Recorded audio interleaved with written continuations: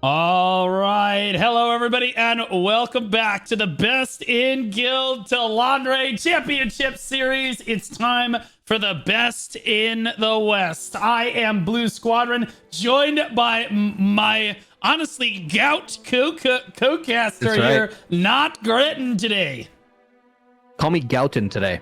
That's the name. I'm not Grenton, I'm Gouton today. Okay. All right. We're already getting out of control with it. We're already going insane with it. All right. Okay. No, chat. Keep it in line. That's right. Keep it in line.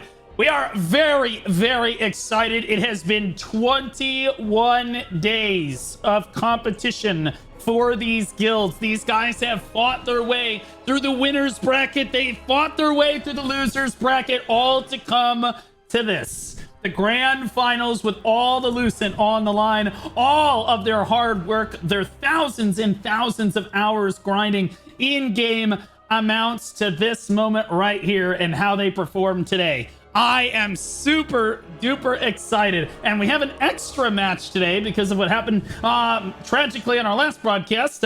We did not quite get to finish all of our matches for the day, so today, Breton, we get like a casual +1. We get to see Kaonashi versus Boba Tea. Now, Breton, I know that you've been following these guilds and this tournament kind of as the tournament has gone on from the chat perspective. Who do you think the favorite is between Kaonashi and Boba here? Well, I actually spy on every region. I'm everywhere, but also nowhere at the same time. I originally was like, Boba Tea looks good, but they have like their guild leader is called Meowlington. So then I look on the side of, Kaonashi, and they have 3 steel hearts. I think it's pretty self-explanatory here. Monka. I tell you right now, Kaonashi has come out. I think if I was going to call a team preemptively, Kaonashi seems like they are a really strong team. I'm just going to be honest with you. You're signing the check? I'm not. Okay, if I had to sign the check, if I had to put my money down on it, I'd probably be putting it on Kaonashi. But here's the thing about Boba Tea, is some people say it's objectively better than regular tea, but I'll be honest with you, I don't agree with that at all, Gritton. I don't like those little gel balls at the bottom of my milk. I don't like it. Okay, first of all, the balls at the bottom of the milk, goated. I'm not. Dare I say, it's disgusting. Gouted. It's disgusting. Okay. But relax. How are you going to compare hot tea to boba tea? It's like comparing 2 different things. It's like comparing like the apples in an apple pie to a regular apple. All right, well, regardless, we have Boba Tea versus Kaonashi in a best of 1 for our first match of the day, guys. Keep in mind, whoever wins this match is guaranteed, Lucent, is guaranteed a grand final spot, okay, to battle for the best in the West for NA West. Boba Tea or Kaonashi, whichever one loses, ends up going down to the losers bracket. We will see them immediately for a best of 3 series up against Dynasty, for who is waiting for them in the losers bracket down there with Little Fatty, who has been casting this tournament with me, the majority of the tournament with me throughout the duration of the NA West tournament here. So Boba Tea, hailing from the Invoker server, they said that they are dead weight in their alliance, but I'll be honest with you, they're either number 1, number 2, or number 3 in North America. These guys are one of the last 3 teams remaining here. And Cat Cafe backed out of the tournament. Kaonashi, they're fighting them today. Dynasty, they might have to fight them today. This is clearly the best alliance in NA West. And interestingly enough, we see the exact same situation in NA East. In NA East, the top 3 teams in NA East are all in the same alliance over there, which is pretty crazy. Rank 1 in their on their server, 6 siege wins. They said Boba is just milk with big balls. Sponsored by Dree. W. That is a great chat PvP. And I mean, yeah, it's no surprise that these guilds are all part of the same alliance, right? Game recognizes game. I feel like you don't want to pair yourselves with people that you have to constantly pull. When you're doing sieges, when you're doing Nebula, all that fun stuff. You want people who can make you be the best that you have to be as well. And if you're constantly the best guild in your alliance, there's nothing to strive for. I mean, Kaonashi, you kind of signed their check, right, already? Mm-hmm. You're like, listen, they're going to win the tournament. Look, I didn't say that. I just said if I was going to bet, if I was a betting man, these guys have been so impressive. So you're not a betting man? Look, I play. Okay, how dare you? play I play the most two betting games. MMOs. Screw you. Okay, I play 2 games, Black Desert Online and Throne of Liberty, both of which have absolutely no gamba at all. Okay. Yeah.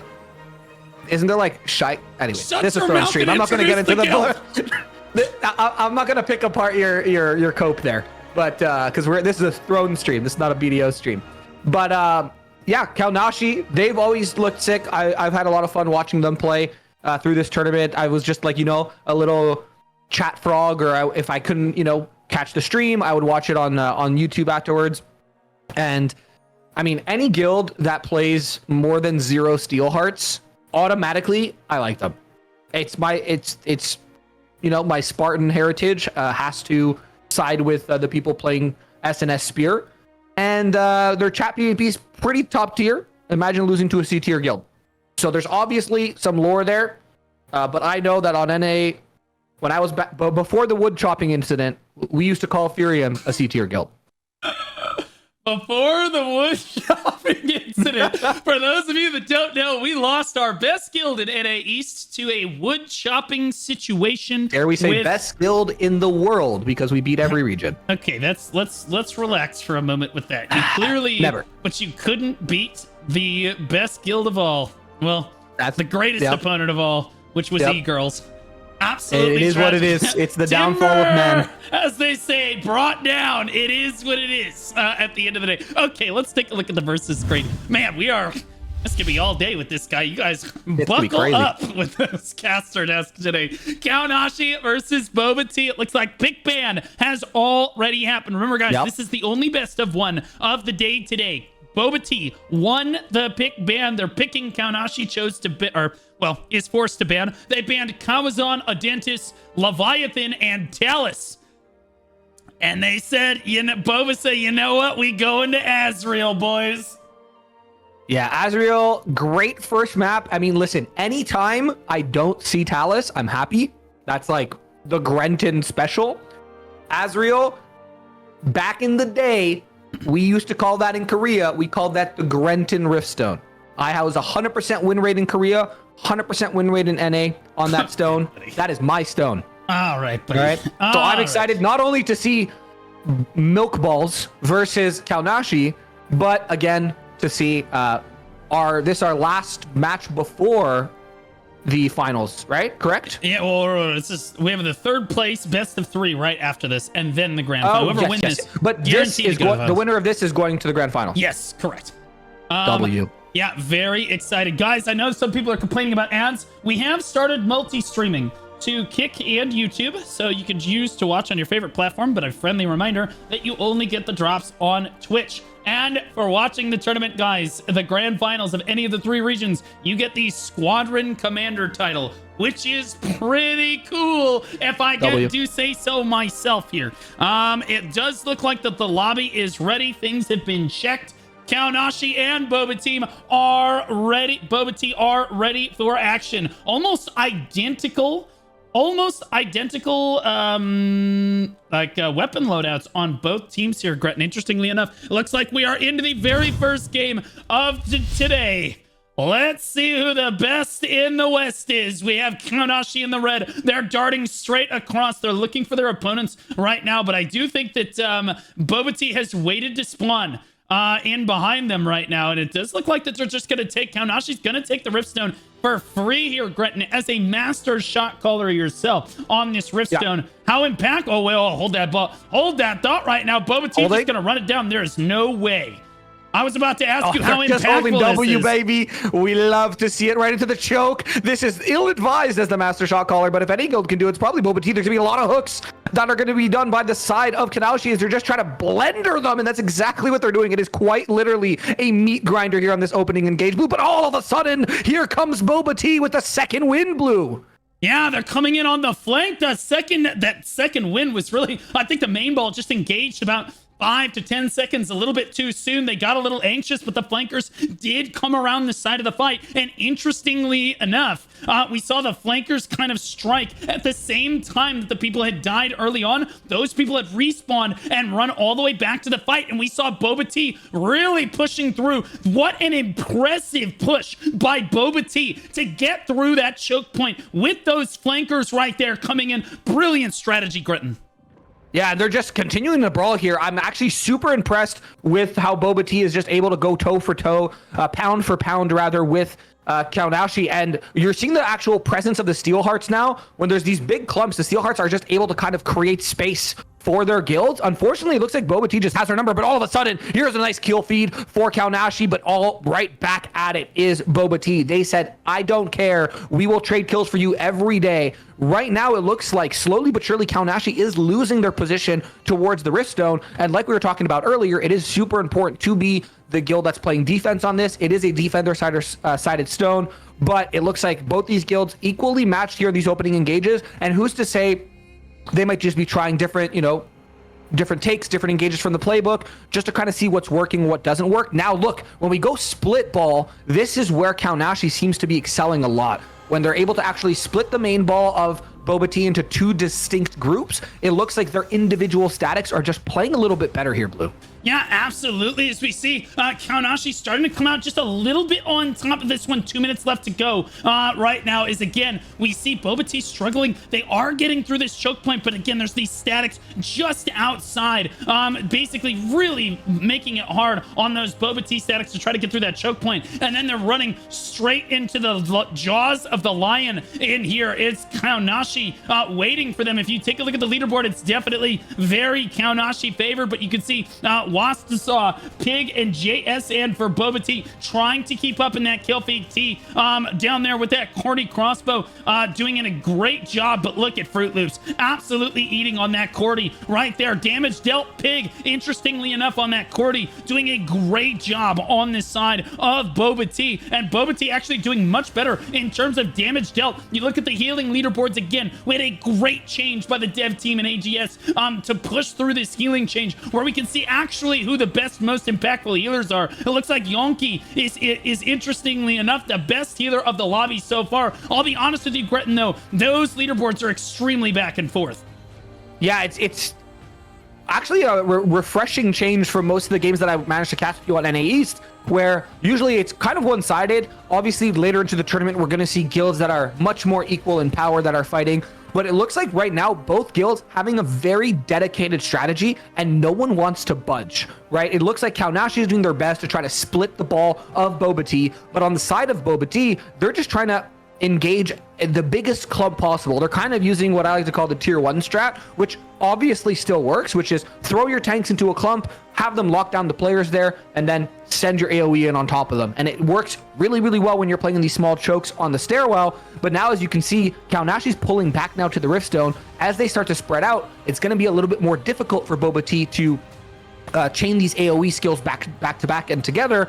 And all of a sudden, as I'm saying that, Kaonashi says, we don't care about strategy. We're just going to hold W into them. And this is exactly what Boba Tea wants. There's a lot of kills happening on the side of Kaonashi, a nice red feed coming through. But now as the cooldowns and reinforcements of Boba Tea are coming back online, I wouldn't be surprised to see a lot of yellow here on this kill feed. Yeah, absolutely. And Boba Tea always uniquely representing those Pokemon names at the end of the day. It just looked like the point. Yeah, the point has initiated here. Vulpix, of course, being my favorite, being the dog-like Pokemon over here that looks the most like Basil. And honestly, Vulpix has had a great healing run through the tournament so far. But we're seeing Kaonashi, the first ones on the board, to initiate this point cap right now. 30 people standing tall on the point. Even though the kill feed looks relatively back and forth, it is a little bit more red favored, and we're certainly seeing a lot more of them on the point right now, Gritton. And that's exactly what I was talking about. The entirety of these early engages, Kaonashi was always back towards the Riftstone. They were always just hanging out back towards the Riftstone. And Boba Tea was just kind of playing for kills, playing for picks, which is totally fine at the beginning. But as you can see now, Kaonashi has kind of made this wall. It is quite literally a wall of red. And now if you're Boba Tea, you either have to kind of slip through there and try to get a cap off yourself, which we did see a couple Steel Hearts try to do. Red Ice, I believe, one of them, who is was trying to do that on his side. Actually, no, he's playing Shadow Dancer. But on the side of Boba Tea, you kind of have to move as a ball to get through this defense. We're at 80% now, Blue. The first cap, unless something crazy happens, is going to go to the side of Kaonashi. And this is just textbook Azrael defense. I wouldn't be surprised to see them, once the cap happens, to actually hold W and push in. But Pig actually gets a ton of kills there with the Cordy crossbow. And this is the flipping momentum that Boba Tea needs to kind of step forward and try to get a cap off. Yeah, absolutely. I mean, Boba really just needs one solid surge. It's possible that they're just allowing Kaonashi to have the Riftstone. However unlikely that is, they do cap it no problem in about a minute and 40 seconds or so into the match right away like this. So I'll be honest with you, Boba does get a big surge onto the point right now. Waz getting a solid kill. Chikorita following it up with another kill there, but again, still mainly red as fly. Picks up a lot of kills on the side of Kaonashi down there. Mocha in the middle of everything. Big spin for Pig right down there, but he is going to get flipped over, and he's in a lot of trouble. But honestly, despite being in the middle of everything, he is still alive. So W healer for Pig's little party right here as he gets ready to spin one more time. It's about a 20-second cooldown on that Cordy spin, if memory serves correctly right now. And he gets slammed against the side of the wall. They're just trying to CC him. I don't think they actually know what the timing is on this Cordy spin. It should be coming off cooldown in about 5 seconds here, and he's waiting, but he catches a big heal right there. Does he have it in him? No, I think he's just going to run out of HP. His healer's desperately trying to keep him alive, but he is going to go down, and Kaonashi is just on top of this match, Grenton. Yeah, and this is exactly what I was talking about. And it's where you kind of have to just take a pause now if you're Boba Tea. This brute force approach isn't working. You got to kind of take a step back and be like, hey, we were actually winning in those first couple engages. What worked well? Baiting in your tank, your front line, and actually absorbing a lot of those cooldowns worked really well for Boba Tea. I would like to see them do it again. And as I predicted, the cap has happened. Kaonashi is now getting active. They're like, hey, we don't need to stay on this point anymore. You guys can't even spit on this stone. You're so far away. We're going to run it down your throats, and we're going to play this choke gameplay, which is exactly where Kaonashi wants to be. But a great engage from the front line of Boba Tea, and it's going to give them the area of opportunity they need. Pig and company are going to spin, but Fruit Loops is going to counter that in that choke, who is the spinner, on the side of Kaonashi. A huge hook as well from the side of Kaonashi, but the punch for punch is going crazy here on Boba Tea. They're just refusing to let anything pass uncontested. And now here, look, this is the surge that they need. They're actually able to swarm the point now. I need to see tanks touching the stone. There's no tank on the stone, Blue. Yeah, Red Dice with a big flank over here, but hasn't been too impactful in this fight quite yet. Fortunately, his guild is carrying him right now as Boba Tea with a convincing push onto the point. Where is the interact with the point, though? Where is the front line for Boba Tea right now? Those balls, they always float down to the bottom of your milk, Gretton, and I have fear that their tanks are just way too far toward the bottom of this composition. I just don't see them interacting with the point like we should. Finally, we see Driploon get forward, but he gets CC'd off. He's going to need help. There is no way, as we see Kaonashi trying to rally back very quickly onto this point right now. They're going to have to wipe Kaonashi again now because their front line has completely bungled this. A great push in for the DPS on the side of Boba Tea. The front line was not prepared for that. They were not ready for that. They did not step forward when they needed to. Now they've been mostly wiped out on the side of Kaonashi here, and it looks like we're basically going to have to reset. Boba Tea is going to have to pull it together. Their tanks have got to wake up, Gretton. Yeah, and if I'm Kaonashi here, I don't want to kill these tanks. I don't even want to look at these tanks. I just kind of want to let them run around because I don't want to actually reset their cooldowns. When I see the push come in from the side of Boba Tea, which is slowly happening probably in the next 5 seconds, I just want to kind of leave those tanks at the stone. It doesn't matter. Just push the back line. They have no front line anymore. Most of their tanks are still alive, and they're actually fighting here, but a huge stun by Pinlup, and that actually might be something that's going to help them swing the momentum, but no. Kaonashi just does such a good job of stabilizing, punching back, and trading the kills back in their favor, and here comes the push, as I was mentioning, from Boba Tea, but it's just so staggered. I'm actually curious if they have anyone, you know, towards the spawn or anything like that, trying to thwart the efforts of a regroup, because it looks very red here, and we've been kind of talking here long enough that Boba Tea should have their reinforcements by now. Yeah, I'm watching Drifloon here. This is one of the cappers on the side of Boba Tea. And I'll be honest with you, this guy has basically been, for lack of a better term, on union break for about the last 2.5 minutes here, Grenton. He basically ran around doing nothing and is now slowly making his way toward the stone. While, again, his DPS are doing their best to try to get forward right now. But again, what are the tanks doing? Like, Boba Tea, the tanks need to be forward, Grenton. If they're interacting with the stone, it forces so many members of Kaonashi back to try to prevent them from interacting with that stone through CC, trying to kill them. The staffs have to turn, the spell blades have to turn around and try to put DPS down on them as well. And again, it helps pull the fight away from this tiny little choke point right here that Chikorita is sadly stuck in. They're going to go down as well. And again, you want to try to get this fight as far away from this choke point as humanly possible, but we're just not seeing them move this fight over because, again, I think the front line is just afraid to dive forward, Gritton. Yeah, and it's a weird in-between, right? The front line's afraid to dive forward, and then when they do dive forward, they do so at the expense of their back line. They just push too far, and their back line kind of gets caught because you have people like Fruit Loops who just will dive the back line on the side of Kaonashi when there's no tanks left. And just like we saw him do right now, the tanks are pushing in. He went to the bottom of the stairs, span on them, got 3-4 kills, came back. So they really have to do a better job of not only creating space for their backline, but actually walking up their backline. There should, I mean, the 2-2-2 meta is definitely a little bit less prevalent how it used to be, where you just had 2 great swords, but you still should have kind of a bodyguard escort tank who plays more mid-ball backline to actually help your backline move forward. Because right now, this is just duck hunting season for Kaonashi. Yeah, right now they're all just stuck in a choke point. I need to see the flankers actually move around the side of the fight like we saw last time for Boba Tea, but you see Blue Sam trying to lock down these individual targets. I love watching Greatsword daggers go to work in Throne and Liberty. These guys are so typically very, very good. You don't want a lot of these in your composition, but you want some Giga gamers that can lock down priority targets and kill them at whim. It doesn't look like he's doing a whole lot, but he is just running around spamming his Astral Vision, looking for feuded targets so that he can lock down and use that guillotine that's heavy single target burst damage to the best of his ability. But I will be honest, this is not where you want to stand. It's right in the middle of everything, and he gets taken down very quickly, so maybe not the best showcase that I could show there, but honestly, Caster Curse is what I'm gonna say right there. You do not want to stand in the middle of everything. You are not Driftloon here on this Crusader. He's just gonna walk on through. Another Cordy spin gonna come down on the side of Boba Tea for T. Interestingly enough, I'm trying to lock onto him. There he is right there. T did throw down a spin right there, and honestly, Boba with a great push right here through this choke point, but can their front line actually get through and translate this into objective-based gameplay? Yes! Finally, BBY is forward, trying to interact with the stone. You see, Grumpig steps forward now to interact. Where did BBY just go? Grumpig gets interrupted. Now Drifloon is interacting. See how I understand. We're pulling them back to the stone now here, Grenton.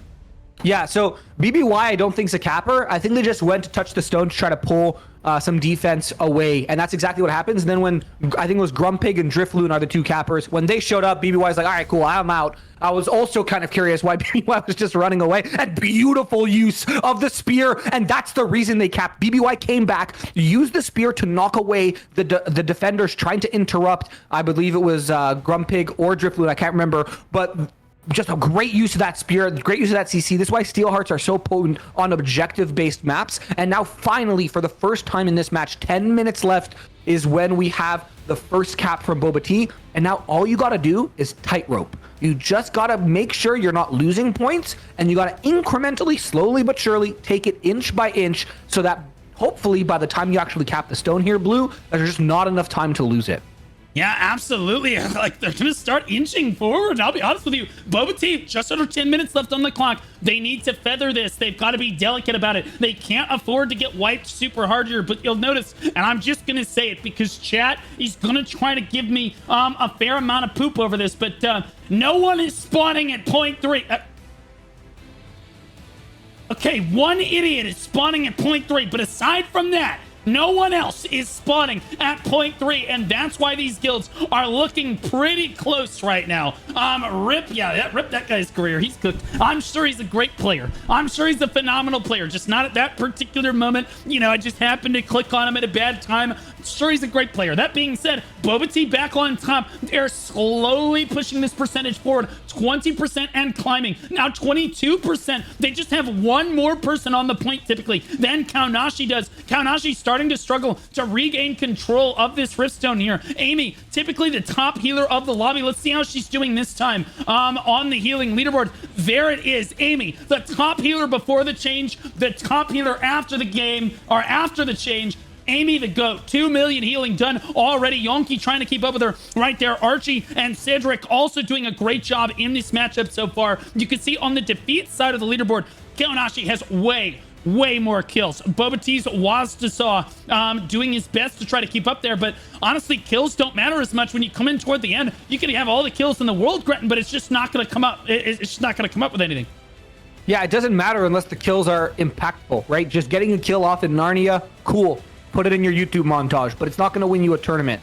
So we're actually seeing Kaonashi doing such a good job of just now swarming the point. This is what we've constantly said, just get boots in the zone, right? And we're seeing there is a lot of yellow, but ultimately they do lose out on the cap because Kaonashi was doing such a good job of just overwhelming the numbers on the actual point itself. And now we're back to, that was 2 minutes of, you know, capping that was used up by Boba Tea. Only about 7 minutes, 50 seconds left here in the match. And now again, they have to push through this pretty much iron wall of the Kaonashi defense. Otherwise, they're just not going to have any chance to do this. And a big thorn in the side of Boba Tea right now is Fruit Loops.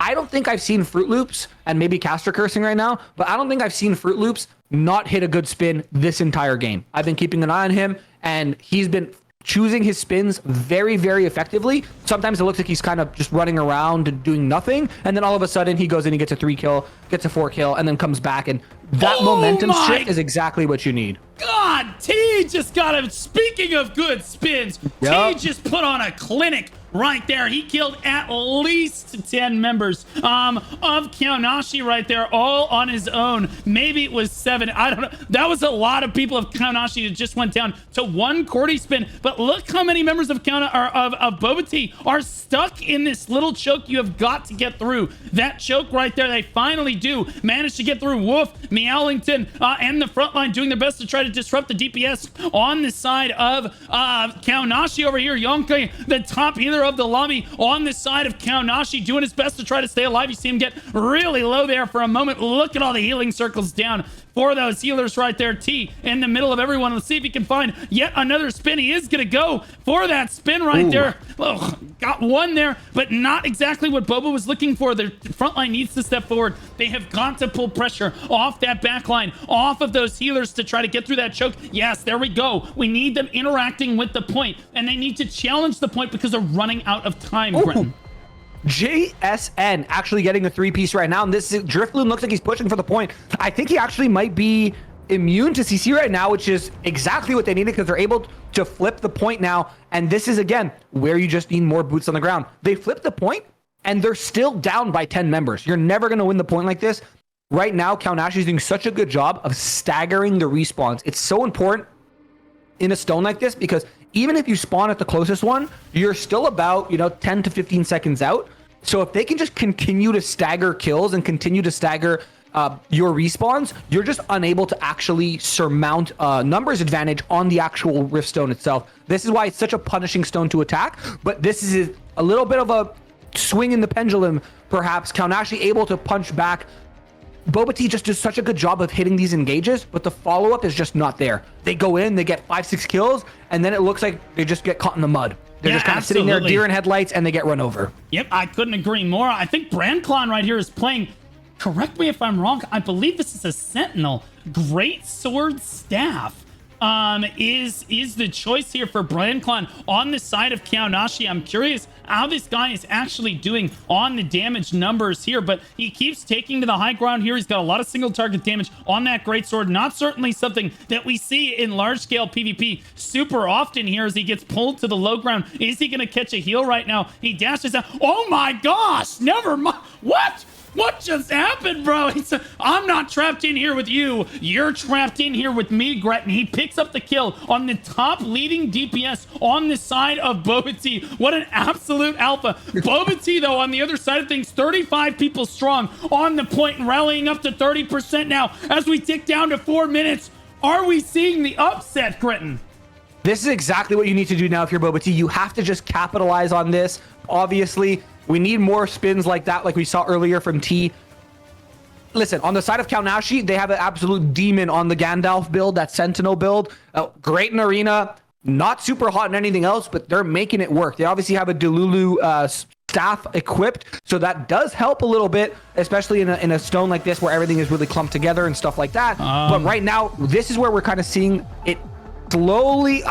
As I'm saying that, I was going to say Boba Tea slowly started to swarm the point, but Kaonashi just says, hey, we're just going to drop 40 on the point. Now what? I'll be honest with you. I think it's Guardians, Remedies, and Go. You have got to basically blow your cooldowns. This is for all the marbles. The winner of this match is getting Lucent, is going to the grand finals of NA West right now. And it is one person on the point being the difference. Almost at 40%. They certainly have enough time. 3 minutes and 15 seconds left on the clock as it looks like Kaonashi is desperately trying to hold on to Boba Tea, but Boba Tea finding some life for the first time in this matchup. It looks like they are finally pulling it together as their top DPS gets pulled to the low ground and killed right now, though. I think that Kaonashi might be able to come up with this one, Gretton.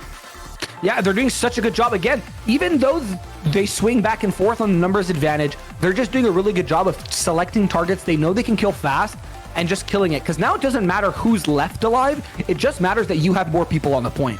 So if you're going to just find someone who's 20% HP, even if it's a tank, you don't care. Pop them, kill them, go next. You just want to continue to stagger them. And we actually just see a nice kill feed here on the side of Kaonashi as they're able to just continue to surmount this lead. 37, 39, 40 people on this point blue to Boba Tea's 25. And it just doesn't look good here. There's 2 minutes left. And unless there's a huge wipe that comes in on the side of Boba Tea and they're able to completely full wipe Kaonashi, I just don't see them pulling this one through. And I wish we saw this strategy that they're doing now like 10 minutes ago, where they were actually just trying to swarm the point and then trying to make something happen instead of just fighting on that stairwell and just kind of skirmishing with the side of Kaonashi. But Kaonashi just textbook defense on this, like you said, put on a clinic. Yeah, absolutely. I think Kaonashi desperately does want to go to the grand finals. Thousands of hours of grinding, of dedication, of community building, of recruitment, of politics, of gear enhancing, all of it. And Kaonashi says, we are the strongest. We deserve that spot as they move up with 1 minute and 30 seconds left on the clock. I think we're going to see Boba Tea get knocked down to the losers bracket where they will find Dynasty waiting for them. They will have to fight their way back. And I'll be honest with you, Gretton, as close as this match actually was, you have to think to yourself, if you're Boba Tea, if you're able to beat Dynasty, you come back, you have to fight this team again. Are you picking Azrael again? I don't think that you are, but I think that this matchup is close enough that they can pull it out with the correct map choice, Gretton. I agree. I agree a lot. I mean, it's really tough because they probably picked this with a strat in mind, and I think they just got outplayed. And that's totally fine, right? Like, you're going to war game your alliance guilds a lot. These players probably have a ton of experience fighting against each other. So now you kind of see the strat they're bringing to this tournament. You see the strat that they're putting forward.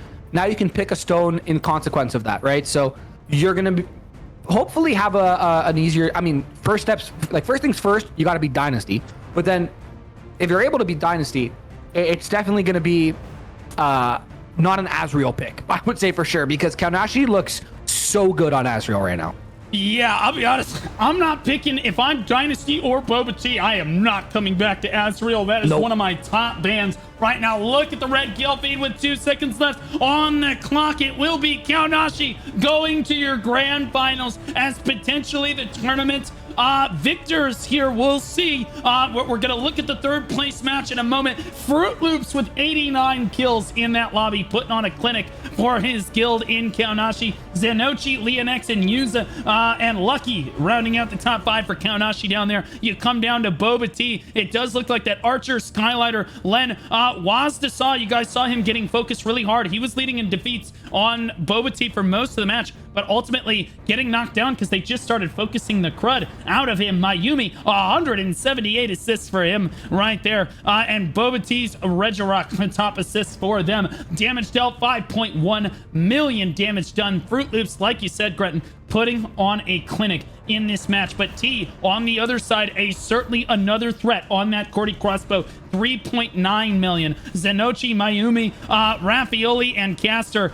Interestingly enough, Caster playing Dark Blighter, which is really cool to see. We're starting to see that class see a massive resurgence with a lot new purpose. It used to be that class was strictly like a sleep bomb class, but now you're seeing it sometimes top the damage charts in a lot of cases. Top tank of the lobby looks like it's going to be a healer, Lianhua over here, followed by a Gladiator, Oxvis, and then Fat Morty, the first Crusader, at the top of the damage taken leaderboards right there. 3 million damage healed for Amy. Amy is going to go down with the ship in Boba Tea, but I'll be honest with you, what an absolute goat of a healer. Cedric, Yonki, Minoska, and Archie, obviously also goats in this lobby healing wise right there. Gabby Poo rounding out the top 6, but a close match, but Kaonashi will be going to the grand finals, Grim. Yeah, and I mean, well deserved. It's it's kind of hard to get even critique them a little bit when it comes to how they play that Azrael. It's a stone I have so many hours fighting on, and they just textbook the way they took the stone at the beginning, how they positioned themselves. Even though they lost, I would say they lost that first engage, they never got full wiped. They lost the first engage. I'm assuming the shot call was, hey, pull back, stabilize, don't give the stone. And then their reinforcements just came through and made quick work of Boba Tea. Boba Tea, though, did a really good job of just hitting and hitting hard. The issue is they just had no follow-up. They were able to punch, and they punched through, and then it was, again, spinning your tires in the mud, right? And that's when you have good healers in Throne Liberty, which, I mean, most guilds now, people who are still on the healer role are dedicated to healing. They're just able to stabilize and be able to push through any sudden punch that you're gonna throw to them, and that's kind of what hurt Boba Tea. So if I'm Boba Tea and I mean, obviously first things first, gotta beat Dynasty.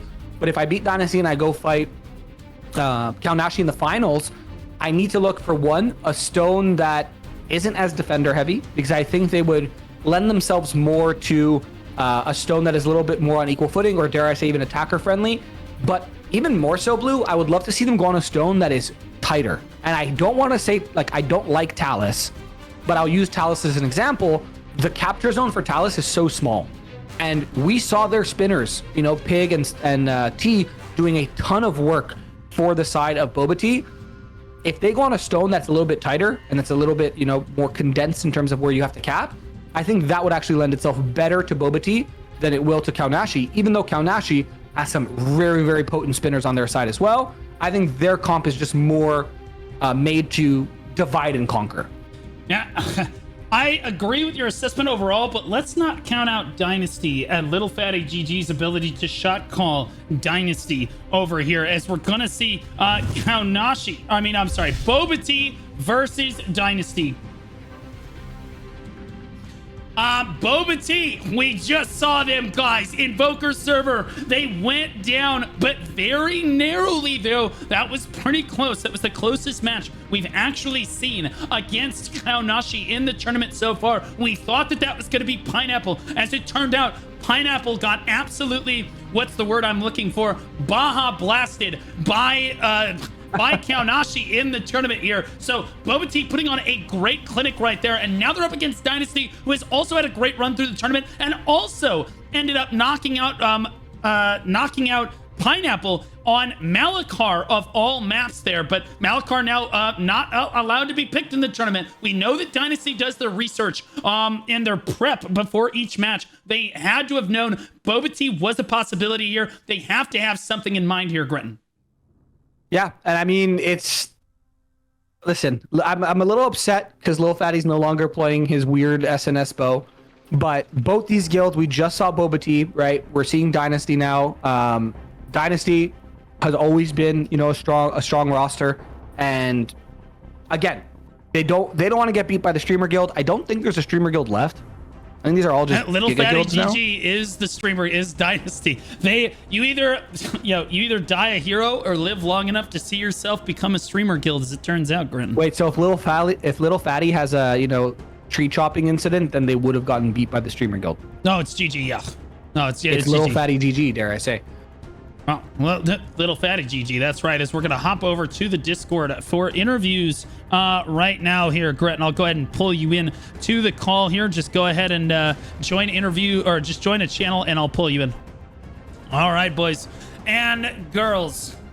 Where is my... Oh, Gretton was just able to join. Okay, we take those over here. Let's flip it back over to the caster desk. We're going to get some interviews between the two teams right now. And we've heard of these people before. Soma is the shot caller for Boba Tea. And we're going to go ahead and pull Soma up right now. Soma, thank you for joining us. Not how you wanted the first match to go, but I'll be honest with you, Soma. You shouldn't get demoralized for two reasons. One, that was a great performance. I actually think that you could beat them. Two, you are just about to go up against Dynasty, so you need to be on your A game. How is Boba Tea currently feeling after just losing that last match right there? I'd say we're doing all right. I mean, a loss is a loss. Never feels great, but I'd say Boba's lost before. We know what we do after losses. We come back even stronger. It's how we were the best at GVGs in the past. We lost to big guilds, and we always came back stronger. So I think we're looking good for this loser bracket run. I have faith. All right, right on. Well, that's good to know. And do you think that it was a winnable match, what you just had against Kaonashi? Do you feel that if you had chosen a different map, that it actually could have turned out differently? Yeah, I agree. I don't know if the map per se was the biggest problem. I think maybe just some people shaking off the nerves or just not having had played in like a week or so is a little rough. But yeah, maybe another map will be it. We'll have to see, right? But I do think it is definitely winnable, 100%. Absolutely. Okay, well, you need to win this match if you are going to move on and earn Lucent in this tournament. I'm sure that all your boys and girls in your guild are counting on you here. Do you have anything to say to your guild, to AGS, or to anyone, hopefully positive things about the tournament so far, about your experience with the game so far, or maybe about the match? I'll keep it positive. Yeah, I'd like to say to my boys, lock in. We know what we do. We know what we came here to do. We know what we're capable of. We just, rough start, but that's okay. That happens. We know what we got to do. We just got to play our hearts out. Work on just do what we practice, and we got this. That's all it is. We got this. No struggle. Right on, Soma. Well, we're certainly gunning for you there. I'm going to go ahead and drag you back down. Good luck in your match today here. We hope to see you again in the grand finals of this tournament here. Let's pull in someone. They're not a stranger to our boys. Little Fatty GG, the shot caller on the side of Dynasty. Certainly Dynasty has had some of the best prep in the tournament so far. You guys are coming into this cold. Boba Tea has already played one match today, Fatty. So LF, they have the upper hand in terms of being warm and ready to go. Do you guys feel like you're warmed up? Do you feel like your strategy? Do you feel you've prepped enough to be able to beat Boba Tea today in a best of 3? Yeah, I mean, I usually run pretty hot, so sometimes you need some warm up, sometimes you don't.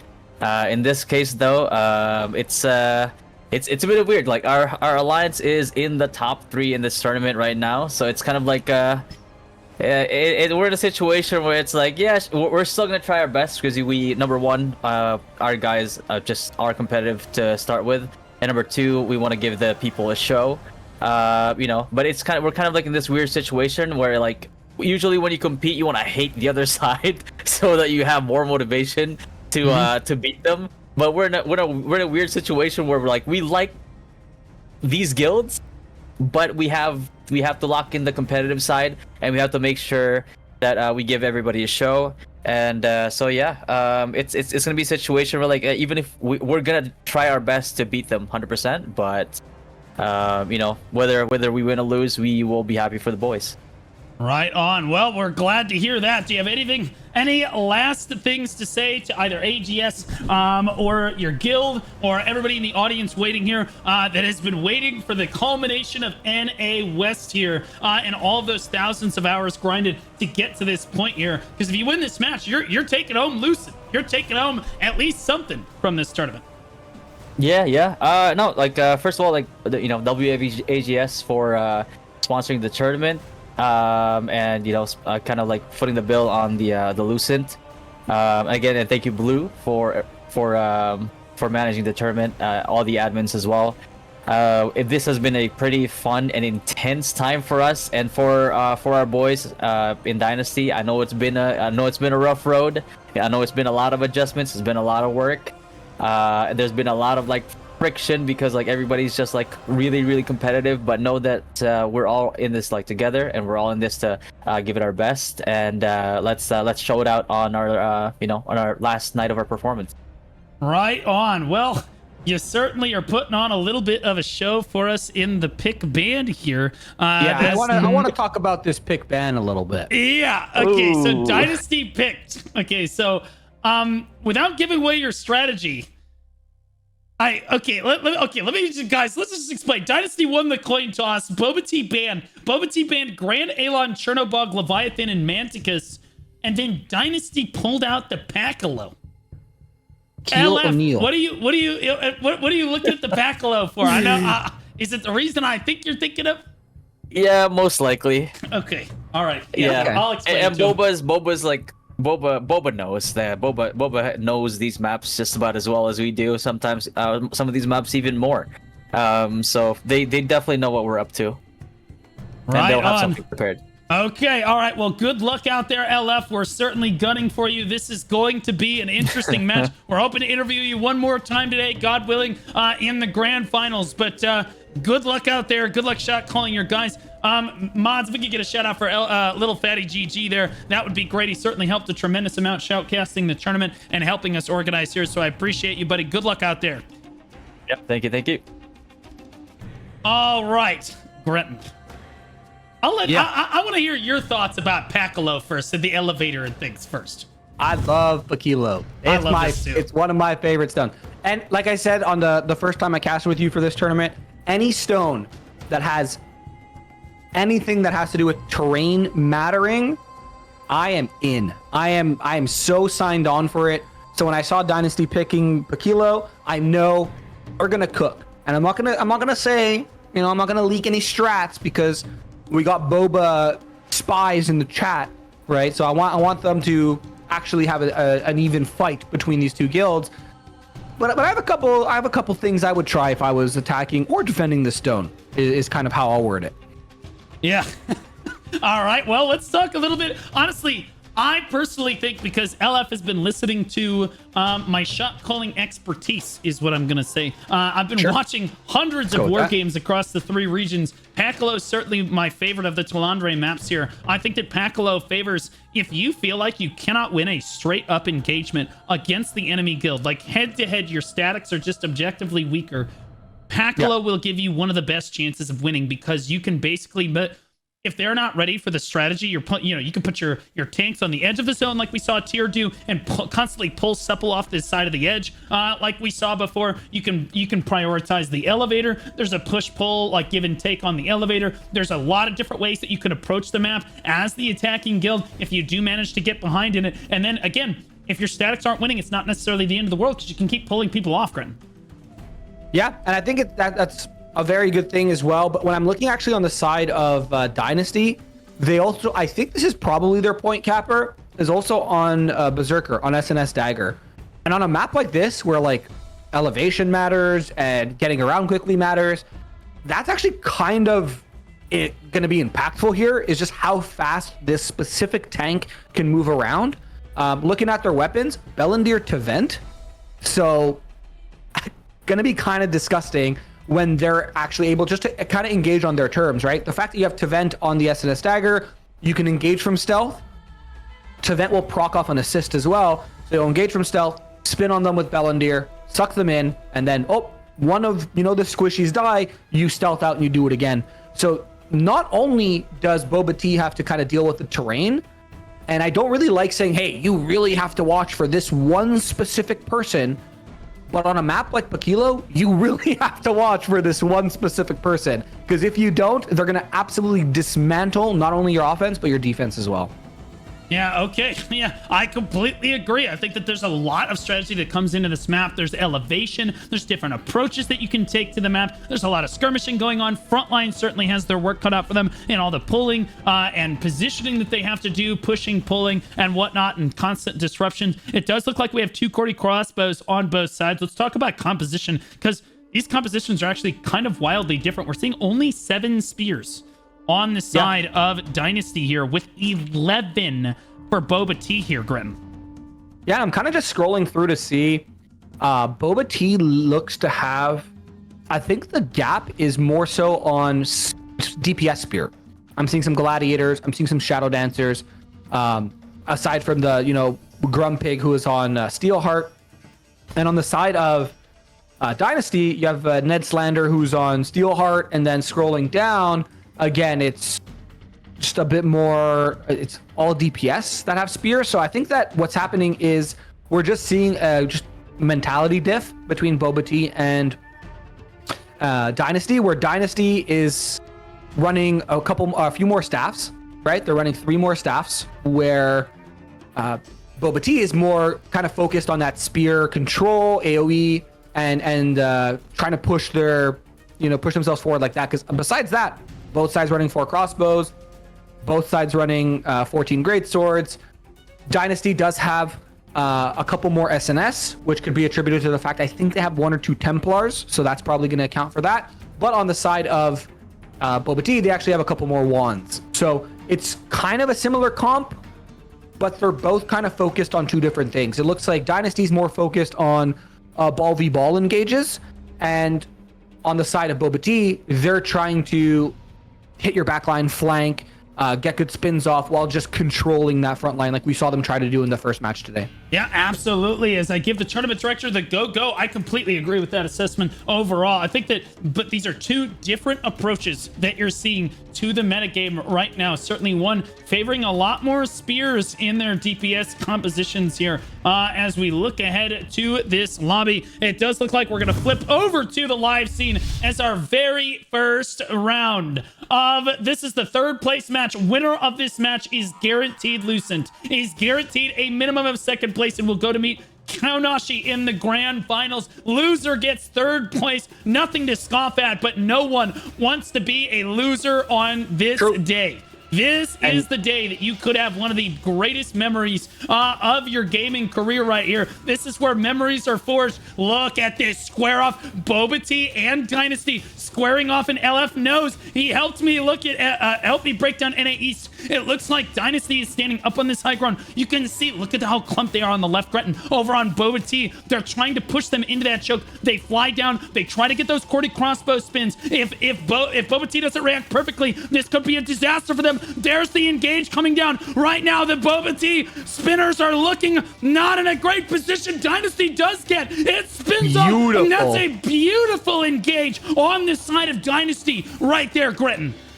Yeah, and actually a really good punch back from the side of Boba Tea as well, as their spinners kind of let loose like little Beyblades, and that actually kind of put Dynasty on their back foot. That engage was actually perfect, but it didn't really have any follow-up, and that's just purely because the spinners of the side of Boba Tea just found your backline. So that strat executed perfectly, but the follow-up, not so much. And we actually see Boba Tea planting their feet here and trying to own this this Riftstone area as their reinforcements are just funneling up from the low ground, from that Portal 1 as they're just kind of respawn. And the side of Dynasty, they're actually coming from Portal 3. They're trying to regain that elevator, high ground control, but we actually see that JSN, which is one of the Dark Blighters, a tank, and a DPS are kind of just camped up there for the side of Boba Tea, just kind of saying like, hey, we're going to just be annoying here, and you guys on the bottom, you can just figure that out.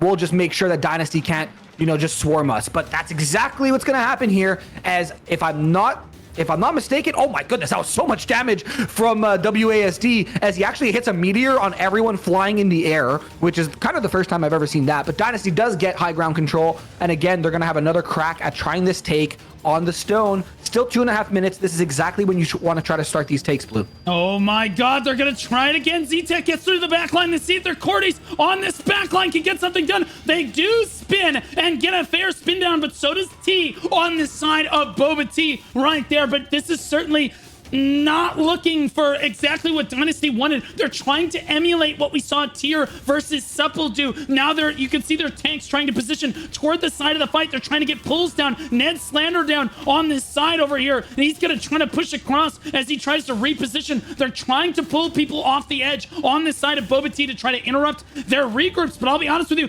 good spin right there. 20 seconds has gone by. The kill feed looking really yellow right there as Boba Tea loses control of the Riftstone here. It does look like that these guys, Dynasty has done their research, Grenton. These guys watched the NA East. They've watched the EU. They know what the strategy is coming into this one. I'll be honest with you. I think they're doing a great job of positioning on this Riftstone. Fat Girl in a great position here. She is literally so wide. She blocks the entire width of this doorway. No one can get around her folds, Grenton.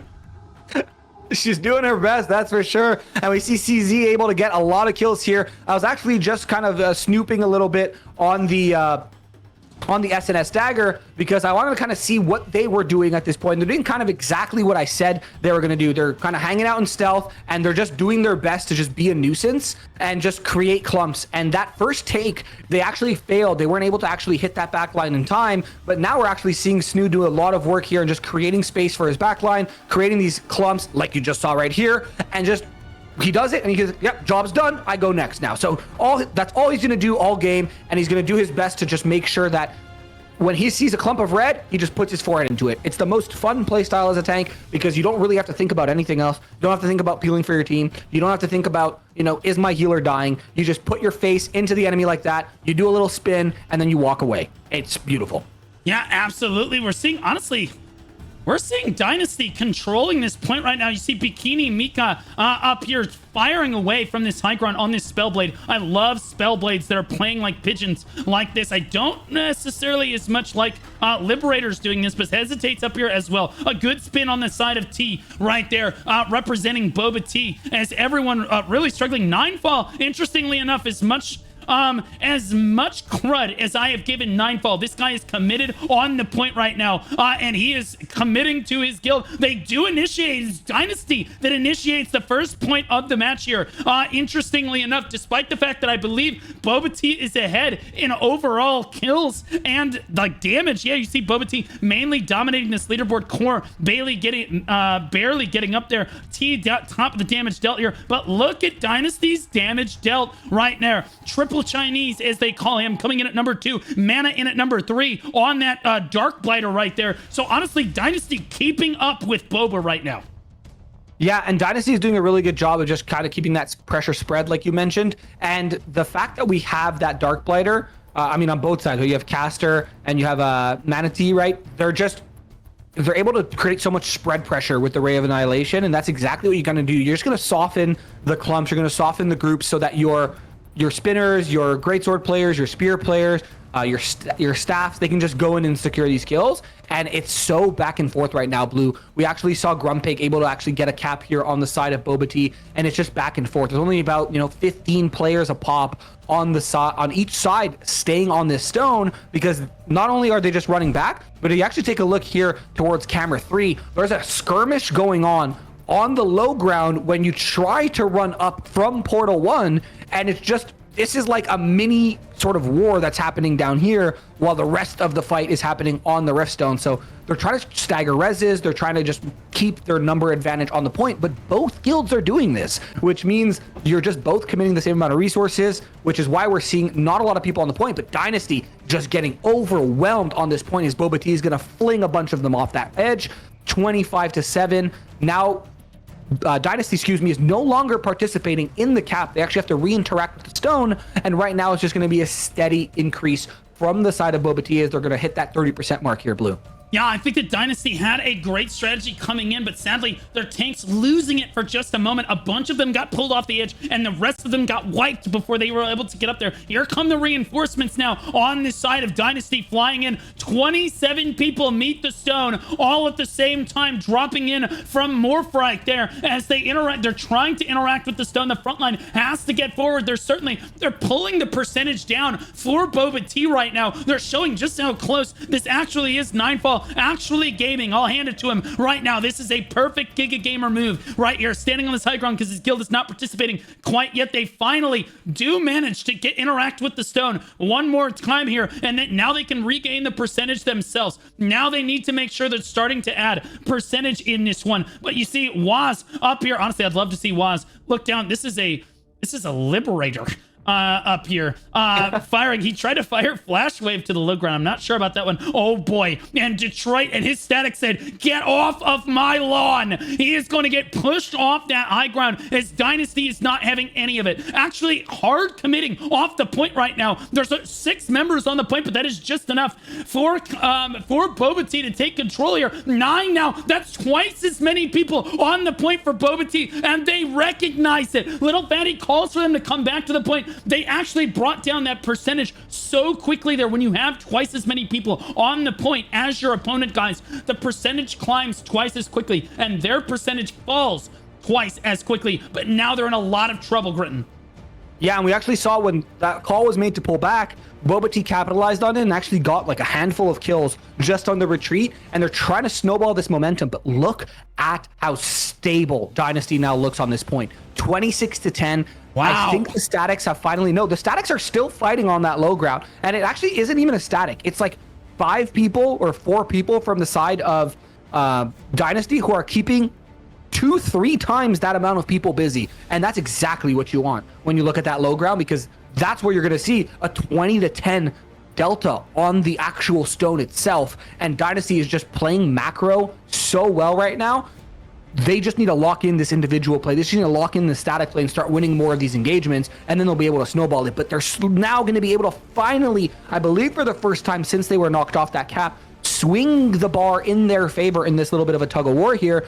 13-8, 16-8 on the point. They're doing a really good job of staying stable, but oh my goodness, Soma just pulls 4 people off the point, and now we're going to see even numbers on the point again here, Blue. Yeah, 30% to 26. Dynasty has turned this fight on its head right now, guys. I saw Fat Girl get pulled off the side.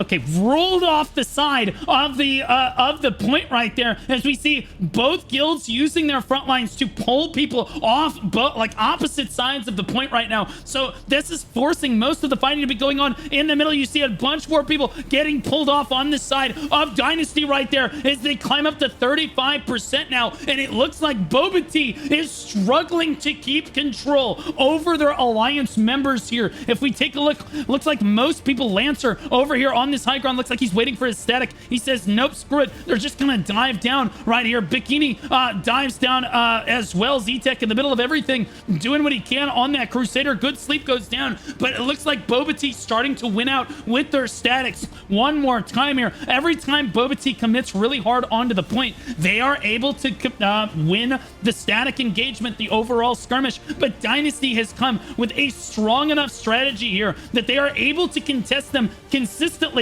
Neither guild even touching 50% yet. We might see that from Boba Tea right now, but again, it's 19 to 17, 18 to 16, and now it's again Dynasty back on top. It is one player being the difference. One player standing on the point and not standing on the point can be the difference between winning and losing. Just one guy. Ninefall, why is it always you that I am looking at every time, Gretton?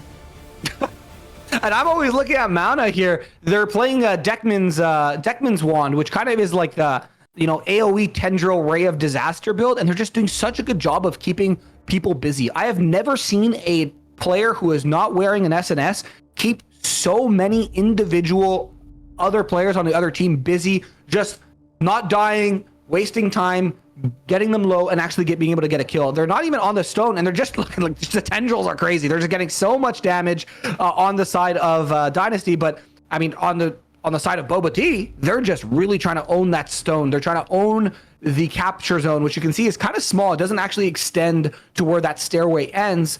So it looks like right now, Boba Tea, their strategy is, hey, let's plant our tanks up there. When they come up here, we'll throw them off. They'll have to come back up. Dynasty saying, hey, let's keep them busy on the low ground and let's just continue to flood the point. So two very different strategies, and they're kind of both accomplishing the same thing. But now with this overwhelming advantage on the stone here, Blue, Boba Tea's able to swing it back in their favor. Yeah, I'll be honest with you. This is a gridlock. This is so close. Both guilds back at 40% together, and it's Boba Tea starting to pull ahead one more time. But every single time we see Boba Tea pull ahead by 10%, Dynasty flips it right back, and they get on top by 10%, and the percentage, both percentages decline again. So we'll see if Dynasty can keep flipping that back the other way. Regardless of what happens here, it is taking both guilds so long to cap this point for the even one time. I don't think there's going to be enough time to reverse cap this. Maybe with Guardians, but we saw some of Dynasty pop their Guardians earlier, as we saw Ninefall pop his Guardians while he was standing on that Brazier earlier, and I was zoomed in on him there. But we're seeing, it looks like Boba Tea surge onto the point now with 28 people, over 8 from Dynasty. Where's Dynasty? There they are, dropping into what looks like the Alamo. All get pulled off immediately, and it's a run all the way around. Cue the Benny Hill music right there is Zuna, and Zuna trying to return the favor, but then he gets pulled off as well, or he gets pushed off by Shu right there, and it looks like it's Boba Tea flipping the switch. They're at 80%, 22-9 right now. Boba Tea's Dynasty's strategy falling apart a little bit here, Gritton. And it's purely because of Soma. It's purely because of Regice, Snorlax, Registeel.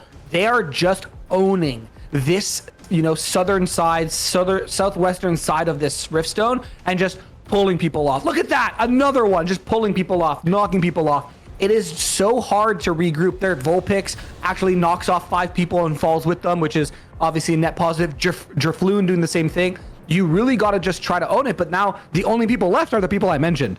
Dynasty said, hey, you guys want to pull us off? Cool. That means your tanks aren't peeling, your tanks aren't doing tank things. We're just going to kill everybody else who's on the point. That's exactly what happens. And now we actually see Dynasty on even numbers with Boba Tea. But I think Boba Tea actually got a 50% almost lead here now, where if you're Dynasty, you kind of got to push them for a full wipe to try to drain them, because I don't know that we're going to have enough time here, Blue, to see a second cap. I think this is going to be one of the rare ones where this first cap might only, finalize under the, 8-7 minute mark. And I just don't know that we're going to have time for a second one. Yeah, I'll be honest with you, and a lot of Dynasty members are falling off the edge. This could be it right here with a kill feed coming through on the side of Boba Tea. This could be Boba Tea finally asserting dominance in this one and able to get the upper hand on Dynasty. They have over two times as many people on the point now, and I don't think that Dynasty is going to make it back in time. 95, 96, where is Dynasty? They're on the grapple, it's too late. 98, I don't think they're going to make it back in time. 99, they are going to take it home. It's Boba Tea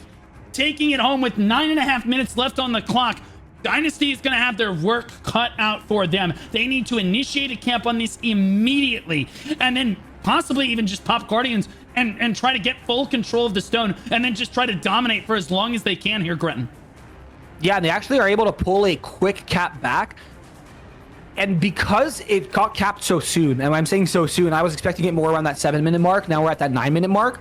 Because it got capped so soon, it kind of gives Dynasty about a minute and a half to play with to just secure a solid cap. Even if they lose this one here, which it looks like it's going to happen, 25-12 on the point, it's going to be very important to try to get another cap soon. But what I would like to see here is, okay, listen, we lost the point, regroup fast, because right now you're just getting staggered, you're just getting thrown off. But it looks like Snow is actually just trying to get that cap off again. That's that SNS dagger I was talking about, but he's actually going to die right before he gets the cap off. He just needed one speck of a heal, Blue, and he would have gotten off. He's SNS dagger. He's extremely hard to hit with the amount of evasion that he's going to be running, but unfortunately, chip damage do be chip damage, and he is going to ultimately fall because he doesn't get a heal, and that's going to set them back a lot. But it's just, you do need to regroup here for Dynasty, because right now, Boba Tea's just in a tempo. They're in like this flow state. I wouldn't even be surprised if the shot caller is just not speaking, and they're just in this flow state of the tanks know, I go to the edge, I pull a bunch of people off, I strategic rush people off, and that's it. And then the rest of my group is able to just run around, stabilize, and look for picks.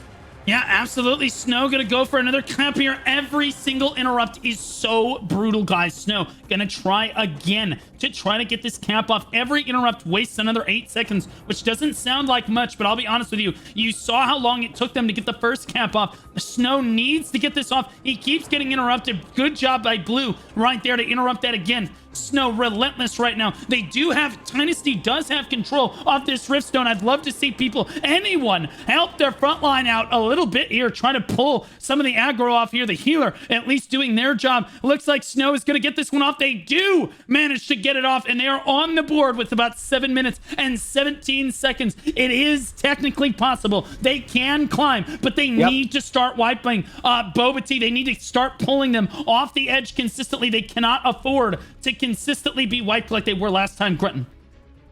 They got to take a page out of the playbook here from Boba Tea. Pig gets a fat spin, an absolute massive spin. T gets a couple kills as well. That's going to swing the numbers back in the side of Boba Tea. The name of the game here, if you're Dynasty, you got to regroup fast. You got to hit the stone fast, and your tanks need to be doing exactly what Boba Tea's tanks are doing. Forget peeling, forget engaging, just play that edge, throw people off. That is the biggest impact you're going to have, because it doesn't matter how many kills you get. It just matters whose name is on that stone in the next 6 minutes and 30 seconds. And right now, you're, 3 times less present on the stone, and you're falling under 5%. You need some swing of momentum here. You need a big engage. There is Vinster and Mana able to get a couple kills here. Lancer and Wolf going to follow up as well. And this is the snowball that I'm talking about. Boom. All of a sudden, 4 people get knocked off. Corey's able to get a couple kills here as well. Now we're at 28 to 19. This is the second win I'm talking about. This is what they need to do. They got to dominate the stone, and they got to push people up. But JSN says, hold my beer. I'm just going to put a big fat hand in your face and say no.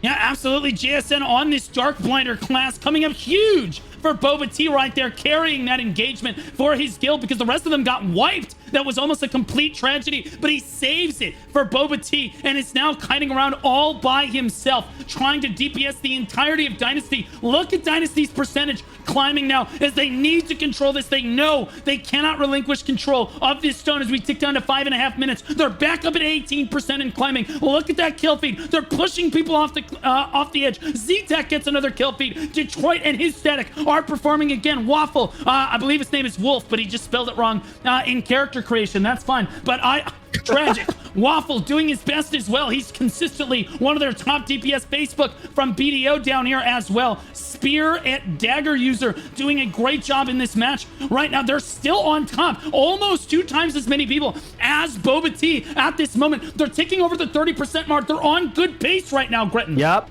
This is exactly the pace you want to be on.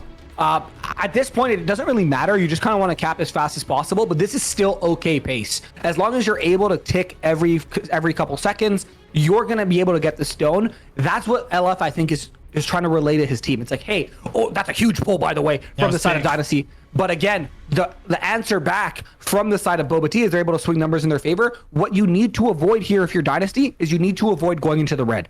Even if you're only 1 person up, you just got to be 1 person up. And I think the most important thing to do that is to have your range DPS actually playing on this right side of your screen here, right outside that zone, and just having your Dark Blighters play there as well, and just dip in. Oh, my tanks got pulled off. Let me dip my toes in real quick until they get back up. Okay, they're back up. I pull back. This is like the line that I would like to see them play on more, but right now they're just able to get kills and swarm the point. They have a little bit of an advantage, but I think if you just tease this little section right here, that's going to be how you're able to just kind of continue to keep the number advantage, because I don't think Boba Tea wants to overcommit to the stone either. So if they only see 15 people on the stone, they're not going to send 40 onto the stone just to get flanked. It's a tight area. Spinners are dangerous. Dark Blighters are dangerous. So I think you got to kind of lull them into this false sense of security with this line, kind of like what Wolf's doing, right? Stepping out, stepping back in. Facebook from BDO doing the same thing. Stepping out, stepping back in. This is what you have to do here if you're Dynasty, but there's only 3.5 minutes left. You got to get above that 50% mark, I think, before 2.5 minutes, or else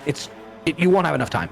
Yeah, I completely agree, but I think that they're on their way to do this. They're only committing just enough people to the stone to continue getting percentage. And I checked all the spawns, Grant, and all those different statics we were talking about fighting off the stone before. it's all out the window. All strategy is out the window. The guilds are basically saying hard commit on the point. Everyone just needs to stand on the point to try to keep this percentage down as much as possible on the side of Boba Tea. A bunch of people get pushed off from both sides right there, and it is Boba Tea barely on top of this one at the moment. We'll see if another one big pull, one big corny spin can mean the difference of pushing your guild over the top right now as we're under the 3-minute marker. Let's take a look very quickly at the leaderboards. I fully expect it's super back and oh my gosh, it's so back and forth right now. Damage dealt Cat Cafe, remember, is Dynasty in this match right now. Oh boy, I'm not sure who it's gonna be at the end of the day, but I think that Boba Tea has started to surge onto the point. I think it's Guardians, Remedies, and go right now. If you haven't already popped them, you have got to go. If you're on the side of Dynasty, you've got to catch them unaware, because that was a huge kill feed on the side of Boba Tea, Gretton. I'm not sure that Dynasty is going to be able to recover. I think that might have just been the nail in the coffin, and they almost like baited Dynasty. They served up their tanks on almost like a silver platter. A bunch of their tanks were at like 30%.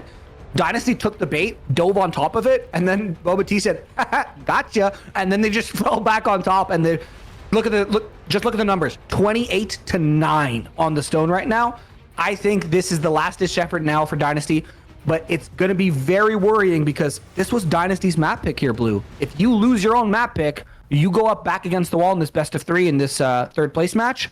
You got to win 2 in a row, and you got to win on, I would argue, even harder maps that probably Boba Tea has more practice on. You have a minute and a half here to make it happen, and you got to just lock in. Yeah, no, again, I don't think that they saved Guardians to the end of time there, and I think that at the end of the day, I think it's going to be Boba coming up with this first match. Remember, guys, this is a best of 3, and this was a nail-biter. I'll be honest, as a shoutcaster, Gretton and I, we're spoiled today. This is exactly what we want to see out of our best of 3s. Look how back and forth this first match was on Pacolo like this. And I'll be honest with you, if I'm Dynasty, I'm looking at this, I say maybe our Statics can win the head-to-head, Gretton. Because if you look at the leaderboards, it's actually pretty close. I would say that Boba Tea does have an edge here, but I think that Dynasty has probably prepared more than one map. They were prepared for, maybe we're going to lose our first map choice. They get to choose the next match. It will not be Pacolo. That will be eliminated from the map pool here. I'm interested to see what they're going to have moving forward here. But I think that, honestly, they have to be feeling at least a little bit more confident. When we talked with LF earlier, he was like, yeah, I don't know what we're going to be able to do, but we've made it really far. He kind of implied that they seem stronger than them. But I'll be honest with you, based on this match, it doesn't look like they're stronger by much, Gretton. Yeah, and I think that's going to be normal when you're this far in the tournament, when there's only just 3 guilds left. I don't think it's people's game to win. I think it's each guild's game to lose. And we kind of saw that here with Dynasty, is they just overcommitted to that kind of spawn and flanking strat, and they just kind of ran over on the point, and they just kept feeding into the tanks at Boba Tea, who were just pulling them and knocking them off. I think your mistakes are going to define your placement in this tournament, at least this late in the stages, more so than your victories and what you capitalize on. Yeah, absolutely. We see defeats 58. It is Boba Tea, guys, taking the first match of this one, but in a very close best of 3 here. I'm expecting some pretty cool things for the rest of the maps in this lobby. It looks like Wolf, I'll call him Wolf, at 58 kills. Like I said, that guy's a gamer. Len coming in at 49 for Boba Tea. Regirock, Wazdasaw, Triangle, Terry, 74, Lancer, Caster, Legionnaire. Both teams very back and forth on both sides, but certainly a few more people on Boba Tea at the top there. Venet with the top assist of the lobby, 109 on that Spellblade. Interestingly enough, Caster on that Darkblighter coming in at number 2 there, and it does look like that is it Mana? Mana is the top assist for Dynasty on, again, a Darkblighter. So NA West clearly catching on to that Darkblighter is pretty good. Damage dealt. Speaking of Darkblighter, well, after the Spear Dagger user right there, it is going to be Mana and then Caster, number 2 and number 3 in the lobby. Both playing Darkblighter, probably with that evasion build that people love so much. Liberator on that Wastasaw, the best Liberator in the lobby. T coming up with the best Cordy crossbow in the lobby, but very back and forth. Damage taken looks like Caesar on that Crusader, going to take the top tank of of the lobby for his guild. Pooh getting focused down. If you're wondering why a Scorpion is number 2, that's because, guys, they're probably focusing Pooh down pretty hard in this lobby. Also, that would have been a tough map for a Scorpion to perform if you have to stand on the point consistently like that. But Fogo doing his best with Woof and Asuka coming in as top tanks of the lobby as healers, interestingly enough. But that's pretty standard. Amount yield 2.4 million for Fat Girl. And again, you have to think that it's probably her weight that's able to keep her on the point. With as impactful as people were being pulled off the edge, she needed to be rolled off the edge, Gretton. And I think that that helped her stand on the point a lot better. So her weight really coming in handy right there. Archie, Meow Meow, Water Lily, Sue, Togepi, and Faye Mucci, the top healers of the lobby right there. But really, really close first match. That's what we want to see, Gretton. Yeah, it looked.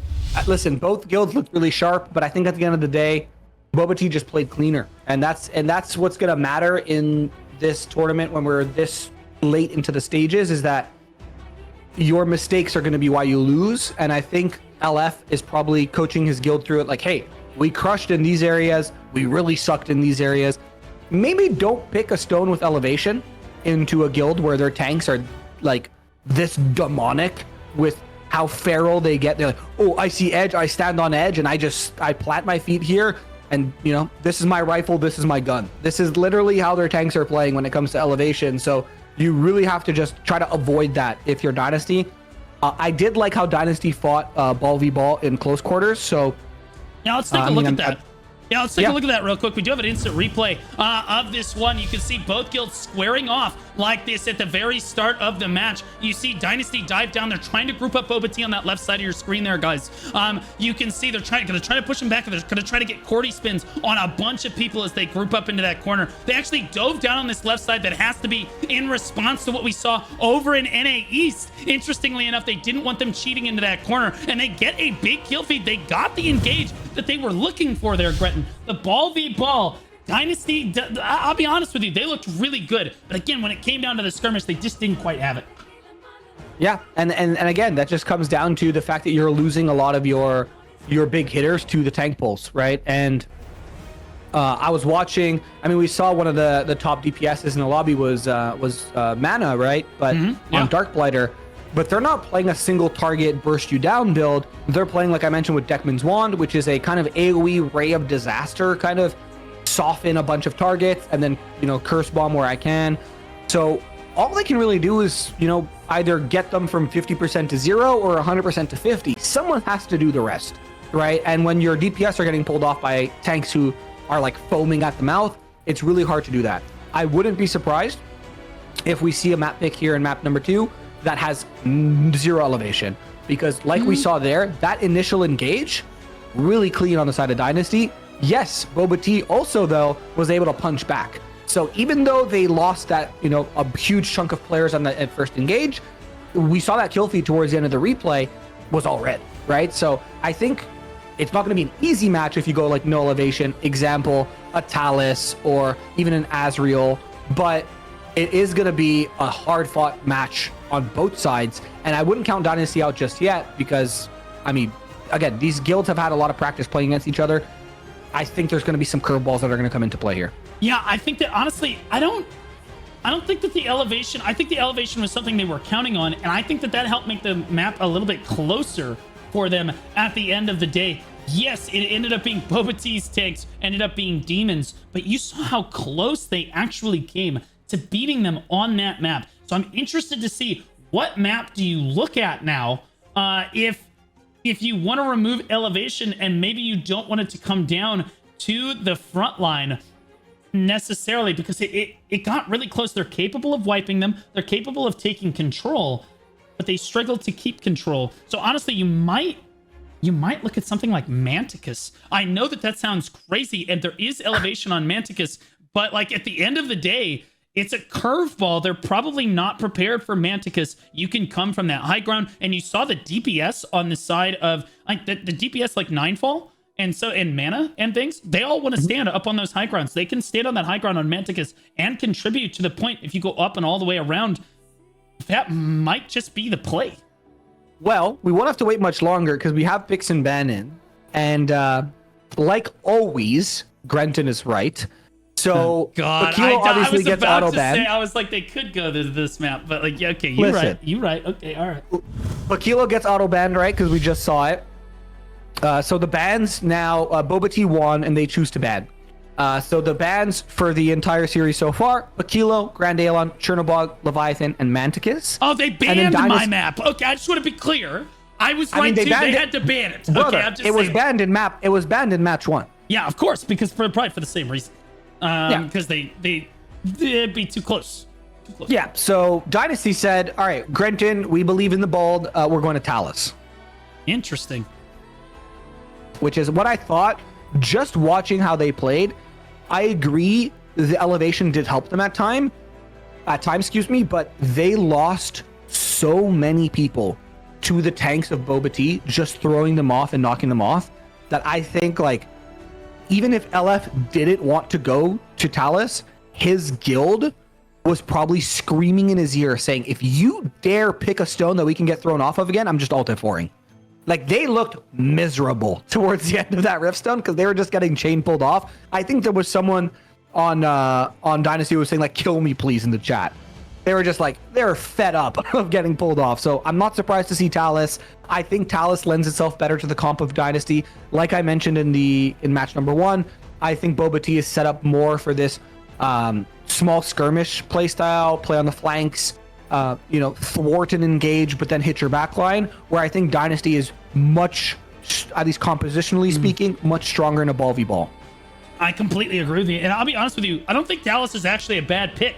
That would have been on my list of things. Again, I picked Manticus because it's a little bit outside the box, but if they're going to ban away Manticus, my choice would have been Talus, because I do think that Boba, this is going to be a bit of a coin toss. I'll be honest with you, I don't think that Boba can keep Dynasty from capping this or reverse capping this if Dynasty surges onto the point enough times. I think that maybe you let Boba Tea take it early and then you reverse cap it on them at the last minute. And I'll be honest with you, Gretton, we've seen this before in the previous tournaments where in a best of 3, it's all about momentum. I think you take the coin toss on Talus. If you win, if they come out and win this thing, Dynasty wins this thing, there's a reason that morale bonuses exist in Dungeons and Dragons and Pathfinder, and it's because it matters. That testosterone, that is pumping. If you win this match in a super nail biter, you come into that third match, the enemy guild is demoralized, you are up, you have the momentum. I think that Talus was a great choice here. It does look like that both guilds, I think it's the exact same roster. Neither guild changing out the roster on either side. But it does, I mean, they could be changing up their builds, which is something we've seen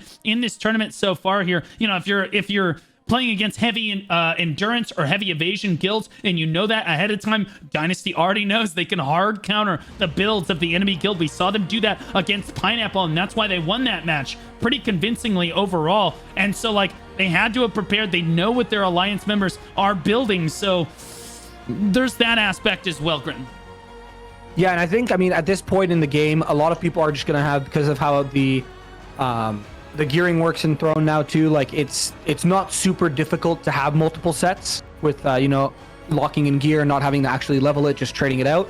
So I wouldn't be surprised to see some counterplay, especially from Dynasty. It is something that is already kind of in their playbook.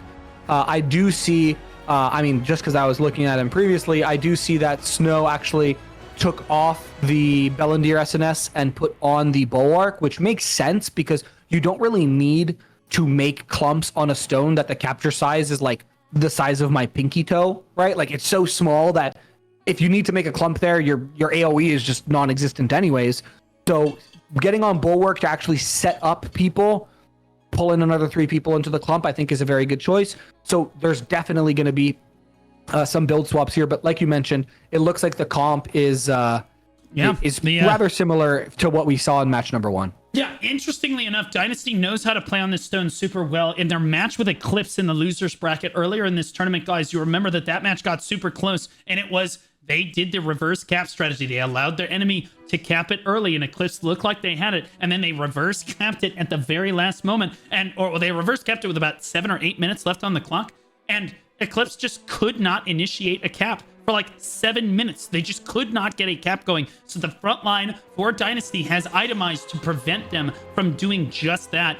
I think we're going to see some pretty crazy stuff as we're about to get into this one. It does look like we did have one person crash, so we're waiting on them to rejoin the lobby here. But I think that, again, when you're fighting an alliance member, it becomes nitty gritty, man, because you know what their builds are. You've played against these players before. You've played with these players many times before. Obviously, they play together in Siege. They play together in the open world, right? Like, so these guys know each other. They know what they like to do and what they don't like to do. It's going to be tough, but I'll be honest with you. I think whoever wins this match probably is going to come up with the series either way. Obviously, if Boba wins, they move on to the grand finals. No surprise there. But I think if Dynasty wins this, they've got that morale bonus, Grinton. Yeah, and I have a question. I mean, it's something that you mentioned in match number 1 today on Azrael. Did you say Vulpix was your favorite Pokemon? Yep. And Ninetales. You know it's based off a fox, not a dog, right? I get that, but my dog is like, looks like a fox. It's kind of dog-like, right? Like, what else am I going to choose? What are we kidding? Houndoom? No, but Basil would not. Honestly, if somebody broke into my house, Basil would lead them to the jewelry. Okay, he's a gentle dog. Dog. He's Arcanine? Not, Arcanine, the gout, dude.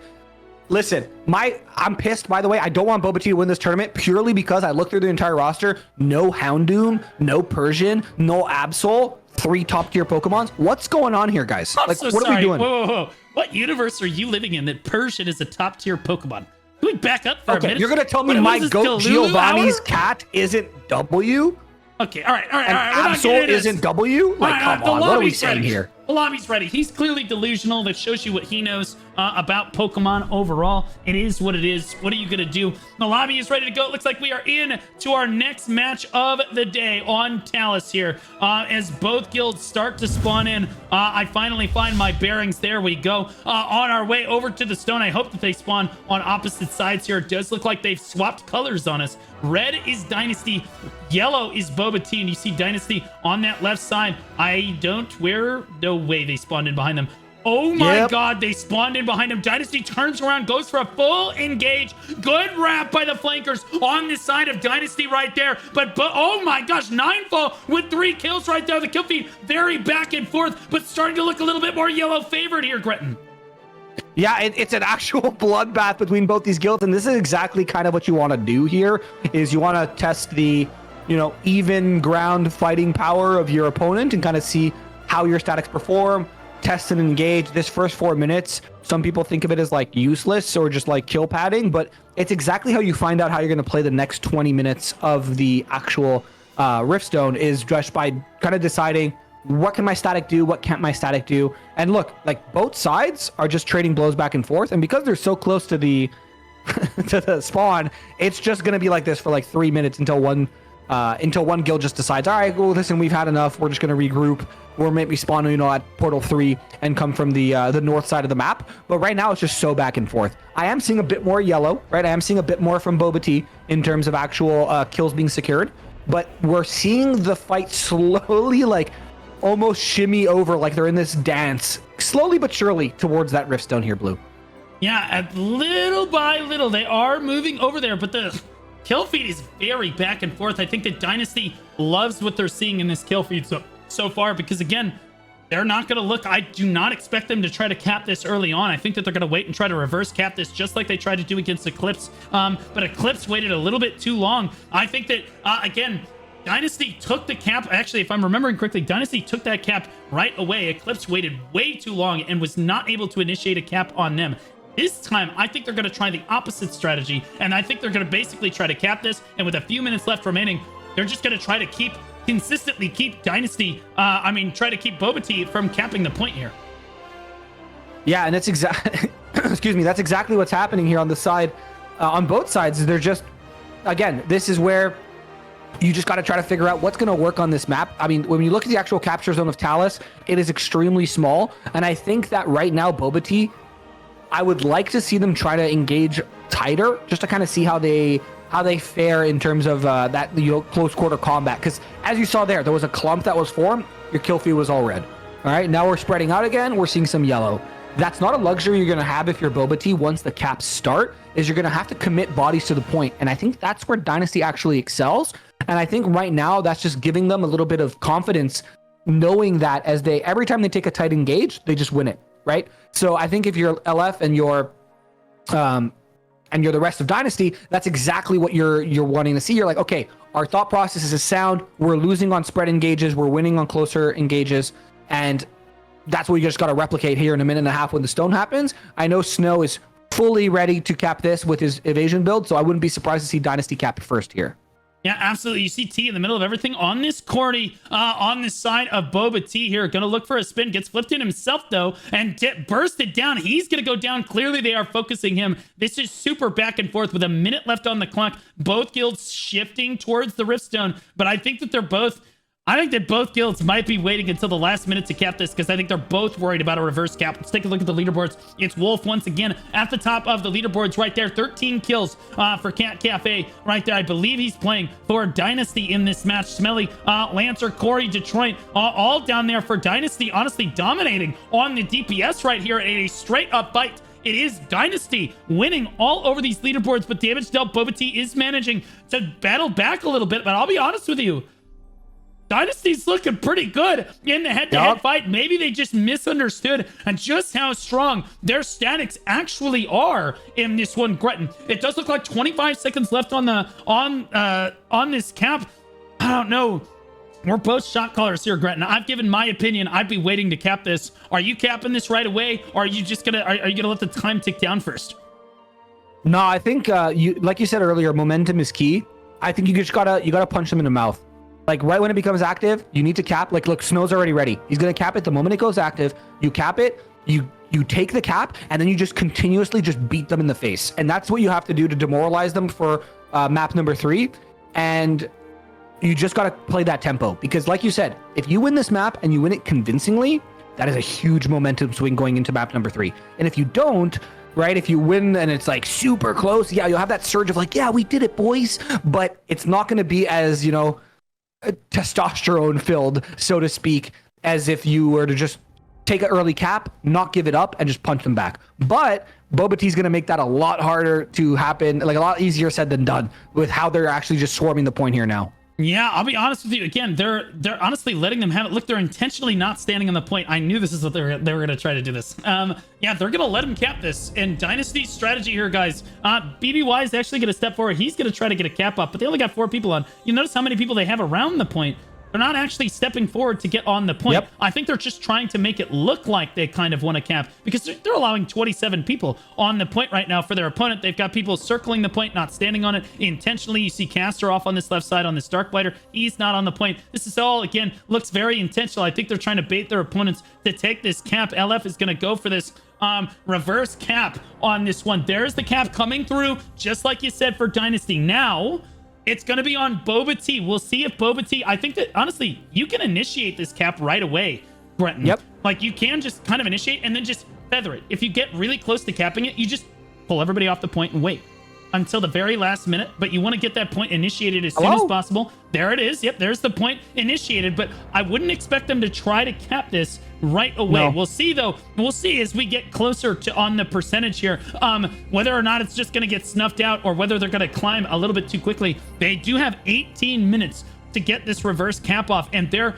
winning in the kill feed right now. That yellow kill feed looks really good. They have a lot of people near the point. I think that Boba Tea's the Dynasty is potentially going to win. Look at that kill feed on the right side of your screen right now. Again, I think that Boba Tea is in a lot of trouble.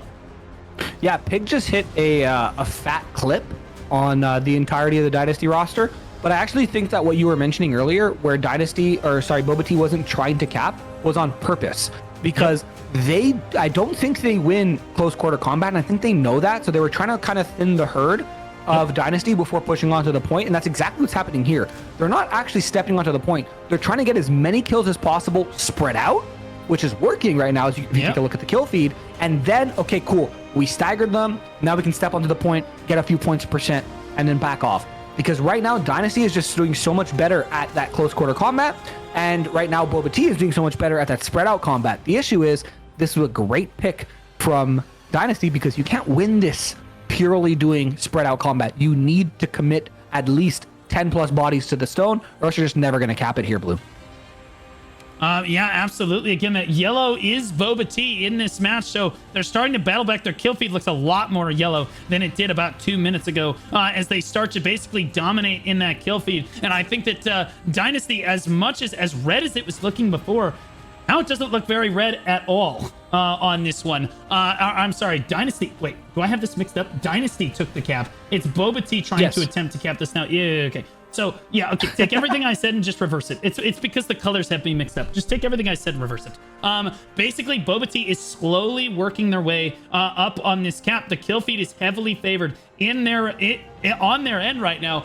Dynasty has taken the cap. I would love to have seen them, again, try to do the reverse cap the other way around. Let their other guild try to cap it. But I'll be honest with you, LF has done this strategy before. He tries to bait them in. He did this to Eclipse. He tries to bait them in, and they can't initiate. They can't get percentage on the stun. But I'll be honest with you, I'm not sure it's going to work super well in this one. LF said that their strategy overall is to force them basically into a panic situation where they all have to stack up onto the point and then try to use their AoE to basically burn them down because they know exactly where their opponent has to be standing. The point does get snuffed out here. Dynasty does have control, but that is deceptive. That is very deceptive. 15.5 minutes left to go on this clock right now, as I think Boba Tea has pulled. They're losing the match, technically speaking. But again, I think it's all part of the plan. I don't know. I mean, I feel like Dynasty, like I mentioned, they wanted to get that early cap, and then they just want to play tempo now. They just want to try to funnel, like you mentioned, Boba Tea into these small quarters and just dump AoE on their forehead and just go, haha, now you guys got to respawn. Boba Tea just wins when you fight on a spread battlefield. I think that was by design that LF and his guild picked this, because even though, like, right now Boba Tea is getting killed off the point, it's not really mattering. Like, by the time they get the cap off, you're going to have the reinforcements coming in from Dynasty, and then they can just crash the point. And I think this is the boost. I mean, there's still 15.5 minutes left. At the end of the day, you have a lot of PvP left here, Blue. It is not over by any means. But Dynasty, if they can just continue to play tempo and continue to snuff out these caps, that's going to be a huge confidence boost going into map number 3 if they manage to get there. Yeah, I think the Dynasty, again, they're trying to take the early advantage here. But again, Boba Tea trying to play this really smartly. But again, I think that initiating the cap, they're not trying to repeat the sins that Eclipse made earlier in this tournament. Eclipse just said Dynasty can have the cap, and we're going to wait until the 8-minute mark to try to start capping. And then when they tried, they couldn't cap for 7 straight minutes. The front line from Dynasty just stepped up in a huge way. This time, we're seeing the cap get initiated repeatedly, and they're just kind of floating a percentage. The kill feed does look yellow favored, but again, they're floating a percentage. I think that at any point, they could basically snap their fingers and stack 10 more people, 15 more people onto the point. But here's the thing about that, Grit, and I think that Dynasty is counting on that. I think that they're saying, okay, we have some great Cordy spinners, we have some great AoEs, let them wait until the last minute, and then we will just AoE them down and just try to hold on for dear life into the final moments of this match. Under 14 minutes left to go now, and again, the percentage is at about 10%. That's right around where Boba Tea kind of wants to sit right now. They're climbing really quick now. As Dynasty has lost control, and this is what I'm saying. I think that at any point, Boba Tea could just go ahead and take this right now, and I don't know if there's much that Dynasty is going to be able to do about it, as they shoot up to 26%. It's looking really good for them. They really want to get around 90% and then probably just chill. Just keep pulling your people off the point until there's like 2 minutes left on the clock or 4 minutes left on the clock, Renton, and that's when you just go ahead and cap it, because then your opponent won't be able to win at that point. Yeah, but again, it's like you said, I think everything right now is happening by design, right? Like, Boba Tea's capping, they're trying to thread the needle. Dynasty goes, yeah, it's okay, we're just playing off the point too. It's just both. Like, both of them are trying to execute their strat, and again, like I said, I'm gonna sound like a broken record. It's gonna come down to the guild that messes it up, right? Because if both guilds execute their strat flawlessly, Dynasty wins. Like, that is objective, because if Dynasty and Boba Tea both execute their strat, currently the stone is Dynasty's, which means if they both execute their strat properly, no one's going to cap, right? But if a guild messes up, then this is Dynasty's game to lose at this point, because they're in control. They're able to kind of flood the point. They're able to win these close quarter combats. Again, this is their pick. They lost their pick in map number 1, and now this is all or nothing. Not only are they fighting for their tournament life here, Blue, but imagine the dishonor you bring to your alliance if you lose both your picks in the third place match. That's tragic. What are we talking about? The dishonor they bring to the dishonors they bring to their families? That if Yes. you dishonor me, dishonor on you. uninstall the game at that dishonor point. on your cow. Dishonor on your family. Yeah. Buddy, just way to say that. Ellen on the side of the fight doing a great job on that Scorpion, basically rotating around the side right now. But you can see 63% Boba Tea, despite the fact that Dynasty has the cap. Boba Tea is in control of the match with 11.5 minutes left to go. They are in control. I actually think that, I'll be honest, as Dynasty right now, you might just want to let them have it. Just pull everybody from the point, let them have it, and then try to go for that reverse cap, because they're, whenever they want, they're just able to put enough people on the point at this stage here. Togepi saying, nah, I win, get out of here, on the healer. Some healer chat PvP coming down right there, the best kind of PvP. Well, I like to say that the best players in Throne and Liberty play healer, because let's be honest, you could have a brain dead 3 IQ 2-fingered DPS and they would still get kills and damage down as long as the healer is just that good, Gritton. Yeah, that's true. And listen, everyone knows, as a tank player myself, we just eat crayons. So that only leaves one role, and that is healers. Healers are the GOATs, and healers are the unsung heroes of every PvP MMO. And I'm just seeing a bunch of people get lobbed back and forth by tanks. But again, some of them are stabilizing. Again, testament to the healers. But it's just a lot of back and forth. And now it looks like Dynasty's trying to use that high ground to their advantage and knocking people off. But again, like, this isn't Pakilo, so you could just kind of, oh, I press F and I hook back up, and that's, you know, GG, go next. So by doing that, Boba Tea is just able to keep people on the point. And I think you're absolutely right. They're just trying to stay around that 30 to 60% mark until they're ready to kind of do a take with Guardians. Because I think at this point, it's whoever fires first, like whoever shoots first loses, right? Whoever pulls their Guardians first is probably going to lose. So I think what's happening now is Boba Tea's waiting to see Dynasty swarm the point, and then they're going to try to snuff out that push and cap in response. Yeah, so this is crazy, guys. Dynasty, they're playing. This is a game of inches. They're both trying to pump fake each other right now. Dynasty got them all the way back down to 30% before finally Boba Tea said, no.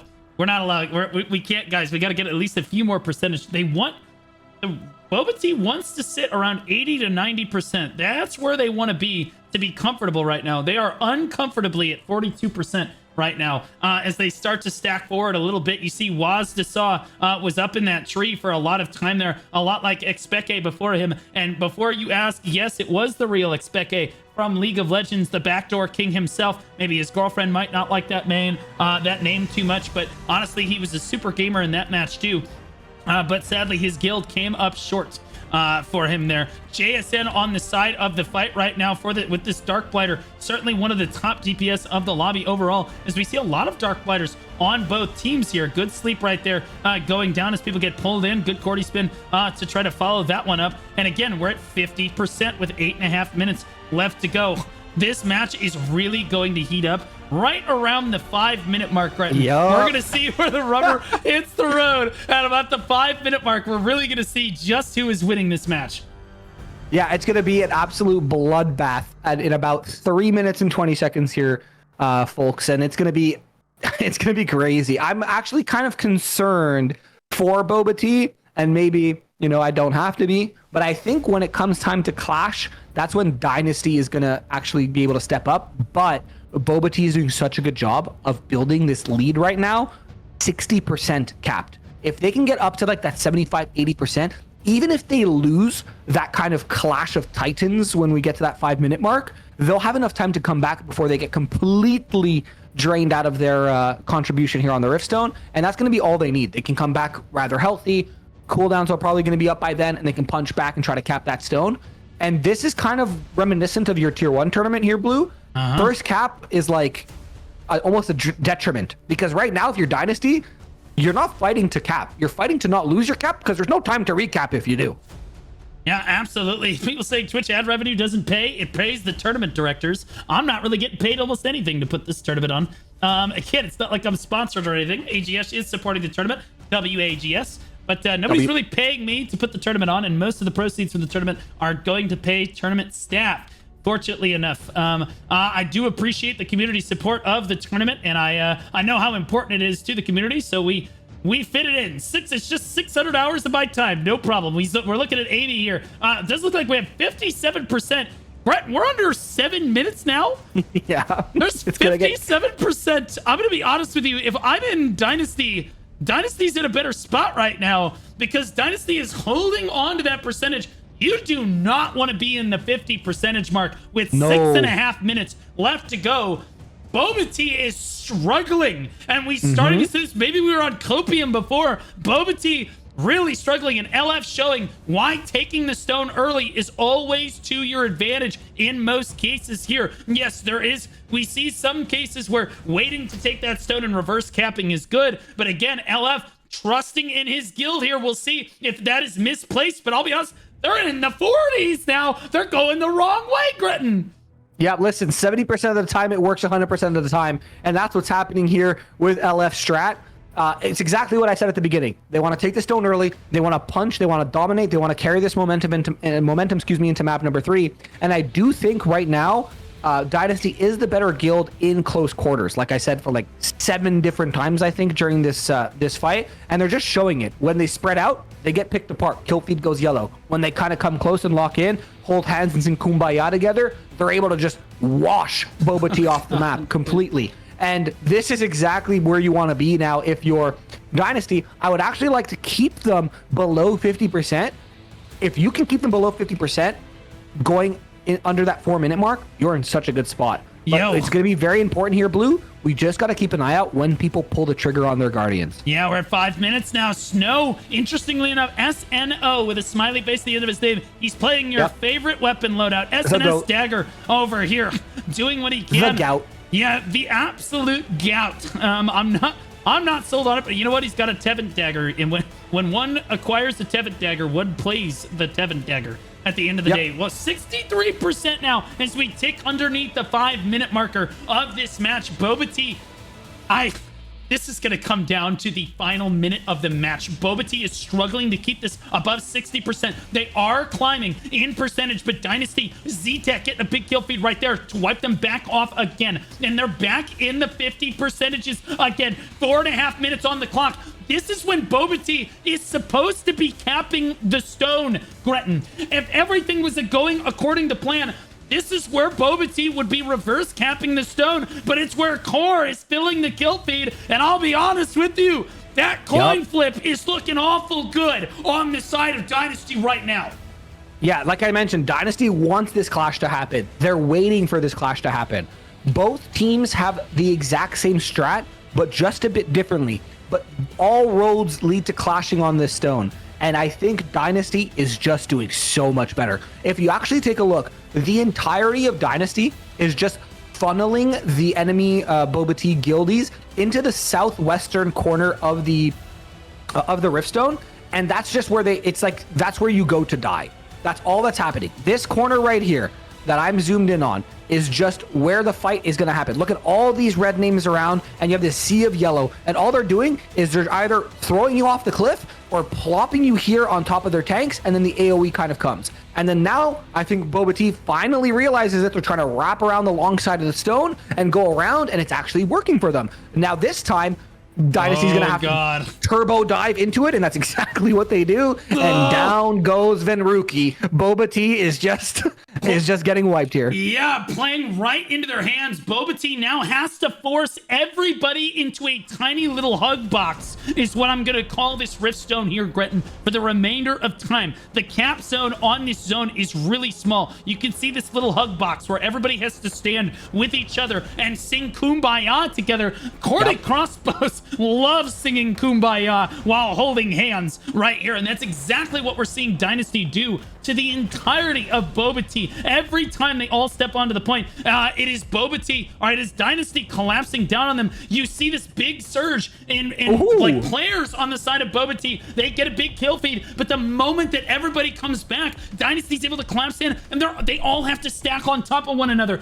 And there's no choice at this point. They have 30 people on the point over the 20 of their opponent with 2 minutes left to go on the clock. It is pull the guns, and you gotta pull the boys and go if this is a StarCraft 2 match, We're pulling the SCVs. Everybody needs to be standing on the point right now. 66% and climbing on the side of Boba Tea. Can they make it? Under 2 minutes on the clock. We're going to get up over 70%. Can we get to 80%? There's 2 minutes to go, Gretton. I'm not sure they're going to be able to get there in time. The pace is there. The pace is there right now. It all depends if they can just stay alive. The tanks from the side of Dynasty are just pulling players off. That's not what you need to do here. The run back is so close if you just pull players off.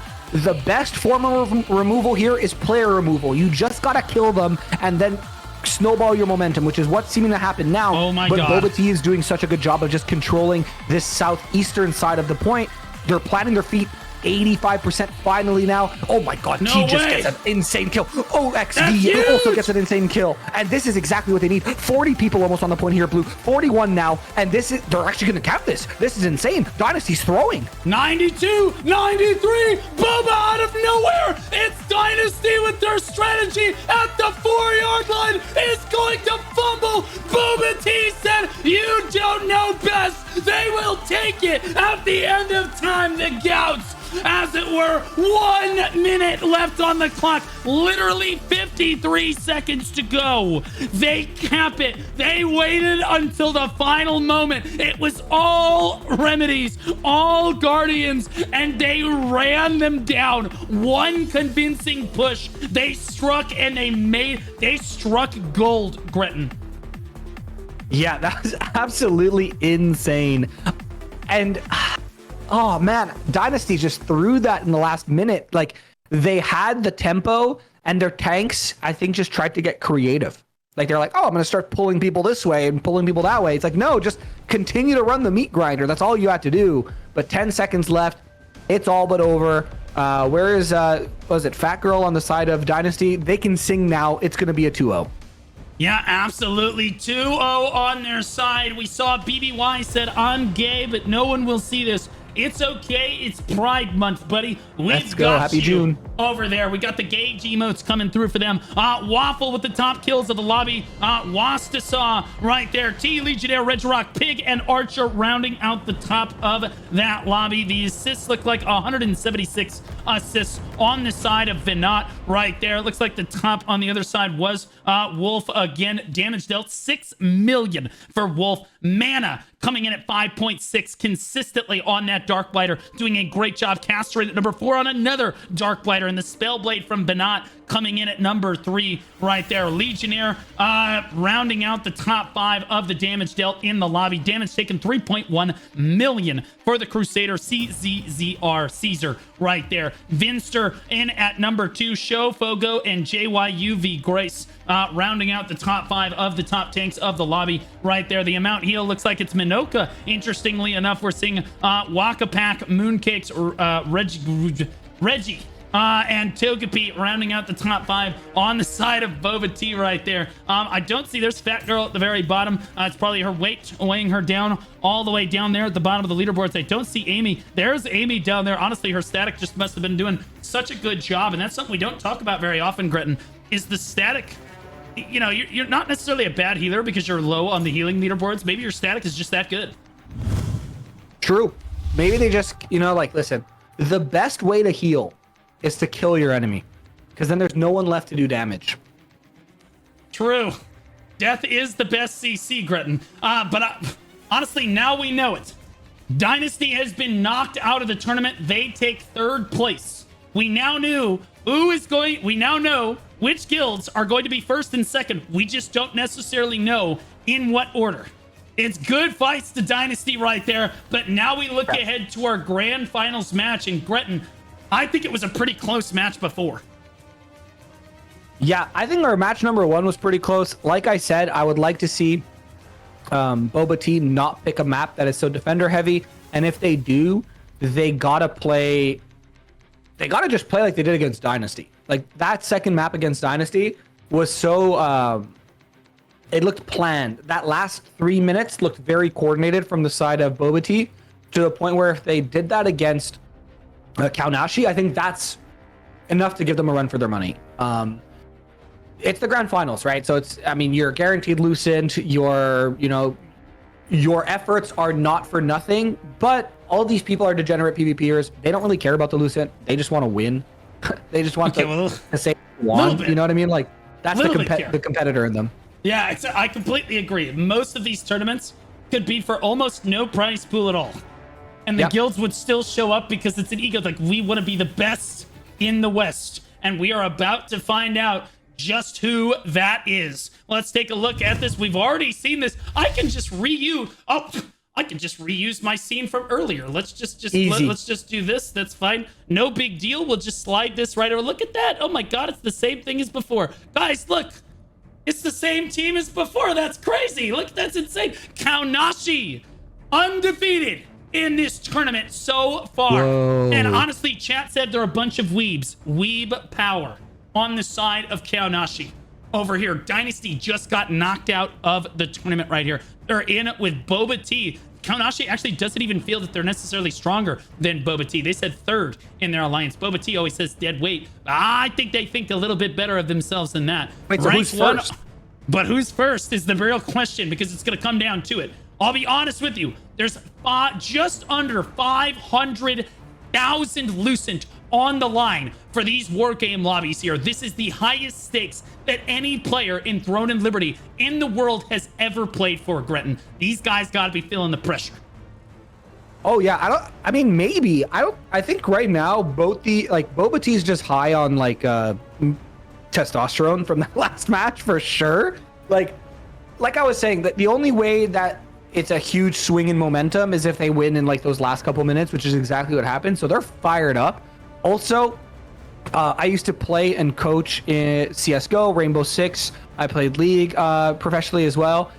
When you come off a win like this and your opponents are cold, it is such an advantage. Like, you just played for two crazy maps on Paquilo and on Talus. Your guys are fired up. Your guys are warm. Your guys are ready to go. Kaonashi, they were just in the chat yapping, right? This is like the swing that you need in this best of three. And correct me if I'm wrong. I'm not entirely sure of the format of the tournament. Is there an advantage for Kaonashi since they won through the upper bracket, or is it just a raw dog best of three? No, yes, it is. I'm glad that you asked. Look at him playing. He's playing dumb, guys. He knows. But Kaonashi, because they have not lost in this tournament, we see it. This is going to be a best of three format match. If Kaonashi loses, because it is a loser's bracket, because it is double elimination, Boba Tea is going to have to win not one, but two best of three series back to back in order to beat Kaonashi right now. If Kaonashi wins this first best of three, it's GG. It is over. Kaonashi are crowned kings of the West.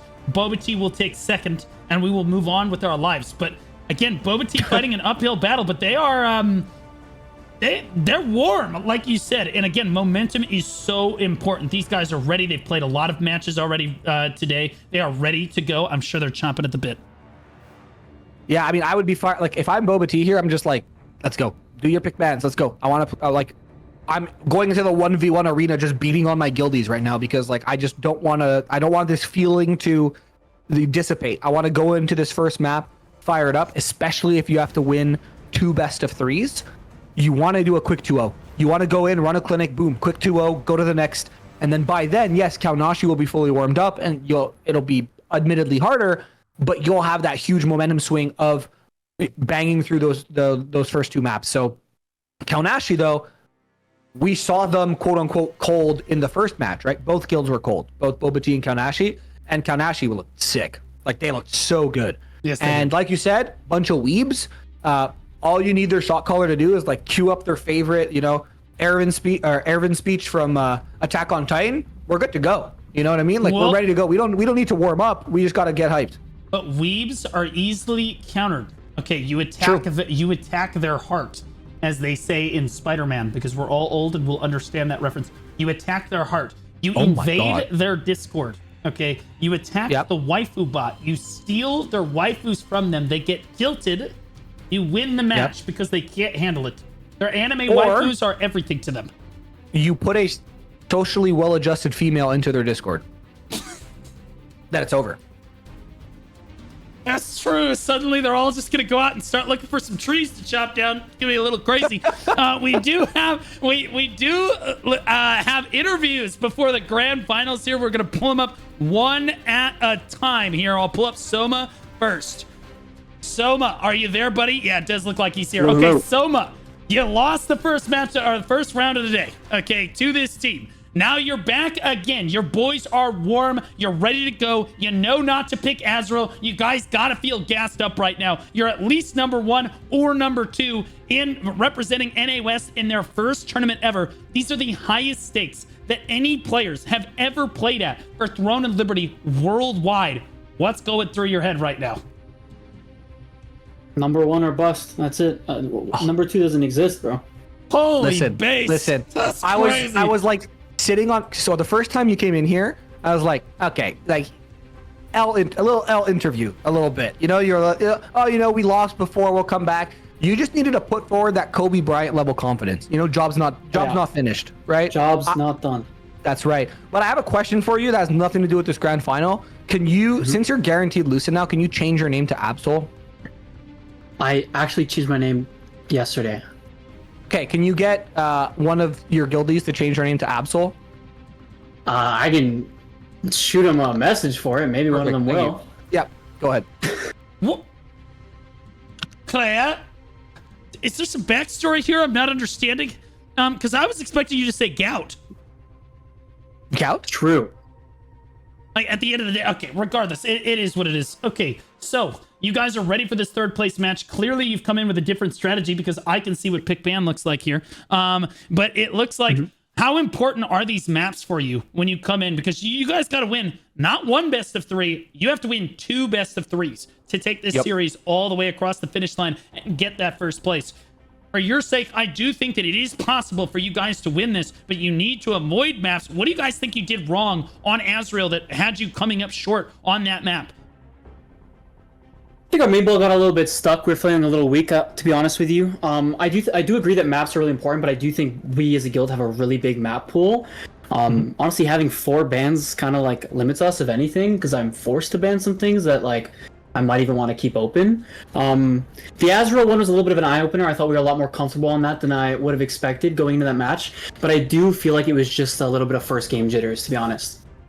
Okay, yeah, right I can kind of agree with that because you guys looked a lot cleaner in Talus than you did on Azrael, and I think Azrael's an easier stone to fight over than Talus is, especially against a guild like Dynasty who is so good in close quarters. So I can kind of agree with that. Can I ask? Because hold on, let me just double check something real quick. Can I go through picks and bans? Because I have a question for Soma. Yeah, go ahead. Okay. All right, listen. So you guys won, and you even decided to ban against Dynasty when you won, right? So Dynasty won the first flip. They chose to pick. They picked Bakilo. You guys won. You guys won the second flip. You chose to ban. I didn't win the second flip. No. I auto lose. The losing guild, the losing guild always chooses the second map. Yeah. Gotcha. But this time you did win, and you are banning. So walk me through your bans. You banned Bakilo, but you guys looked super clean on it. Yes, I don't want to give too much away. I think it's a little bit more of like countering what I think the other guilds are good at, right? You know, I'm kind of playing more for them than I am for ourselves because I feel like I'm pretty confident on our map pool. So I was actually, it's a surprising thing, you know, normally picking is more advantageous, but I think I want to shake things up. You know, we're already in the losers bracket. You kind of got to go for a Hail Mary play. We'll see what happens, right? Maybe it works. Okay, and without naming the map, because we haven't, we haven't announced it yet, how do you feel about this first map pick from Kaonashi? I honestly kind of like the pick. I was a little bit hoping that they would take this. I think we have some counterplay that we've been prepping on the side that not a lot of people know about because it doesn't look like we play Cherno much, and people know that. But they might be surprised coming into this. All right. Yep, absolutely. Well, is there anything you want to say before going into these matches here? Before we'll talk to you after the match, whether you win or lose. We'll be interviewing both sides, win or lose at the end here. But is there anything you want to say to everybody or to rile your boys up? I know that you guys have grinded thousands of hours to reach this point. You're at the top of the mountain. If this was the Rise song from League of Legends, you're about to fight Faker. Right at the end here. So like, do you do you have anything to say for your guild here right before we move into this match? All I'm gonna say is, job's not done. Legends never die. We got That's this right, shit. I'll see you baby. in 4. All right, good luck, Soma. We're praying for you Later. out there. Oh boy, that was a lot of confidence coming down right there from Boba, especially after they lost that first round, Gretton. We're gonna pull up Faz now, who I believe Faz is the GM of Kaonashi here. Faz, you guys have been going through a lot today. Can you hear me, buddy? Yeah, hello. Okay, so you guys have been going through a lot today. To start things off, there's a huge power outage on the Western Seaboard, which has you guys lacking quite a few of your members, but you still managed to win that first match regardless. You guys won that first round, but you saw how good Boba Tea looked against Dynasty there. They certainly have good momentum. Their hands are warm. They're ready to go. How are you guys feeling about coming into this finals match? All you need to do is win one best of 3, and you guys will have played for more Lucent and more prizes than anyone has ever played for in the history of the game worldwide. Are you guys feeling the pressure?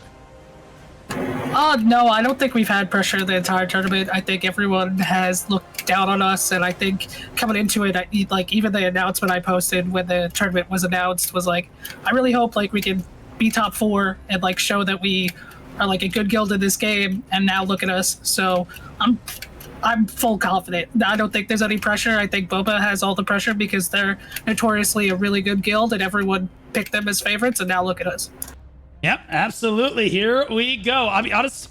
Again, Pineapple was supposed to be the #1 seed. That is what everybody had said coming into this tournament, is they thought that Pineapple was the best. You guys came out and stomped right through them. Yeah, you guys came out and stomped right through them.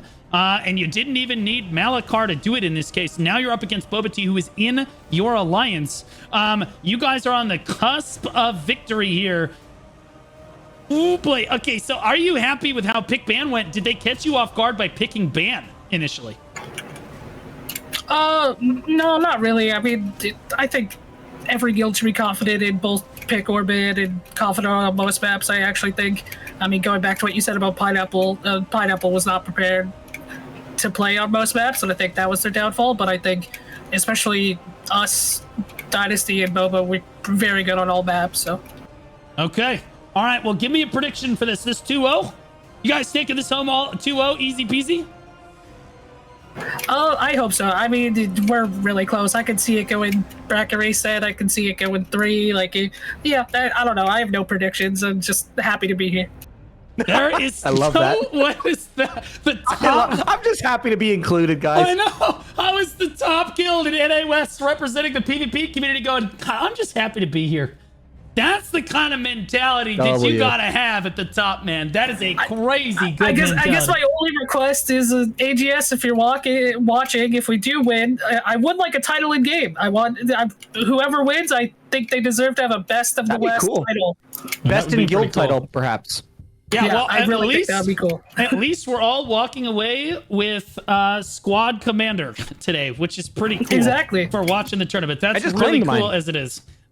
So, okay, Faz, good luck out there. It looks like the lobby's just about ready to go. I'll let you go rally those boys. Just a reminder, if you win this tournament, Faz, you should have enough Lucent that you're able to afford a little bit better than the webcam microphone that you are currently using. Wait, how are you buying a webcam with Lucent? Yeah, but they can allot more Don't worry money about it. for Don't worry about it. It's okay. It's okay. We'll figure it out. Okay, all right, Faz. We love you to death. Good luck out there. We're certainly gunning for you. Good luck. Yep, gout. Gout. All right, the final, we're really with the gout right now. What are we talking about? So a lot of confidence coming down from both sides. Can we do predictions on the caster disc for the best in the West? Gretton, who do you think it's going to be? And what's the scoreline? Scoreline? Listen, okay, it's a curveball. For those of you who weren't listening, we're going to Chernobog for map 1, right? So big curveball. Okay. Boba Tea looked really sharp in the last couple games. They have Pokemon names, which is cool, but they don't have any of my Pokemon names, so kind of L. If they do change someone's name in their roster to Absol, then I will definitely choose them. But as I mean, he's just happy to be here. He's Canadian. I gotta root for my Canadian brothers out here. So I'm gonna lock in Kaonashi, and I think I might be getting a little ahead of myself. I think it's gonna be a 2-0, no bracket reset for Kaonashi. Okay. All right. Well, that's good. Because I'll be honest with you. I think that Boba Tea is warm enough. I think they've come in with a solid enough strategy. I think Boba Tea might lose this first map, but I think that they're going to win the first best of 3. Oh, you think a reverse sweep into the bracket reset? Yeah, I think into the bracket reset. I think Boba, and if they do that, they come home and win this thing. Straight up. Do you think they 2-0 the bracket reset, or do you think it goes? Yeah, to I think they probably come back in 2-0, or it goes to the 3. Honestly, it could go either way. The bracket reset goes to 3 games. I bet. Fuego has a really good point. Boba Tea warm is yucky. You drink it cold. Fuego is an idiot, and no one listens to him. All right. Am I wrong? My apologies. Yeah, exactly. Sorry. Yeah, okay. All right. Yeah, that's it. That's my point. The guilds have been told to buff. It looks like we are ready. It is Chernomog as the map of choice. Grand Alon, Azrael, Daigo, and Pakalo were banned, just to be clear. And we're going to Cherno. Cue the Benny Hill music for this one. There is no way I expected Chernobog being picked in the grand finals of NA West. But here we are in the finals match. All of the days of competition to this point. 500, just under 500,000 Lucent on the line. The highest stakes any player has ever played for in Throne and Liberty. Both guilds have spawned in, and I'll be honest, Grant and Kaonashi looking like they got off the rip really quick. They were on the point before a single member of Boba even spawned in. Yeah, they got really good positioning, both on the ramp, which is like the main take, but also on that grapple towards the east side. They actually split their main ball almost perfectly between those, and they're just kind of trying to push back the zombie swarm, which is Boba Tea right now. And again, this is, I think, what we're going to see for the next 4 minutes is just Boba Tea and or Kaonashi trying different takes, trying different strats, rather. Words are hard. Yep. Just to try to figure out, okay, well, what's going to work? Because I think out of all the stones, Chernobog and like some of the tier 2 Talandre stones are probably stones that these guilds have not as much reps on when you compare to stones like Talus or GA or Azrael. So we might see some like more unorthodox crazy plays than we would in like more quote unquote meta stones. Yeah, absolutely. Did you block it and taken down on that Dark Blighter right there? We're finally, look at that kill feed, finally starting to swing the other way. But you guys can see Kaonashi got in position before Boba Tea was able to even spawn in, and you saw just how one-sided that kill feed actually was. Now, finally, we've seen Boba Tea kind of break through this, use that backwards grapple up there, but even still, a lot of kills still coming through on the side of Kaonashi here. I think Kaonashi has chosen a brilliant map because, again, they won on Azrael. They said, okay, well, if our statics won on Azrael, our statics should be able to win on Chernobog as well. That could put them up 1-0 in the series overall so far, and that kill feed certainly looks like it's favoring them here, Grenton.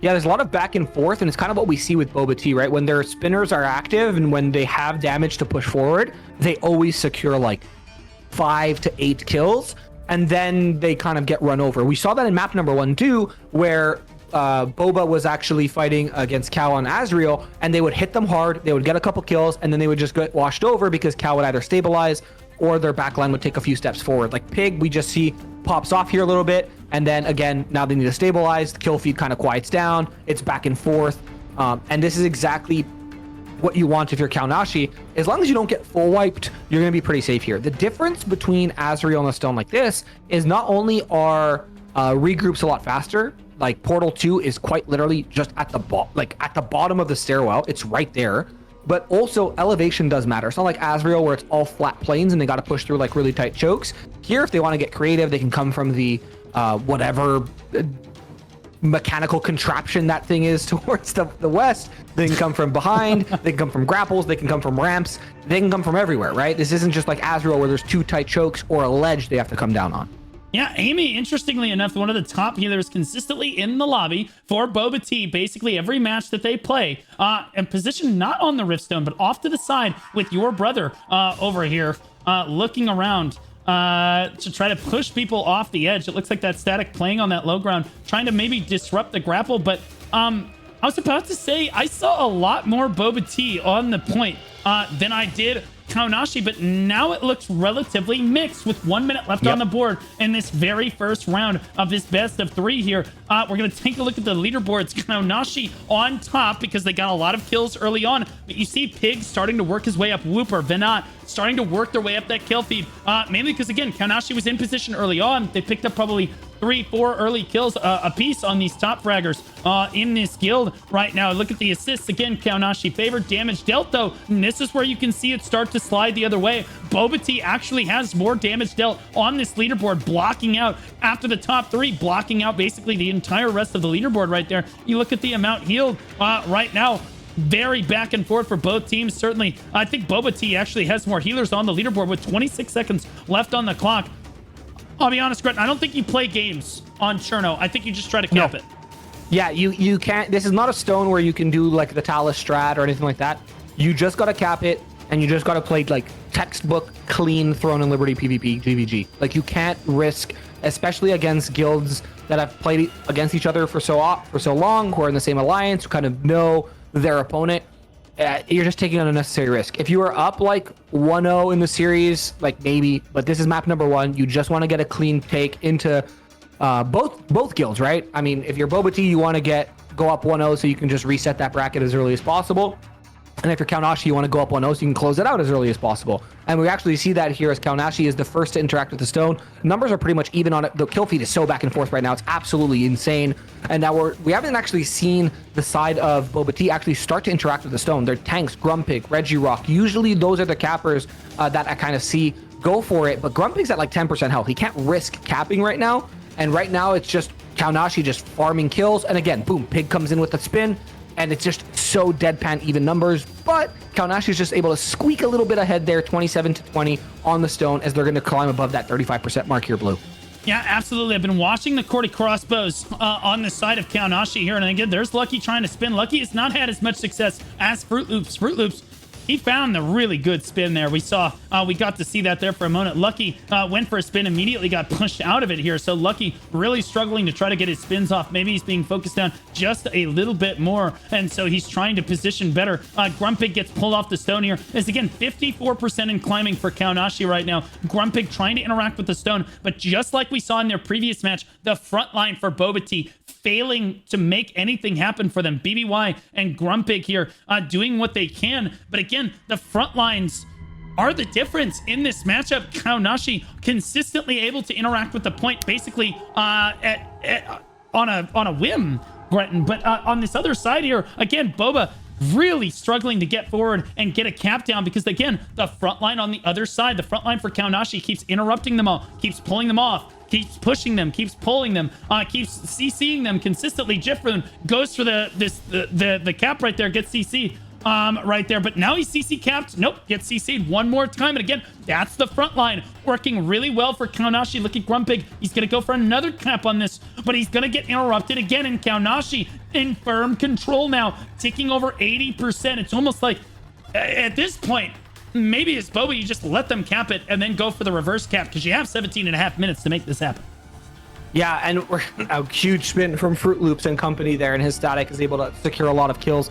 But yeah, I mean, we're 17 minutes left. We kind of saw stuff like this similarly in other matches where we have a really, really early cap and then it's kind of like a tug of war afterwards. So I don't hate to see kind of Boba Tea just conceding this and trying a different strat, because it looks like right now you got to solve for fighting on this flat ground. You're just losing, and you're not like getting washed or you're not getting completely dominated, but like we saw in Azrael, Kaonashi does such a good job of splitting the enemy into like these little pockets, right? A little north, east, southwest pocket where they'll just have, 10, 12 people there, kill it, move on to the next. They keep your main ball very spread out. And because of that, it's very hard to try to figure out, okay, well, where are we actually going to punch when we have our cooldowns up? So as long as Kaonashi can continue that tempo, I think they're going to be able to lock this one in. But now we have Boba Tea actually getting onto the stone. Grumpig's trying to interact with it to cap, as well as Drifloon, the two cappers here. And Boba Tea needs to figure out a way to fight on this open ground because they're good on engages, they're good in chokes, but when it comes to this spread out fighting against Kaonashi specifically, they're having a lot of trouble.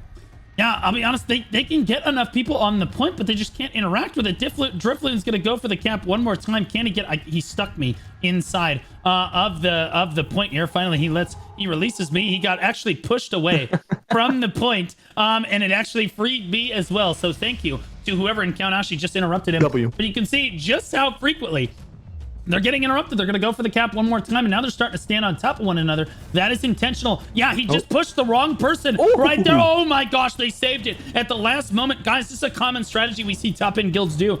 They have their tanks stand on top of one another to make it difficult to click on or to really realize who is taking the point. Now it's BBY on the other side, but you can see they're just keep getting CC'd. It's a frontline diff. Plain and simple. You should not be itemized as a frontliner. There's no way you should be able to be interrupted this frequently. Again, this is the top of NA West. This is the best of the best. There is no way you don't have the itemization to make sure you can't get like CC resist like this. Again, the collision resist matters so much in a matchup like this, Gretton. Yeah, and I think this is exactly what we're seeing is both guilds kind of going to quote-unquote defaults, default builds, default strats in match number 1. The issue is that is just so much more favored to Kaonashi because Kaonashi did beat them in the default one on Azrael, excuse me. So not only that, Kaonashi only needs to win 2. They just need to win 1 best of 3 here. So going to defaults and just playing textbook throne is much to the favor of Kaonashi. I'm not sure how Boba Tea's either build or strats differed coming into this map, but this is Kaonashi's pick, and they're showing us why. They're very dominant right now. Even when we see a lot of yellow kills come through for the side of Boba Tea, Kaonashi just swarms and is able to restabilize. I'm not sure what I would do here if I was the side of Boba Tea, aside from trying to do a full take, like a complete reset and full take. Because right now, as you're just kind of zombieing in or waterfalling in, it's just not working. Yeah, absolutely. They're struggling right now. But again, they have a lot of people on the point. They're getting some kills, no question. They're keeping up. But their front line is what's failing. Watch Grumpig get interrupted one more time. Is he, though? Can he get it? He finally gets the cap off, and that is so important. It only took him 7 minutes to get the job done. They do manage to get there, and now is when we need to see Boba Tea commit hard to standing on this point, because as we've seen, their front line is not capable of getting this cap back going. If they lose this percentage out, it's another 5 to 6 minutes off the clock as their front line tries to just basically barely get it together and try to cap this one. So honestly, Gretton, it's do or die at this point. They got to flip the switch. They need to keep this cap alive. Yeah, and right now, I mean, damage-wise, they're not doing a ton. But when it comes to actual kills, the Shadow Dancers on the side of Kaonashi are putting in a ton of work. Like, if you look at we have a Greatsword Dagger who is just doing a ton of work in terms of, like, finding kills and the eliminations. And that's kind of what's just helping them carry this momentum forward because they have the point. All they have to do is thin the herd. They don't need a ton of AoE. They don't need a ton of, crazy strats of throwing people off. They just need to find squishies and kill them. And that's exactly where Shadow Dancers and Ravagers are going to shine. I'm kind of locked into Skylighter here, and he's just kind of literally running a circle around this point. He goes just around the stone, finding a low health enemy, killing him, going next. Finding a low health enemy, killing them, and going next. And it's just working so well for him, Blue. Yeah, I'll be honest with you. 33 people on the point for Kaonashi. Big with a big spin, though. Gets just about 8 people right there. And that percentage is going to go the other way. But Lucky gets a big spin on the other side of things as well. A lot of low health bars as we see Boba Tea start to come out on top. They are managing to save this percentage. They got a little over 20% there. And we're climbing. I had a lot of faith. But every single time, this is the problem with Chernobog, Gretton. We see this time and time again. You get some momentum. You're like, finally, we wiped them. Let's go. And then they come running up the stairs like you don't even have time to take a breath. You wipe your opponent. They're already spawning and running up the stairs. You need to be able to wipe them consistently. You have no time to celebrate. No time to pat yourself on the back. You have to basically wipe them. Then turn around, get in position, abuse that good position, and keep wiping them. And now that's what we're seeing them do, just barely staying on top. I say barely, 30 people on the point. That percentage is going to get crazy here. They have twice as many people on the point as Kaonashi as they shoot up over 47% now. It does look like Boba Tea starting to show signs signs of life. Over 50% now. Where is Kaonashi? Running up the steps as quickly as they can. Starting to get some kills now, but that was a massive surge. Huge amounts of percentage for Boba Tea, and now Kaonashi is under the gun, Gretton.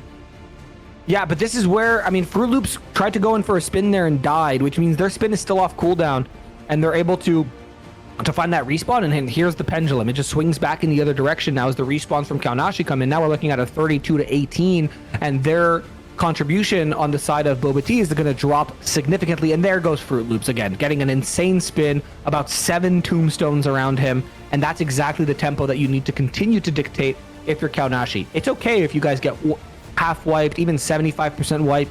The issue is when you're Boba Tea, capturing the stone is going to be so difficult because of what you said exactly earlier, is the respawn's just too close. Even if you get a like almost full wipe, they're coming back at 50-60% health with their cooldowns up, and it only takes them about like 5 to 10 seconds to get there.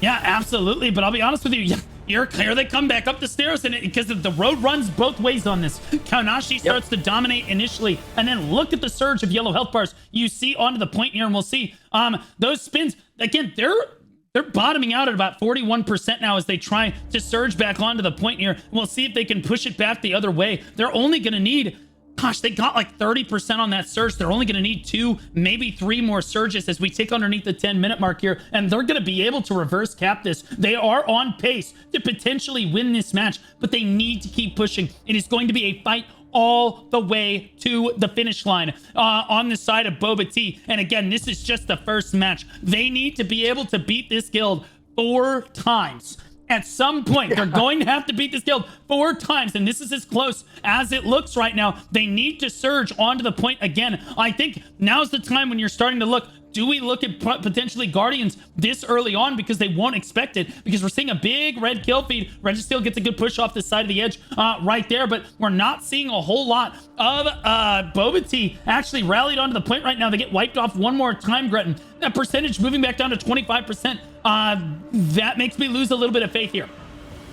Yeah, they're getting absolutely drained off the point right now, but here come the respawns, and this is where they're going to need to try to win these engages, and if they don't, it might be a lockout on this actual cap, and they'll have to try again, but it looks like they're able to stabilize a little bit. Here comes Fruit Loops in for their spin. Actually only going to, oh, never mind. I was going to say only going to get a couple, but ends up getting 5, which is going to help them swing that momentum back into their favor on the side of Kaonashi. And it's crazy, too, just how active these spinners are getting, because right after they spin, they're just not stopping. They're trying to go for a little bit of single target. They're trying to throw people off with a chain hook. It's kind of having your cake and eating it too, almost, because these spinners are acting as, you know, big bombs, but also acting as like a regular tank. But there goes Fruit Loops again. Absolutely insane. Able to get another 5 kills. Now we're at 30-21 on the point. They're going to fall below 20% here, Blue. And I think with 8 minutes left, what do? Do you try to regroup? Do you try to fight for this cap at 19% as it falls drastically? Your back's up against the wall here right now if you're Boba Tea. I'll be honest with you. They got Amy, your brother, and my sister, or whatever, on the side here. That static is super good and very impactful on the side of Boba Tea. They were not fighting on the point until a moment ago. I think the play, you need to just start surging onto the point. There's no ifs, ands, or buts about it. You have got to start planting boots on this point. No one can afford to be standing. I don't care how good you are. You cannot afford to be fighting off the point at this stage in the match. You have got to get your feet forward right here. Your brother, good pull off the side of the edge right there, but it's just not enough. Kaonashi has 35 people on the point right now, and this point might get snuffed out. If this gets snuffed out, it's almost certain doom on the side of Boba Tea. They looked so good there for a moment. They got it all the way up to like 60% on that counter. Now they're at a measly 4%. I'm not sure exactly what is happening to them. They need to surge one more time here. There's no way their front line will be able to retake this, but they are just nowhere to be found, and it is going to be almost certainly Kaonashi coming up with this first win here. 7 minutes left on the clock. Unless the front line can really step on the gas pedal, Gretton, they are in a lot of trouble. Yeah, Kaonashi just did exactly what I thought they were going to do. They kind of just did an Azrael 2.0.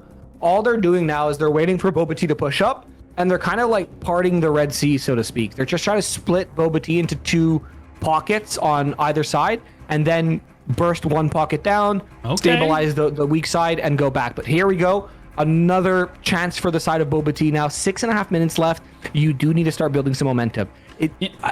You can't keep having these down to the wire games. Someone's going to have a heart attack. So you got to start building this momentum. You got to get, I mean, you have to be above 50% when there's 3 minutes left, or there's just no hope. Speak for yourself. I never feel more alive than when I'm shoutcasting a really close match like this. The table is sitting on 3 legs right now. I'll let you be the judge of what the third leg was at the end of the day. They did initiate a cap here, so the front line for Boba Tea does look like they're finally pulling it together. They were able to very quickly get another cap going for their guild. But do they have enough time at this point? They need a huge surge onto the point. It needs to be Guardians, Remedies, and go. And you just need to surge with everything that you are worth. T gets a good spin. Regirock with a massive kill feed right there. A lot of yellow health bars on the point. They have over 2 times as many people on the point. It's Guardians right now. All Remedies, everything you've got to keep them off the point while you climb as far ahead as possible. You try to keep twice as many people on the point as your opponent. They're climbing up quickly. It does look like Kaonashi trying to get up the stairs to try to get back into this one, but are struggling to do so as they get over 42% now. Lucky finds his way in, and that's gonna spell disaster for Boba Tea, Gretton. Oh my god, I was watching it from like the aerial view to it. It just looked like a train, you know, like a car crash that you can't look away. That's exactly what that looked like. I just saw him run up and I was like, oh no, no, no. And exactly what happened is what happened, what we thought was going to happen. And Fruit Loops also just following up on that just now as well. And they're able to kind of drain the cap down to below 35%. And this is exactly where you want to, oh my god, Lucky just going absolutely nuclear here on that spin as well. This is where you want to be if you're Kaonashi, right? You pick this a little bit unorthodox map. You're, quote unquote, I'm putting quotes so I don't caster curse it. You're on pace to close out this map. And now it's kind of just roll the dice in map number 2 and hopefully you can body v body them. And that's exactly what Kaonashi is doing, is showing, hey, it doesn't matter where we're fighting. It can be on elevated ground. It can be with chokes. It can be on flat ground like Azrael. We're just going to win. Yeah, you say that, but now we're gonna surge again. They're not down and out yet. 4 minutes on the clock. Boba's starting to move back the other way right now. But again, that kill feed, really rough. T got a really good spin right there, but now Vulpix's in a lot of trouble. They're going to go down on this side in the bottom right of your screen right there. And again, Kaonashi just asserting dominance. It is a take no prisoners, leave no doubt for Kaonashi kind of series right now. These guys do not want there to be any doubt as to who the best in the West is. They want to take this series all the way home. If they go up 1-0 in this, I'll be honest, Gretton, you got to be demoralized as Boba Tea. You gotta be sweating bullets. They have 3.5 minutes. I don't know if they're gonna be able to get their act together. Oh my. Yeah, it's that choke that they're fighting on, that little ramp as you get up to the stone here on the southern side is just, it's a cemetery. You go there and you just die. And I think they're finally realizing this because they're now wrapping and they're actually going to grapple up on this eastern side and they're going to try to T-bone the side of Kaonashi, but Kaonashi looks like they were at least a little bit ready for this. I just don't know if they have cooldowns up. They're going to turn. T's going to get a couple kills here as well. Skylighter's going to come back at it, and it's just back and forth. It's yellow and red on this kill feed as they try to stabilize. And now this is the opportunity where if you're Boba Tea, you can respawn and come up that choke because their attention is no longer there. This is the area that you need. This is the kind of slip up that you need to capitalize on if you're the side of Boba Tea, and it's exactly what they're going to be trying to do here, as Kaonashi is just able to just plant their feet and stabilize. Their spinners are just so good at staying alive and at least getting their spin off before they die, because that's the push they need. Smealy, though, is able to get a couple kills on their side as well, and it's just back and forth. Unfortunately, I think this kind of third eye strat of pushing from the side just came a little bit too late. There's only 2.5 minutes left, and their percentage is, I mean, now it's starting to climb, but it was dropping not a couple moments ago. Yeah, they can't afford to drop it at all. With 2 minutes left on the clock, this is it. They cannot afford. And honestly, things are looking really grim if you are a Boba Tea fan looking into this first match right now. They are on top at the moment. They technically do have enough time to make this happen, but they cannot afford a single wipe, and that is asking a lot for this team. But honestly, that kill feed looked pretty good there for a moment, but it is Kaonashi. They know all they need to do is just run up and stand on the point. They don't even necessarily need to get kills. They just need to buy time, because with 2 minutes left on the clock, they just need bodies on the point consistently. And it's Boba Tea with all the stress in the world. They're the ones that need to stand on the point basically the entire time, and they just can't stay on top. Kaonashi knocks the tournament favorites out down to the losers bracket convincingly, and now stands on the precipice of being the best in the West. I think that we're going to see them go up 1-0 to start this series off, Gritton.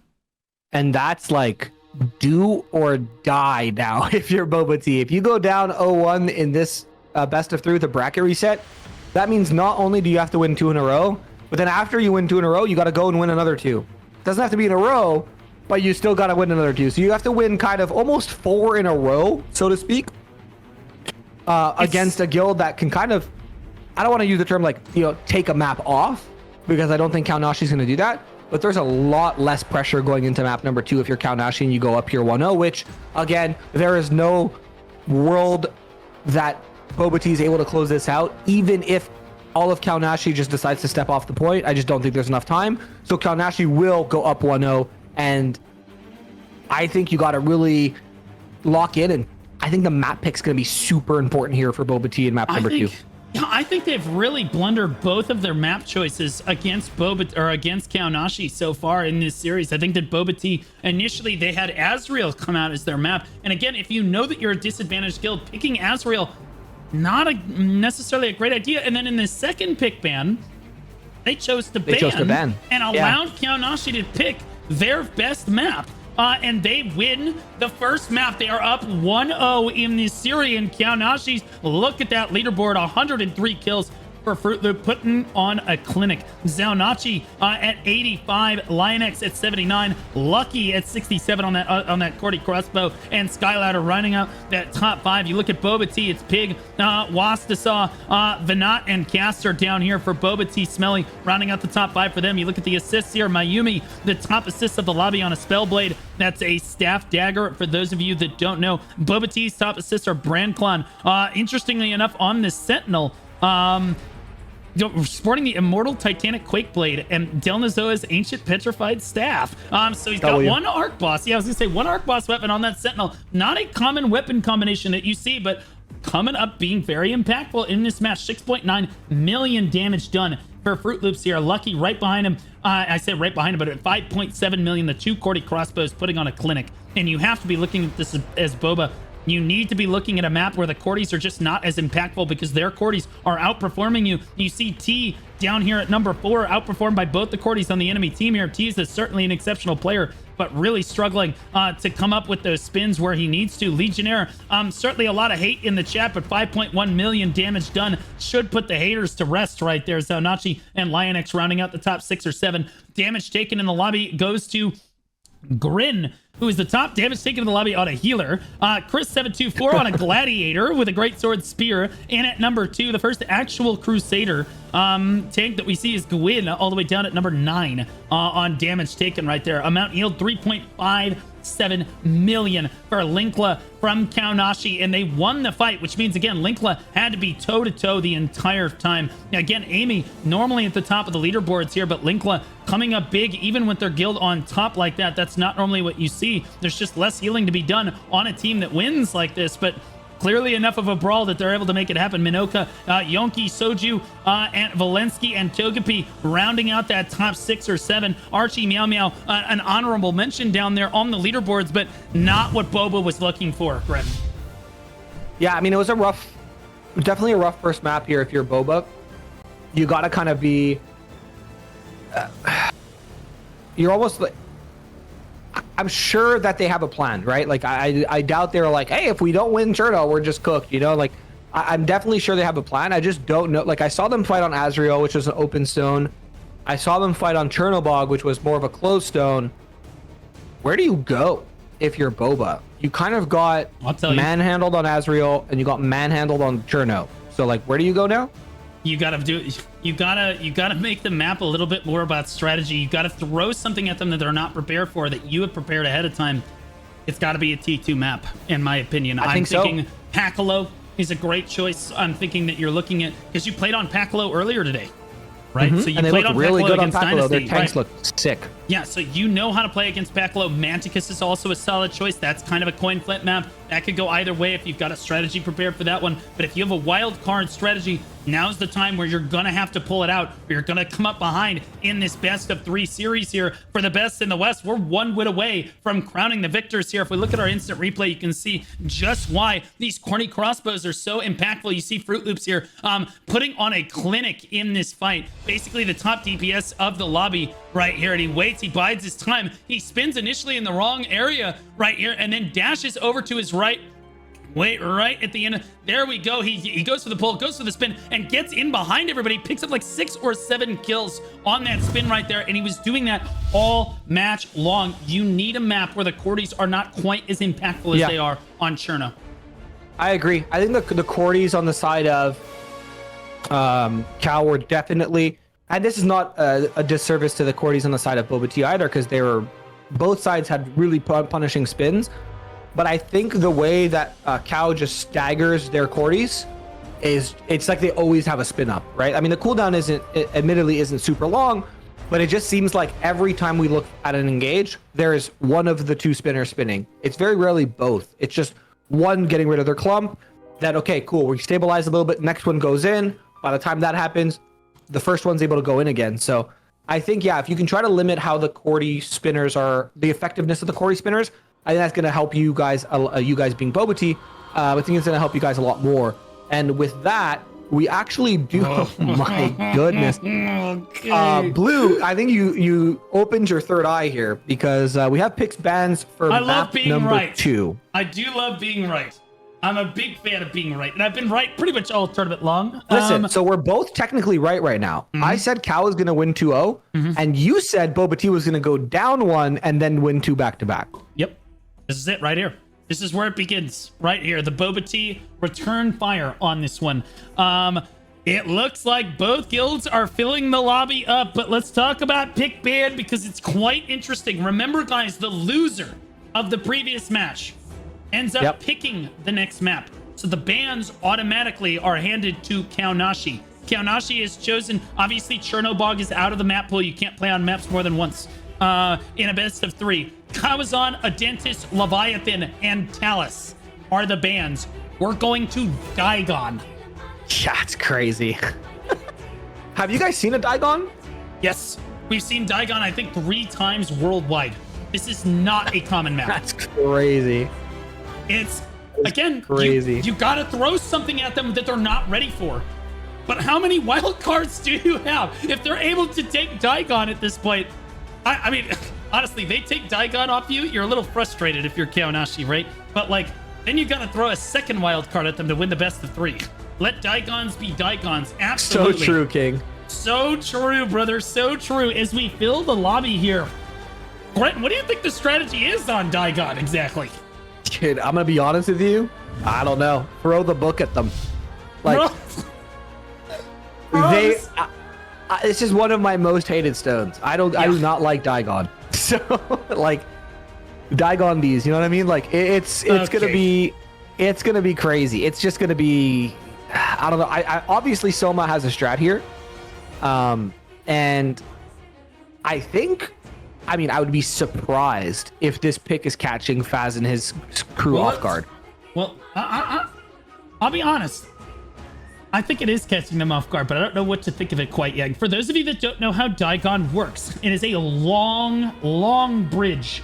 Okay, big, long bridge. Okay, with a huge dais where the Riftstone actually sits. And so if you're the losing guild pushing onto the Riftstone, you basically have to push into this tiny choke point. You can go around. There's a couple grapples that can allow your flankers to kind of wrap around the side of the fight. But ultimately, we see a lot of dynamic push-pulling on this map where one guild starts winning, the other guild basically spawn camps anyone that died on the enemy guild. You basically kill everybody from the winning guild that is trying to respawn and run back to the fight. You wipe them, and then you run down the bridge and you try to win with numbers. But inevitably, what ends up happening is the winning guild that is waiting for you on the dais at a big concave has their respawners stand up. No matter how many times you kill them, Gretton, they're gonna stand up again. They're gonna come up behind you. You're giving them the perfect flank.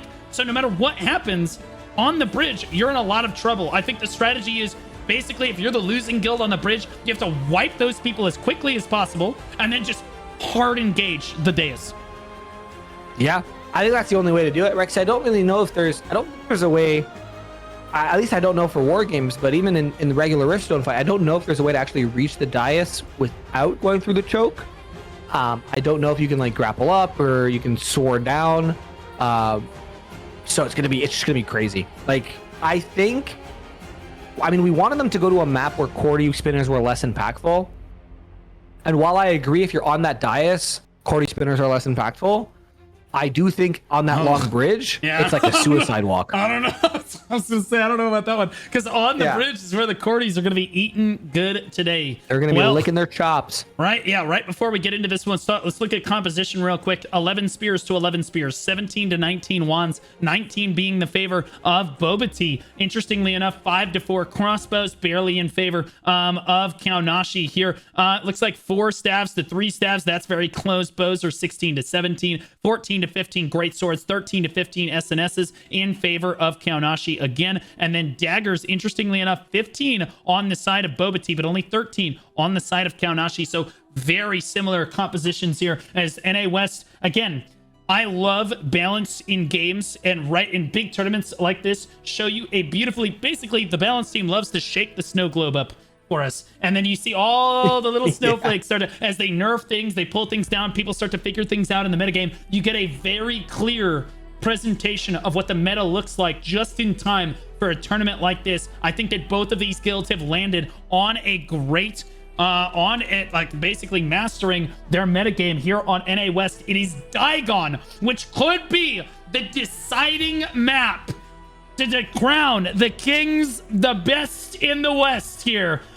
We are just about to get underway. I cannot believe we are shoutcasting a Daigon match as potentially the final map of NA West here, as both guilds are going to start spawning in right away. Gretton, they're going to make their way over to the bridge immediately here. I'll go to the live cam as we see both guilds in the same close. Kaonashi sprinting down the bridge to try to get there before their opponents. Look how fast they're going. Yeah, they are there first. And Boba Tea, they chose the map and they're caught up killing all of these members. This is what you get. Honestly, you get what you deserve. They're actually killing a lot of these members right now. This is actually really good. This is actually not bad. This is really good for Boba Tea. They just killed about 8 or 10 members, and now they're eating the entire tail. They're pack-manning all of Kaonashi on their way over to the stone. Kaonashi only makes it to the stone with about 30 people. They get pulled in. Here comes the first engage for Boba Tea. Right here, they're all clumped up on that choke, just like we said before, and the Cordies are going absolutely ballistic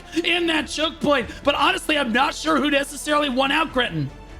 I don't like the strat from Kaonashi to pull all the way back to the dais. You should have just fought in that choke. You know your ball v ball is better. I think giving them space to breathe like this is a mistake, but I mean, right now, the divide and conquer strat that we saw Kaonashi pull on Azrael, that we saw Kaonashi do on Chernobog, seems to be working.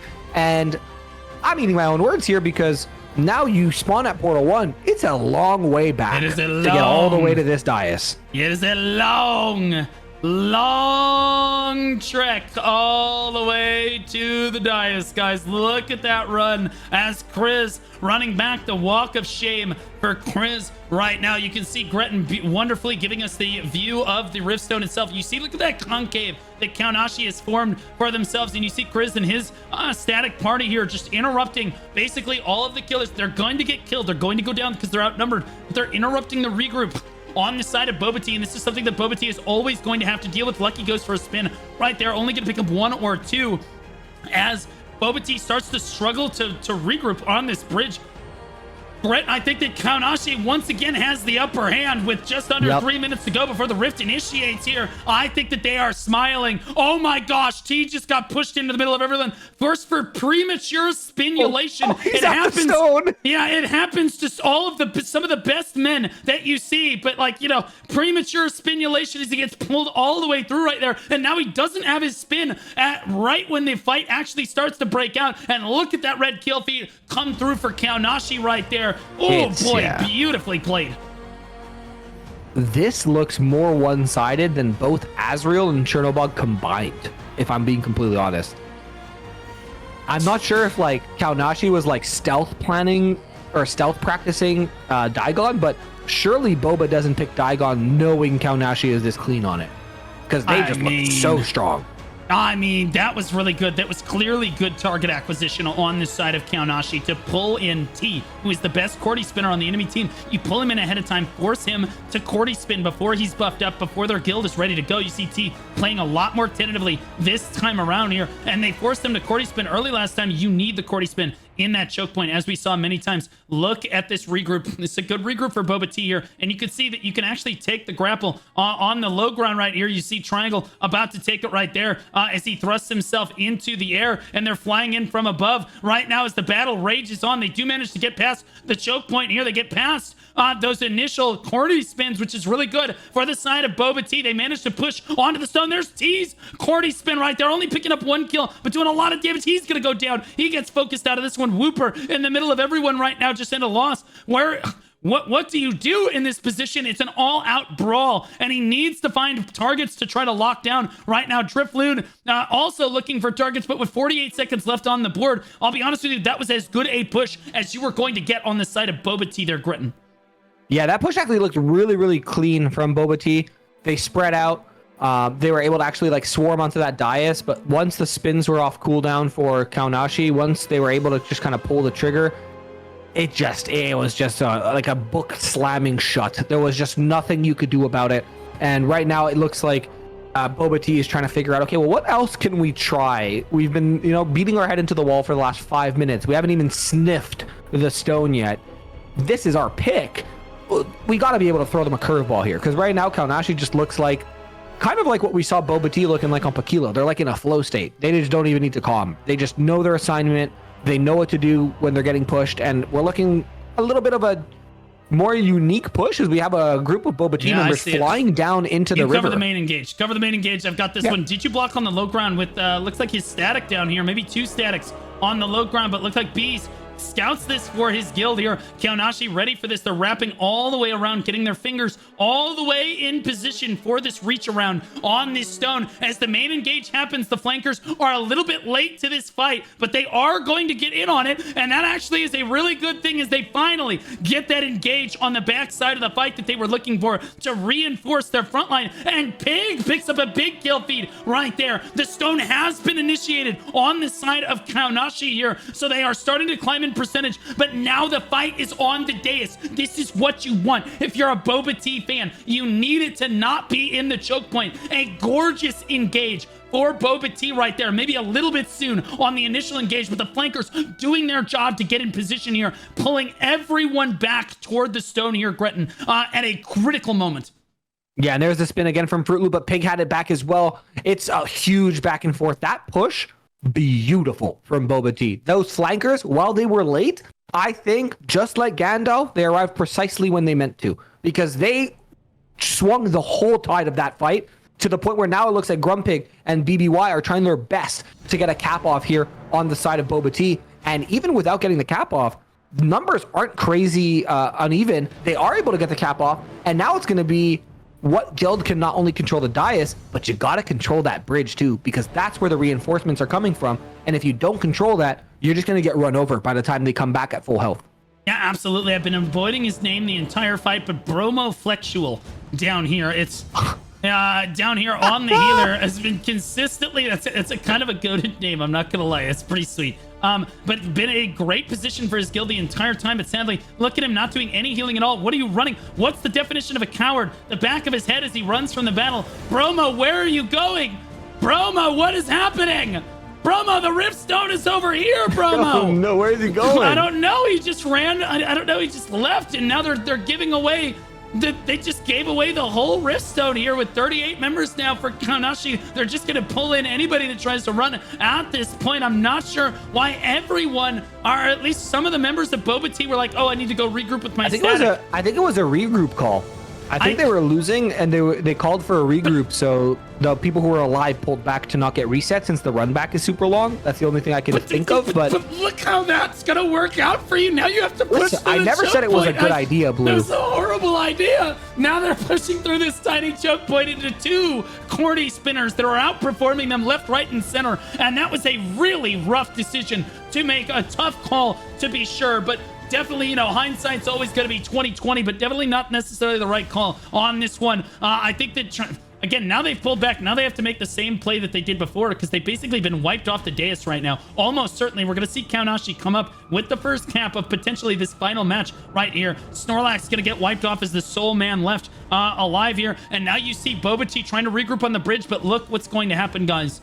They're trying to regroup, but look at the people that have died on this side. This is the top healer in the lobby last game, guys. Yeah, running back right now. And again, their static is always going to be coming up behind you. They're always going to be trying to basically flank you. Registeel struggling at low health right there, catches the heal from his healer, but look how much time they're going to be buying anyone that tries to run by. There goes Snorlax as well, but Linkla doing a great job of skirmishing right here. The main engage has not happened yet. They're still waiting on this regroup right now, but again, here comes Linkla and their flankers just consistently keeping this regroup from happening. But here's the main engage on the side of Boba Tea. Can they make it happen? It looks like your brother and their flank squad has come around the backside of the fight one more time, but it is just not going to work again. Kaonashi said, fool me once, shame on you.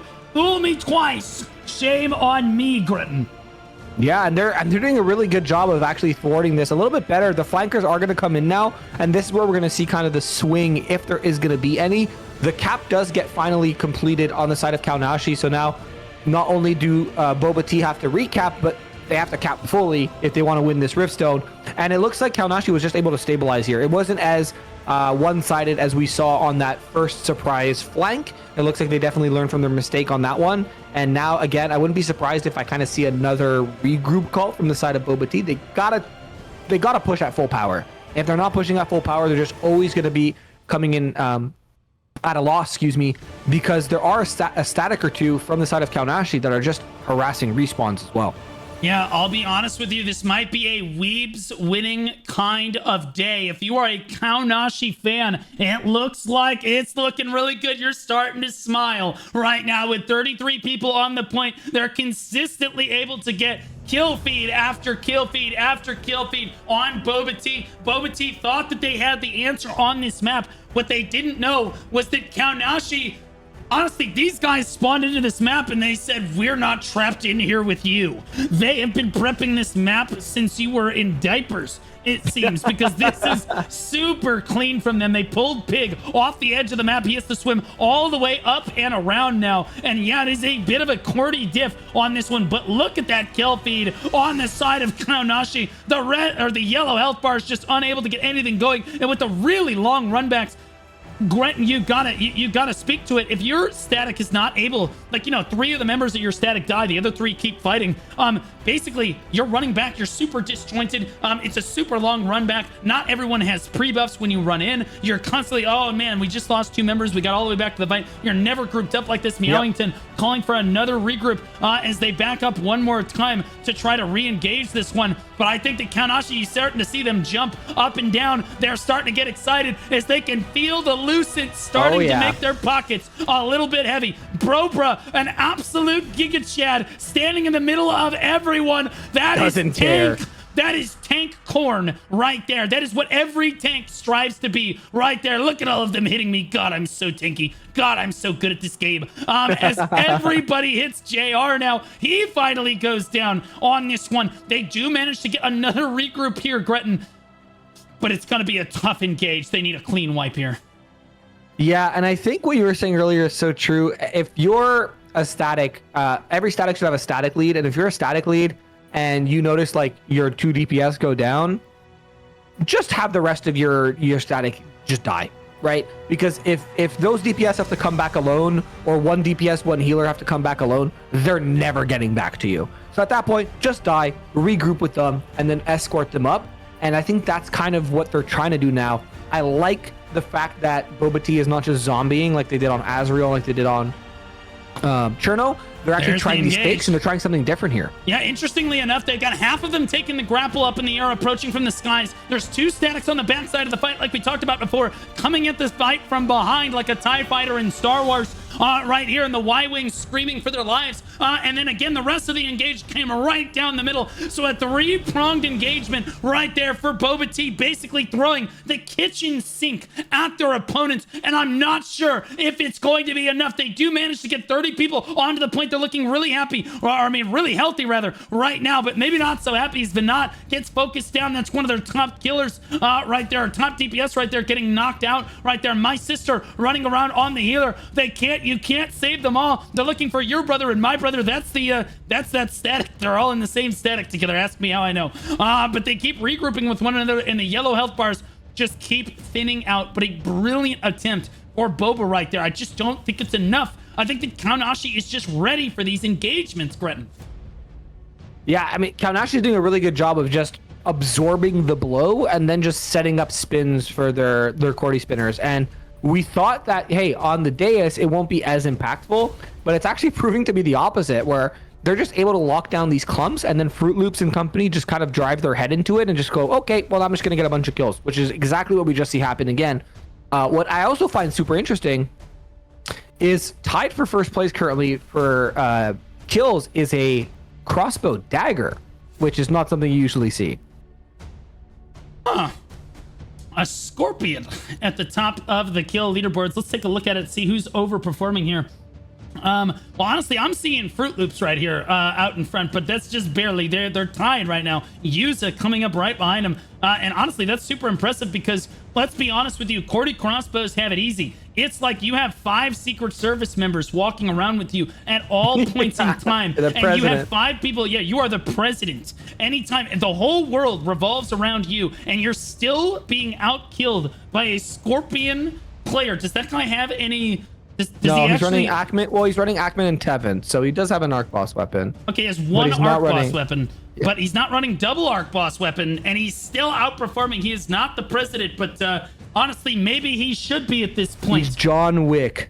Oh my gosh, I love that. Lucky going for another big spin on the low ground right now. They do actually manage to initiate a point, and interestingly enough, they have more people on the point as well as Boba Tea surges just one more time. They get up to 8%, and now they're starting to fall again because they just cannot beat the skirmish on the side of Kaonashi here, Gritton.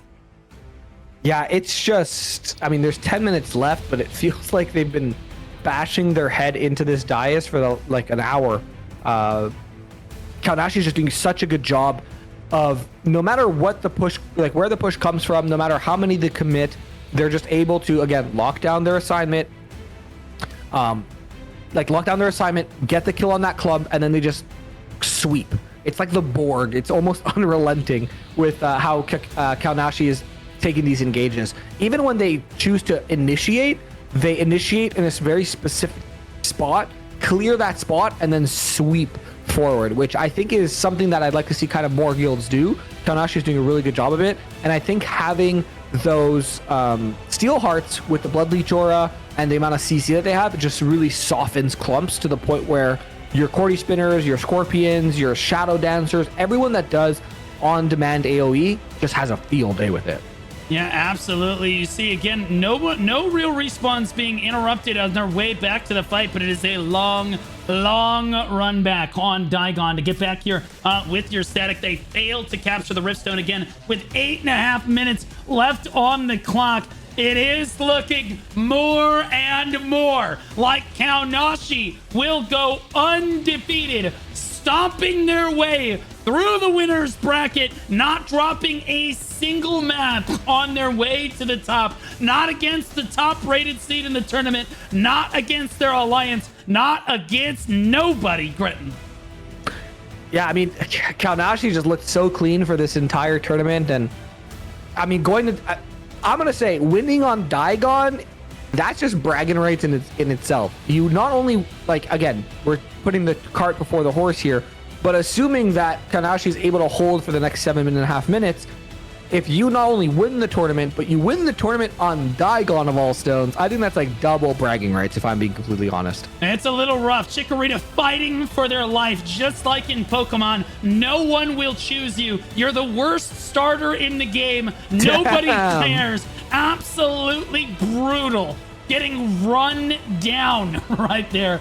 Doing what they can to make something happen. But honestly, I'm not sure they've got it in them. They've got 6% on the clock. They've got 30 people on the stone. They are fighting for their life right now. But this looks like the most one-sided, I agree with you, it's the most one-sided match we've seen out of them. But every other time, on every other stone we've seen these guilds fight, it has been Boba Tea getting up to 50, sometimes 60% in their contribution. This time, they have not been able to cap really over 8%. Finally, starting to climb a little bit now as they start to get a couple spins down as T uses his spin right there, doing what he can on this slow ground, on this quarter, but now getting focused down. Is he going to catch a heal? No, he's not, Papo. Make sure they secure the kill right there, but they have 37 members on the point. This could be the moment because Kaonashi is starting to thin out. They're starting to rally back. Maybe we counted them down a little bit too soon here. This is not looking good for Kaonashi. This is a lot of yellow on this dais. Kaonashi does need... But again, this is just the testament to the individual static play from Kaonashi is they're losing, but they're not fully dying, which means if you're Boba Tea, you need to turn your attention to the bridge because those players are just going to be there. You have a numbers advantage. You just got to stop regroups from happening. And unfortunately, that doesn't look like it's going to be the case. There's a big swarm of red.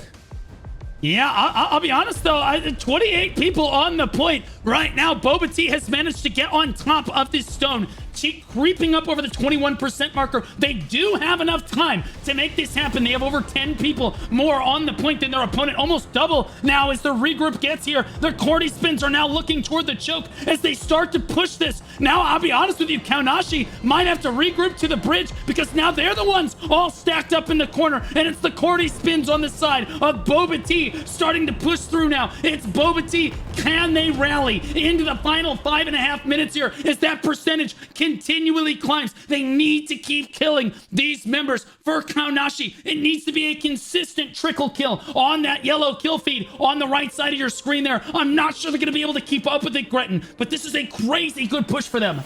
Yeah, this is huge for Boba Tea. I actually hate how Kaonashi is just using all of their stamina bar to fly in, like instead of trying to push through that bridge. But I mean, hey, that's why they're playing and I'm casting, because it's working out for them. They're able to actually kind of swing things back into their momentum. 36 people on the point in comparison to Boba Tea's 20. That was the kind of surge that Boba Tea needed. They cannot let this cap get completely drained out. They need to find a way to swing it back into their momentum. They need to find a way to... Yeah, they got to find a way to do exactly what we just saw a minute and a half ago. Again, if they do that, they win this map. Yeah, absolutely. Guardians Remedies, it's time. You've got everything has to be placed on the table now. 4.5 minutes left to go, and they're getting hunted down and destroyed. Kaonashi now looking commanding once again. They were slipping there for a moment, but they were able to trickle spawn and get their way back to the point. Very nerve-wracking moment for Kaonashi right there, but they kept their cool, and now they're back on top of this lobby. 21% and falling now for Boba Tea under the 4-minute mark. Every single second that Kaonashi stays on top of this fight is a second they cannot get back again. On the side of Boba Tea, every second is going to matter. It's going to come right down to the wire if you're going to be able to flip this back the other way. They've only got 32 people on the point. You have got to pop every cooldown that you've got. Every consumable that you have been saving to this point needs to be expended as you push forward here, because honestly, that's a lot of yellow health bars flooding onto the point, but 18% and falling still as Kaonashi just will not relinquish control, Gritton. Yeah, and they're doing a really good job of just wasting time. I know that's not by design. They're actually trying to wipe Boba Tea, but just dirtling here is so good for Kaonashi. As long as that bar isn't green, as long as it stays in the red, you are big chilling if you're Kaonashi. It doesn't matter how many you have or how many they have. As long as they're below 30% and that bar is red, you do not care. You will spin your tires for days. It doesn't matter. And Kaonashi now is just able to regroup. They're overwhelming. They have an overwhelming majority, on the point in comparison to Boba Tea. And this is spelling defeats now for Boba Tea. I mean, 2.5 minutes, aside from a full wipe, I don't really see a way for Boba Tea to actually keep their tournament dreams alive. A lot of yellow kills, but I'm not sure it's going to be enough. Yeah, Grant, I'm going to be honest. If I'm in leadership on the side of Kaonashi, I am looking at climbing this mountain all the way to the top of the mountain. Crowning kings of NA West, because it looks really good for you right now. Basically, I'll be real. They have 41 people on the point. Boba Tea trying to battle back in the final moments here. They do have two times as many people on the point. That is Guardians for them as well. This is the final surge. They cannot afford to lose this at this point. Only 16 people on the side of Kaonashi on the point. There's the surge coming through. 2 times as many people on the side of Boba Tea. They need to bring this fight over toward the choke point if they're going to make this happen. They're at 29% in climbing. Technically, they do have time if they stay on this pace right now. 31% in climbing. What are we watching? There is no way that they bring this all the way to the finish line. A minute and 47 seconds left on the clock, Gretton. I'm not sure they're going to have enough time, but honestly, 40 people, they're going to get up to 40% right now. What's happening, Gretton? Yeah, and here comes the reinforcements now from Kaonashi. This is where it's going to be super important. You have to win this fight. If you lose this fight, you lose the stone. This is the reinforcements. This is the last wave of defense now for Kaonashi. If you can wipe them here, you're in such a good spot. But look at the numbers. It is swinging back in favor of Kaonashi. Fruit Loops is going absolutely bonkers here. And I think it's just, you need the wipe here, Blue, and I just don't think they have the time. Yeah, Fruit Loops with the most critical wipe at the very end of time. Just under a minute left to go. Fruit Loops kills 12 members of Boba Tea, stopping that push in its tracks. It has been Fruit Loops from start to finish. That guy is who you want to have. That Cordy crossbow. He is showing why they gave it to him. He's showing why Kaonashi is the best in the West. 500,000 Lucent on the line. They're gonna take it all the way home. Kaonashi without a single loss in the tournament. Start to finish, no losers bracket, no losers in Kaonashi, only winners granted. Absolute cinema. What a beautiful last 3 minutes that we got here. Both guilds putting everything on the line, but as the final seconds tick away, Kaonashi will be your NA West best in guild. That's right, best in guild Talandre, crowned kings of the West. Kaonashi Linux, the top kills of the lobby at 65, 47 at Skylighter, Lucky at 45, Fruit Loops at 44, Blue Zam at 43 right there. Boba Tea's top one at 41. The assists right now for Mayumi looking at 138. The top assists on Boba Tea look like it's going to be Regirock right down there. Damage dealt 3.9 million for Lucky. Mayumi at 3.8. 3.6 for Caster, Fruit Loops, Linux, Zaonachi, Regirock, Legionnaire rounding out the top of the leaderboards for this one. 1.6 million damage taken for Oxv right there on the Gladiator. Crusader, Whooper, Meowlington also putting up a great showing right there for Boba Tea. Sadly, they will come up short. It's going to be Fruit Loops being focused down the hardest on the side of Kaonashi right there, the top tank of the lobby for them. The amount healed, 2.1 million for Linkla. We saw Linkla play there. Their Static doing such a great job of interrupting those regroups. Amy down here for Boba Tea as well. Minoko, Regis, Yonki the Goat, consistently at the top of the leaderboards right there. Maxilor and Archie also at the top of the leaderboards. But I'll be honest with you, we finally know who the best in the West is. It is Kaonashi, Gritton. Yeah, and absolutely deserved. They were so fun to watch. Like you said, it's a weeb kind of day, right? Like they're able to leave with their head held high, and a lot of Lucent in their pockets, but more importantly, the bragging rights, and that's what everyone cares about when it comes to PvP. Yep. At the end of the day, it is the bragging rights, but also the big bag of Lucent. AGS will be providing you. You are the victors. You are the champions. Let's interview those champions. Honestly, let's take a look at Boba. Let's pull Boba in first. I'm sure there's a lot of celebrating going on the side of Kaonashi right now. We're going to pull Boba Tea in first. Morning. Soma, Hello. I'm really sorry that you ended up coming up in second, but you guys are still walking away with some Lucent. You're the number 2 guild in NA West, and I think that's something that your leadership core, your guild, your entire community can kind of hold on their chest, hold high, walking away with this. But how are you guys feeling now? That number 2 hurts, I'm not gonna lie. It definitely hurts. It's unfortunate, but you know what? Kudos to Kaonashi. They're our friends at the end of the day. They put up a fantastic fucking fight. They adapted. They adapted to the wargame meta very, very strong. I'd like to say, like, I mean, they showed up. They showed up, and kudos to them. But yeah, it's unfortunate from our side, to be honest with you. I really, really, really wish we would have taken it. I felt like we had a really good run in the tourney, and we just fell short, and that is on us. That is on no one but ourselves.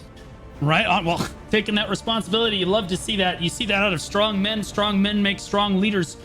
Soma, you guys, I know what it takes to run a PvP guild all the way to the top of the ladder. Okay, it is no small feat. You got to have people logging in. There's going to be tough times. You're going to have tough recruitments. You're going to have tough sieges. You're going to have tough fights. Certainly, you took one on the chin today. What do you have to say to your guild and the rest of the NA West community that is watching from home right now? As, again, the second strongest guild in NA West means the second strongest leaders in NA West. Gosh, that second hurts, man. I would like to say to my guild, I love all these players. I love the months that we've spent together. I love the dominance that we put up in majority of T1 and for the pretty good majority of T2 as well. It does really suck to fall short in this tournament, but I'd like to say that I think we put on a really good tourney, a really good showing. It's a lot of fun. Thank you, Blue and AGS, for hosting this. It was fantastic, to be honest. It's some great content, probably the best content we've had in all of T2. So that was fantastic. And kudos to my frenemies, right? Allies, but enemies at the end of the day in the tourney. I love to see them win rather than somebody else like Pineapple or Grin. No offense, I enjoy my boys. I enjoy Faz, shot calling with him alongside in Alliance stuff. So it's always fun. And to my boys, if I don't see the rest of the Boba boys in TNL, I would love to see them in another game because I think we can run dominant again. Whatever the next game is, whether we come back to TNL, if it's like a T3 angle, I'd love to see it. I think we'll come back. We'll come back strong, and I'd love to see another tourney where we can get number 1. Absolutely. Well, I appreciate the credit there. A lot of time went into doing this, but you're under the spotlight right now. So I'm just gonna go ahead and say to the developers watching from Korea and AGS watching at home, do you have anything that you might want to share with them, whether it be a thank you or any aspects of the game that you think maybe you'd love to see improved on so that your guild can help keep going in the future? Yeah, I have a lot of strong words, to be honest with you. Okay, well, let's keep it. People love this game. People love this game. How about the devs start showing some love too? I understand you're making other games, but let's bring back the love, please. Let's start getting stuff rolling out. Let's bring back the open world bosses. Let's bring back the content that everybody loved in T1. And please, there's such simple quality of life fixes, bugs that need to be fixed. It ain't that hard. You've done it before. Let's actually lock in and fix the game. Please, more people will play this. This game is fantastic. It had a huge PvP base in T1, and the only reason people left is because it just looks like the devs gave up on it. If the devs come back and really show some love, I promise you the player base will come and the money will come too, and I know that's what y'all want. Absolutely. Honestly, I couldn't agree more with you. The game is phenomenal. Honestly, what would you like to see? Okay, specifically, I heard you mention conflict bosses there a little bit. What would you like to see done with conflict bosses? Stop catering to the casuals. It's a PvP game. PvP means there's a ladder board, there's a competitive scene. Nobody likes portals. Portals mean people dodge PvP. I want them to be forced to PvP for content. To PvP to get loot. That's how the game works. It's a PvP game. Let's PvP for stuff, please. All right. Can I ask Soma? This is a very strong opinion that some people feel very strongly one way or another. So I'm going to ask the controversial question. How do you feel about alliances in Throne and Liberty? Do you feel that these 280-man alliances are still helping the game, or do you feel that these are not helping the game anymore at this point? I think there is a very, very good possibility that because of the downfall in the player base, making the alliances smaller would be better for the overall open world health of the game. And then maybe for Siege, you could just do a sign-up system to make it like 4-man, but I would like to see it go down to maybe 2 or at least 3, to be honest. Okay, right on. Well, good to hear that, Soma. Thank you for sharing your thoughts and keeping it kosher. Really, keep it kosher. But yeah, I really appreciate you. Thank you so much for coming out. Honestly, again, I can put on these tournaments. It's hundreds and hundreds of hours of my time, but you know what I get out of running these tournaments? I love to see the community really come together, come out and participate in my tournament. That's what I want to see. And you guys came out. I gotta say, Boba Tea, you never complained. You never pulled out of your matches. You didn't complain about match times. You didn't say, oh, we don't have enough people showing up. You showed up. You did your due diligence. You came to your matches. Yeah, you came up short on the last day, but Soma, you guys are some of my favorite leadership core at NA West. You guys just never complain, man. Really appreciate it, Blue. Yeah. Much love. Absolutely. Good fights to both teams here. Soma, I'm going to go ahead and move you back down. Thanks for sharing your thoughts about the game, buddy. Thank you. Take care, guys. All right. And now we bring in our winners, the best in the West. And hopefully they can buy a better microphone. Faz, tell me about how you guys are feeling at this moment, because those comms had to be going a little bit ballistic.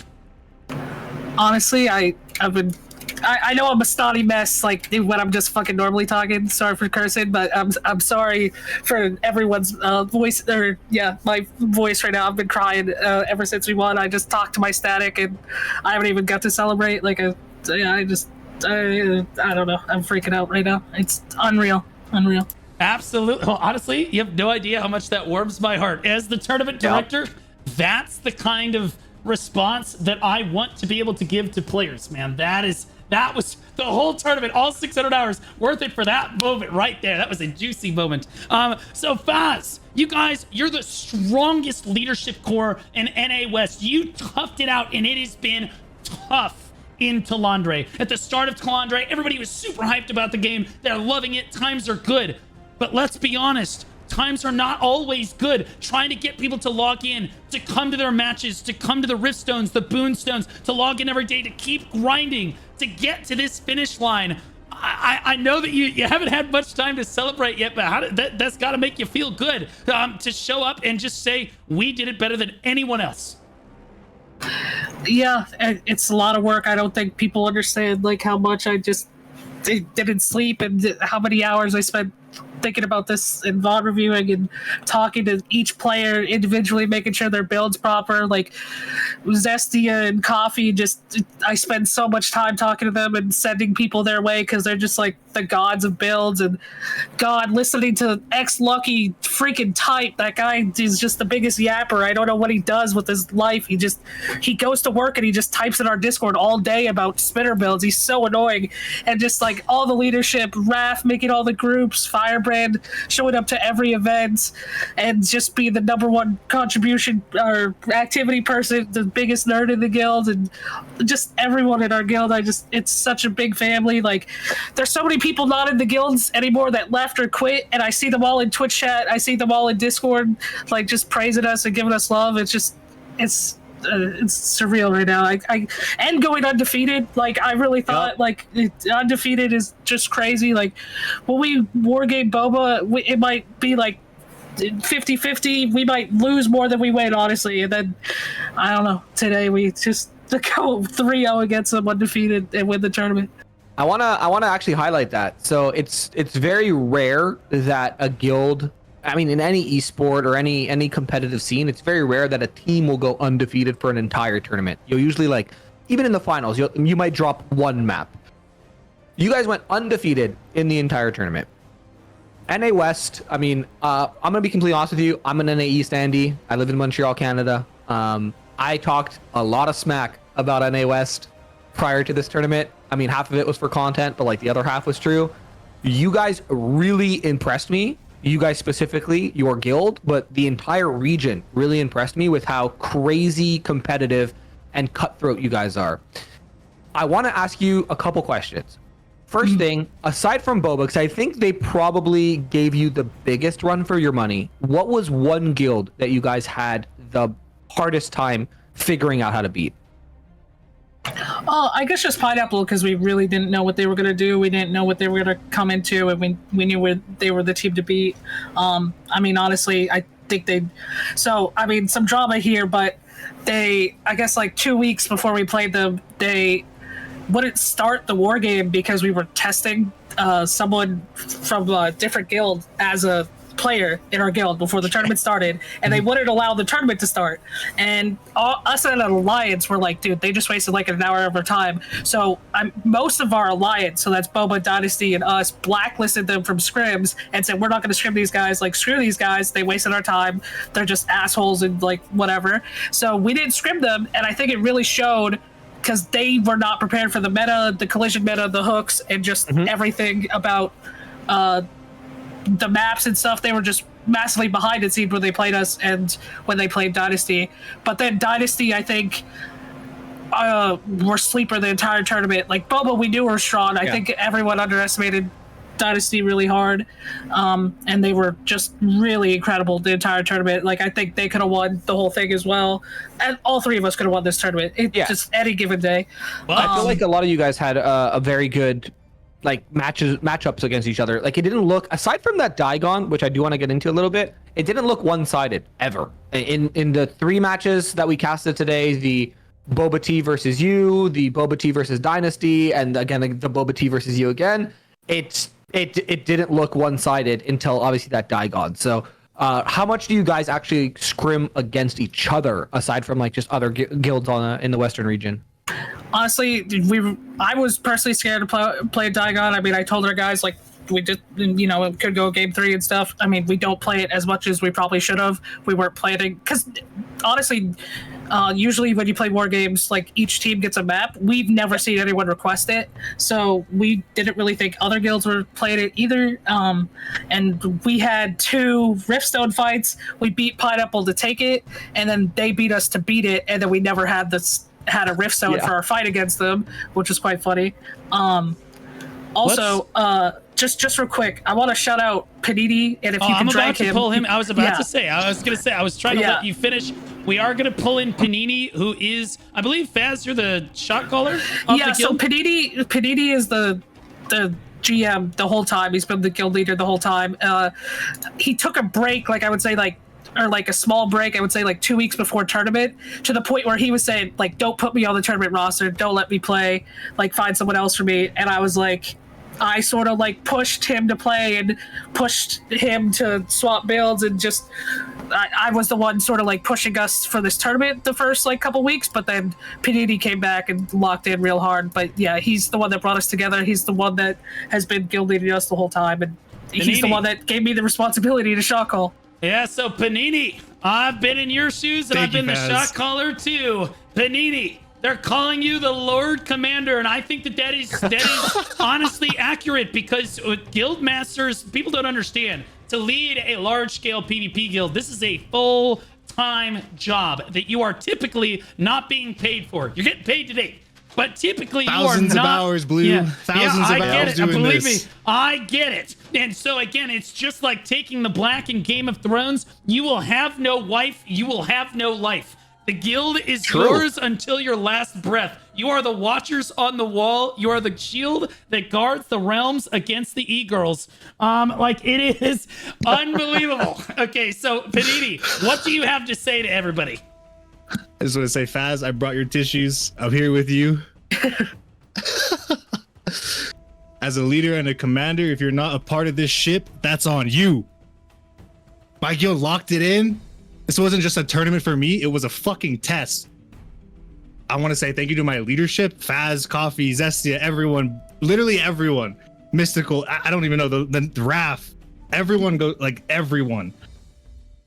Putting in the hours, like the frustration, the losses we've been through has driven us to this point of victory. And I've never felt so happy. I'm on the verge of like waking up my entire block.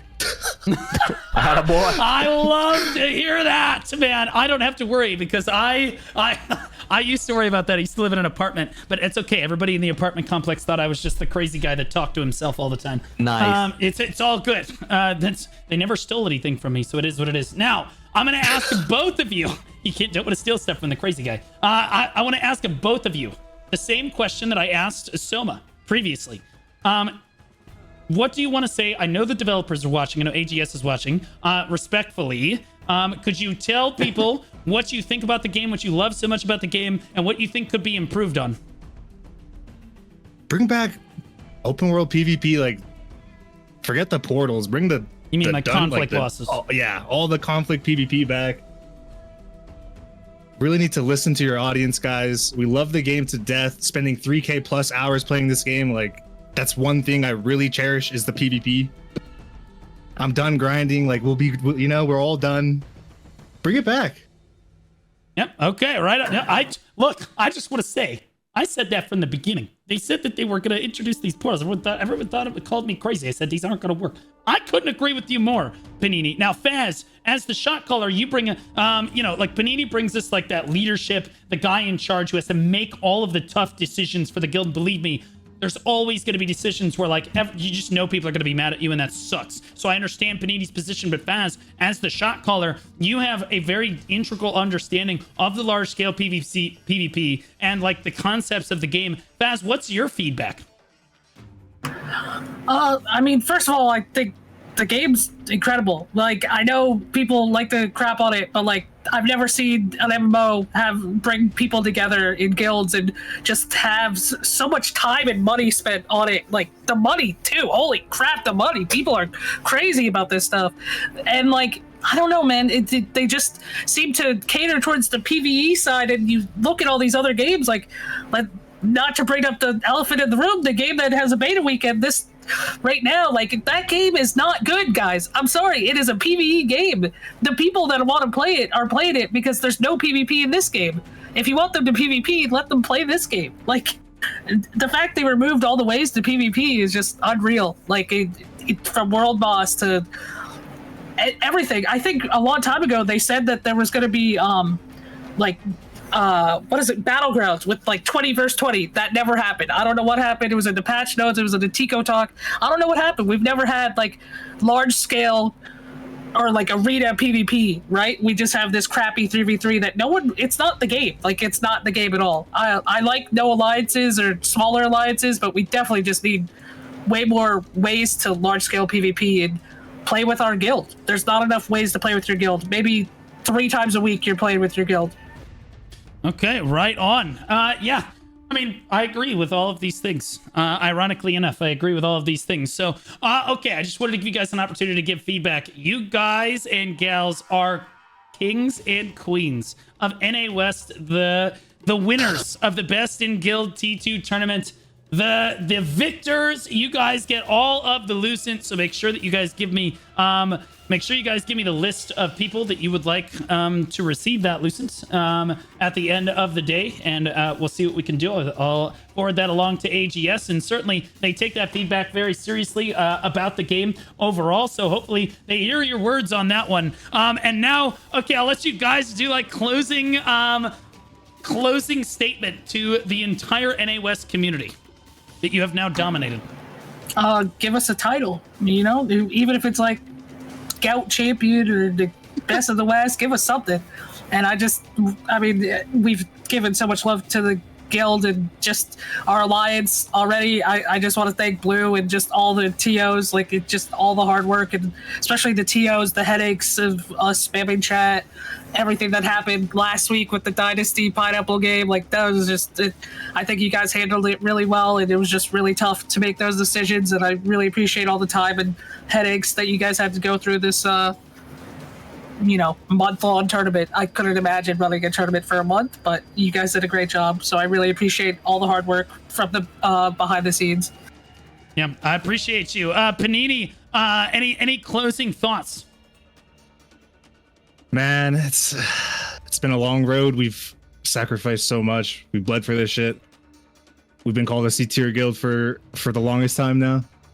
And I'm just so proud of my guildies and everyone in NAOS that support us. We have so many supporters from all the different guilds we've allied with in the past, just friends we made along the way. Like, this is a really great community. I'm so glad to be a part of it. I'm so glad to be the best of it. Whew. That's a good. That felt listen, good, didn't Panini, it? That felt good. That felt like a little nugget. I could hear it. You are a C tier guild. Can I stands say for one champion. more thing? Go ahead, yeah. We come from Stone Guard. We do not come from a early Any access EA server. guild, yeah. The early access servers were so competitive and could pick the best players. These people have been playing together for so long. The best players went to early access, stayed there, joined these top guilds. We did it from Stone Guard, some crappy freaking server, dude. It's unreal. Yeah.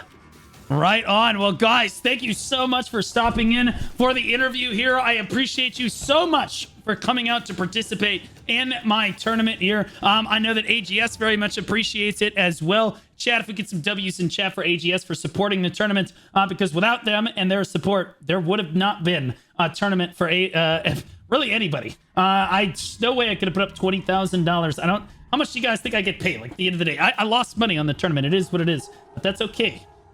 We loved doing it because this moment right here, I can hear it in your voice, guys, how happy you are. I hope that you guys remember this moving forward. I hope that maybe we can see it again in T3 and that your community prospers because of this, and that you guys keep playing together, that friends are made, because that's what this game is ultimately all about, is trying to make friends, because we're all just antisocial losers.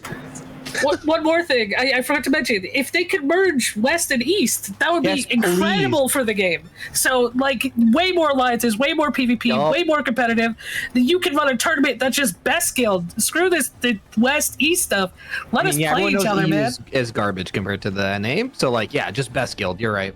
Just merge the two regions. Just merge NA. Yeah. It's dying in both sides. Let's merge NA. Do what you can. Merge NA would be so good for the game, I think. At least on the NA. I don't know how EU and KR is, but that would really help NA at least, and allow Blue to run a best of NA tournament, which would be so sick. Yep. Maybe we can get Japan in there instead. Oh, yes. Another month of my life. This feels so good. Can't wait. You'll be fine. Be so much fun. Yeah, I'll be fine. It'll be okay. And Blue, make it happen. It'll be okay. Okay, I have a closing question for you guys, and it's an important one. You guys are the kings and queens of NA West, the best of the West. How do you feel that you would stack up against the top teams? You're going to see them play tomorrow. We're going to watch EU play Saturday. We're going to see NA East play. How do you feel you do against the top teams in EU and NA East? Without a doubt, I think we could stand toe-to-toe with any guild in any region. Without a doubt. We've watched their VODs. We've seen the replays. We've seen it all. Like, I think we got it. I think we can stand toe-to-toe. Yeah, we watch a lot of their gameplay. I really think we could stand toe-to-toe. I think EU is really strong. They would probably give us the biggest run, but I think we would make NA West proud if we went up against the top guilds from other games. Right on. From other regions. Well, that might just happen. And I'm going to throw out because, you know that AGS has to be looking at potentially doing this. I would tell you this, that in StarCraft 2, they run inter-server, like cross-server events all the time between NA and EU. They play on the Korean server when NA is fighting EU. That way, everybody has like 120 or so ping, roughly. Okay, so it is possible. Okay, we play on the Japanese server. It is what it is. But honestly, I'm hoping that they run that. That would be super sick. That would be super cool. Guys, thank you so much for coming out for the interview. I really appreciate all the effort that you put forth in your community, all the effort of showing up on time for your matches, bringing the people. And honestly, you guys are some of the least complaining guilds that I dealt with in the tournament. God bless you for making it this far, because I cannot say the rest the same for some of the other guilds in the tournament. So God bless you guys. The strongest leadership core in NA West, the strongest guild in NA West, the strongest organization potentially in the world. Thank you so much, guys. I'll go ahead and bounce you guys out. Go celebrate with your guilds. With your guild. Thank you so much. Thank you, guys. Thank you, everybody, for your support and love and everything. All right, ladies and gentlemen, the grand finals of NA West. I'm just gonna do it. Are you not entertained? Oh, there it is. NA West got what you wanted. They got a tournament. Okay. Holy moly. What a crazy ride that was. I'll be honest with you. They said that I can't even imagine putting on a tournament for a month. Neither can I. You did it. Yeah. Got two more to go. 33% done. Not done yet. We're gonna get there, but honestly, tonight my stream is not done tonight, guys. I'm gonna be playing apparently a garbage game for the remainder of the evening. Chrono Odyssey's beta is releasing in, I believe, just over an hour. So an hour and 50 minutes. Yeah, we're gonna be playing that on release. So we'll get a look at how crap that game apparently is. There is a little bit of PvP in there, but again, I actually agree with Faz's assessment. I think that the people that particularly like Throne of Liberty are not going to like Chrono as much because, again, it's a very solo-focused MMO. There's not as much focused on PvP. I think that, TNL meets that niche. Can we get some highs in chat for our tournament directors for NA West who made it all the way across the finish line? Everybody just wave hi to them would be great. Whether you're on Kick, Twitch, or YouTube right now, thank you so much, guys. I could not have done it without my tournament staff and directors helping me the entire time. I really appreciate you guys. And then can I get a WAGS for supporting the tournament in such a big way? I know that Tico and the team are watching. Godspeed and the team are watching from their tournament, or from their tournament, from their studio there. I appreciate your guys' support and standing by me all the way through the tournament. I know it was a little rough sometimes, but we got there. 6,000 people can be difficult to manage, but you know what? We did it. And you know what? I think that overall, the community is super happy as a direct result of it. I did not realize the amount of hype that this kind of a tournament would bring to the community. I mean, honestly, a lot of people saying it keeps the game afloat. A lot of people saying that they are only playing for the tournament. And now the tournament has carried them far enough that they're going to look ahead to the raids and potential changes that Tico had talked about in his most recent talks. So as a content creator, to have that kind of impact with my content is always what I strive to do. But this is definitely the event that I look at my career and say, yeah, this has been the most impactful event I have ever run for a community in the game, and I look forward to running more events for the Throne and Liberty community as we push forward. And I appreciate AGS for trusting me to get the job done, which we have done for one of the 2 regions to go. 2 regions to go. The next 2 days, we'll get it done. Job's not finished. Yep, job's not done. We're not done until we're across that finish line, boys and girls, with both feet. Now, one final thank you. I want to say, Gretton, thanks for showing up and casting NA West, because LF he was in the matches today, so there wasn't much I could do about it. I appreciate you showing up at the last minute. You leveled a level 50 character on NA West. He showed up here to shoutcast the GOAT. If we can get a shout out for Gretton from our moderator team, that would be fantastic. Gretton, you got anything to say to the NA West community at home here? Yeah, I mean, listen, aside from, I see him in the chat, Invuln, and obviously LF, KR OGs in Throne and Liberty. I was playing Throne. It sounds really weird to say now, but when it had auto combat in closed alpha, and I didn't really take a break until tier 2. I have like 7,000 something hours in the game, and I'll be completely honest, watching NA West compete and hearing like emotion in Faz's voice, it did, I don't know, it did something for me. Like I'm a competitor at heart, and I've been around a lot of esports since I was 18 years old, and I'm balding now, so you can just guess how old I am. And just seeing people get that hyped about a video game really just showcases how impactful that game is to your people. So AGS, I know you're watching. Tico, I know you're watching. The rest of the team, do not let up on this game.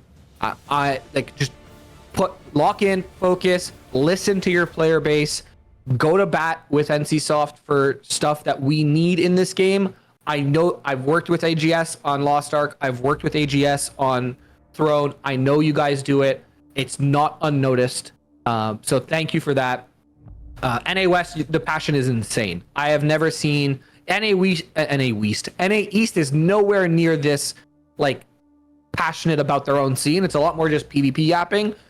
EU too. NA West, you guys have this like weird dysfunctional family that both loves and hates each other at the same time, and it's so awesome to see. It's like my family. But I do want to do one big shout out, and that's to you, obviously, Blue. Without your weird work ethic. I'll say it. It's unhealthy, but it's for the it's for the it's for the benefit of the people, right? Like no one should work themselves as hard as you do. I see what goes on behind the scenes. I know what goes on behind the scenes. I don't think people realize what it takes to put on one of these tournaments, let alone 3. So thank you so much, because without something like this, without a content creator like you who actually plants their feet in the community and uplifts either smaller content creators, which is what you were doing by getting a bunch of casters to come on, uplifting guilds, uplifting players, then the game will just fade out of existence. So yes, the community and the competitors and all that stuff are very important, but Blue, without you, this just doesn't exist. So thank you so much for that. It was a pleasure. My answer is always yes when you want me to cast. It'll always be yes as long as, you know, I'm not working or whatever normal humans have to do. So thank you so much for putting this on. Chat, thank you so much for being welcoming. I have like no idea. Like I didn't even know what gout was before this started. You know, NA West, you guys welcomed me in with open arms, so thank you again. And I'll stop yapping now and pass it off back to you. Yeah, the gout meme is honestly something that I didn't expect. I appreciate the glaze there, Gret, and I appreciate you. It's certainly, I worked really hard because I knew I've been in these guild leaderships before, guys. I've led, it takes somebody that's led those guilds to understand how important an event like this is to the community at large.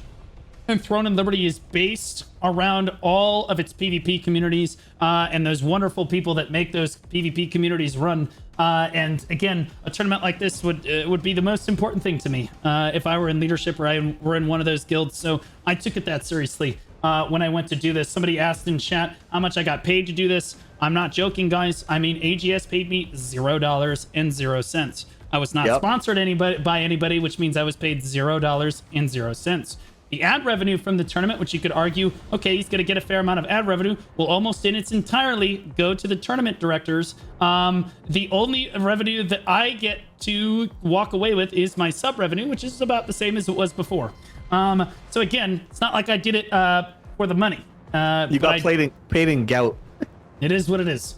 Got paid in gout. Well, hopefully, I'm hoping that the community remembers me as we move forward in Throne and Liberty and even through other games. But particularly, you know, we come back for T3. You know, maybe we see that support for T3 come through because this is certainly the monolithic. This is a monolithic task to get this done.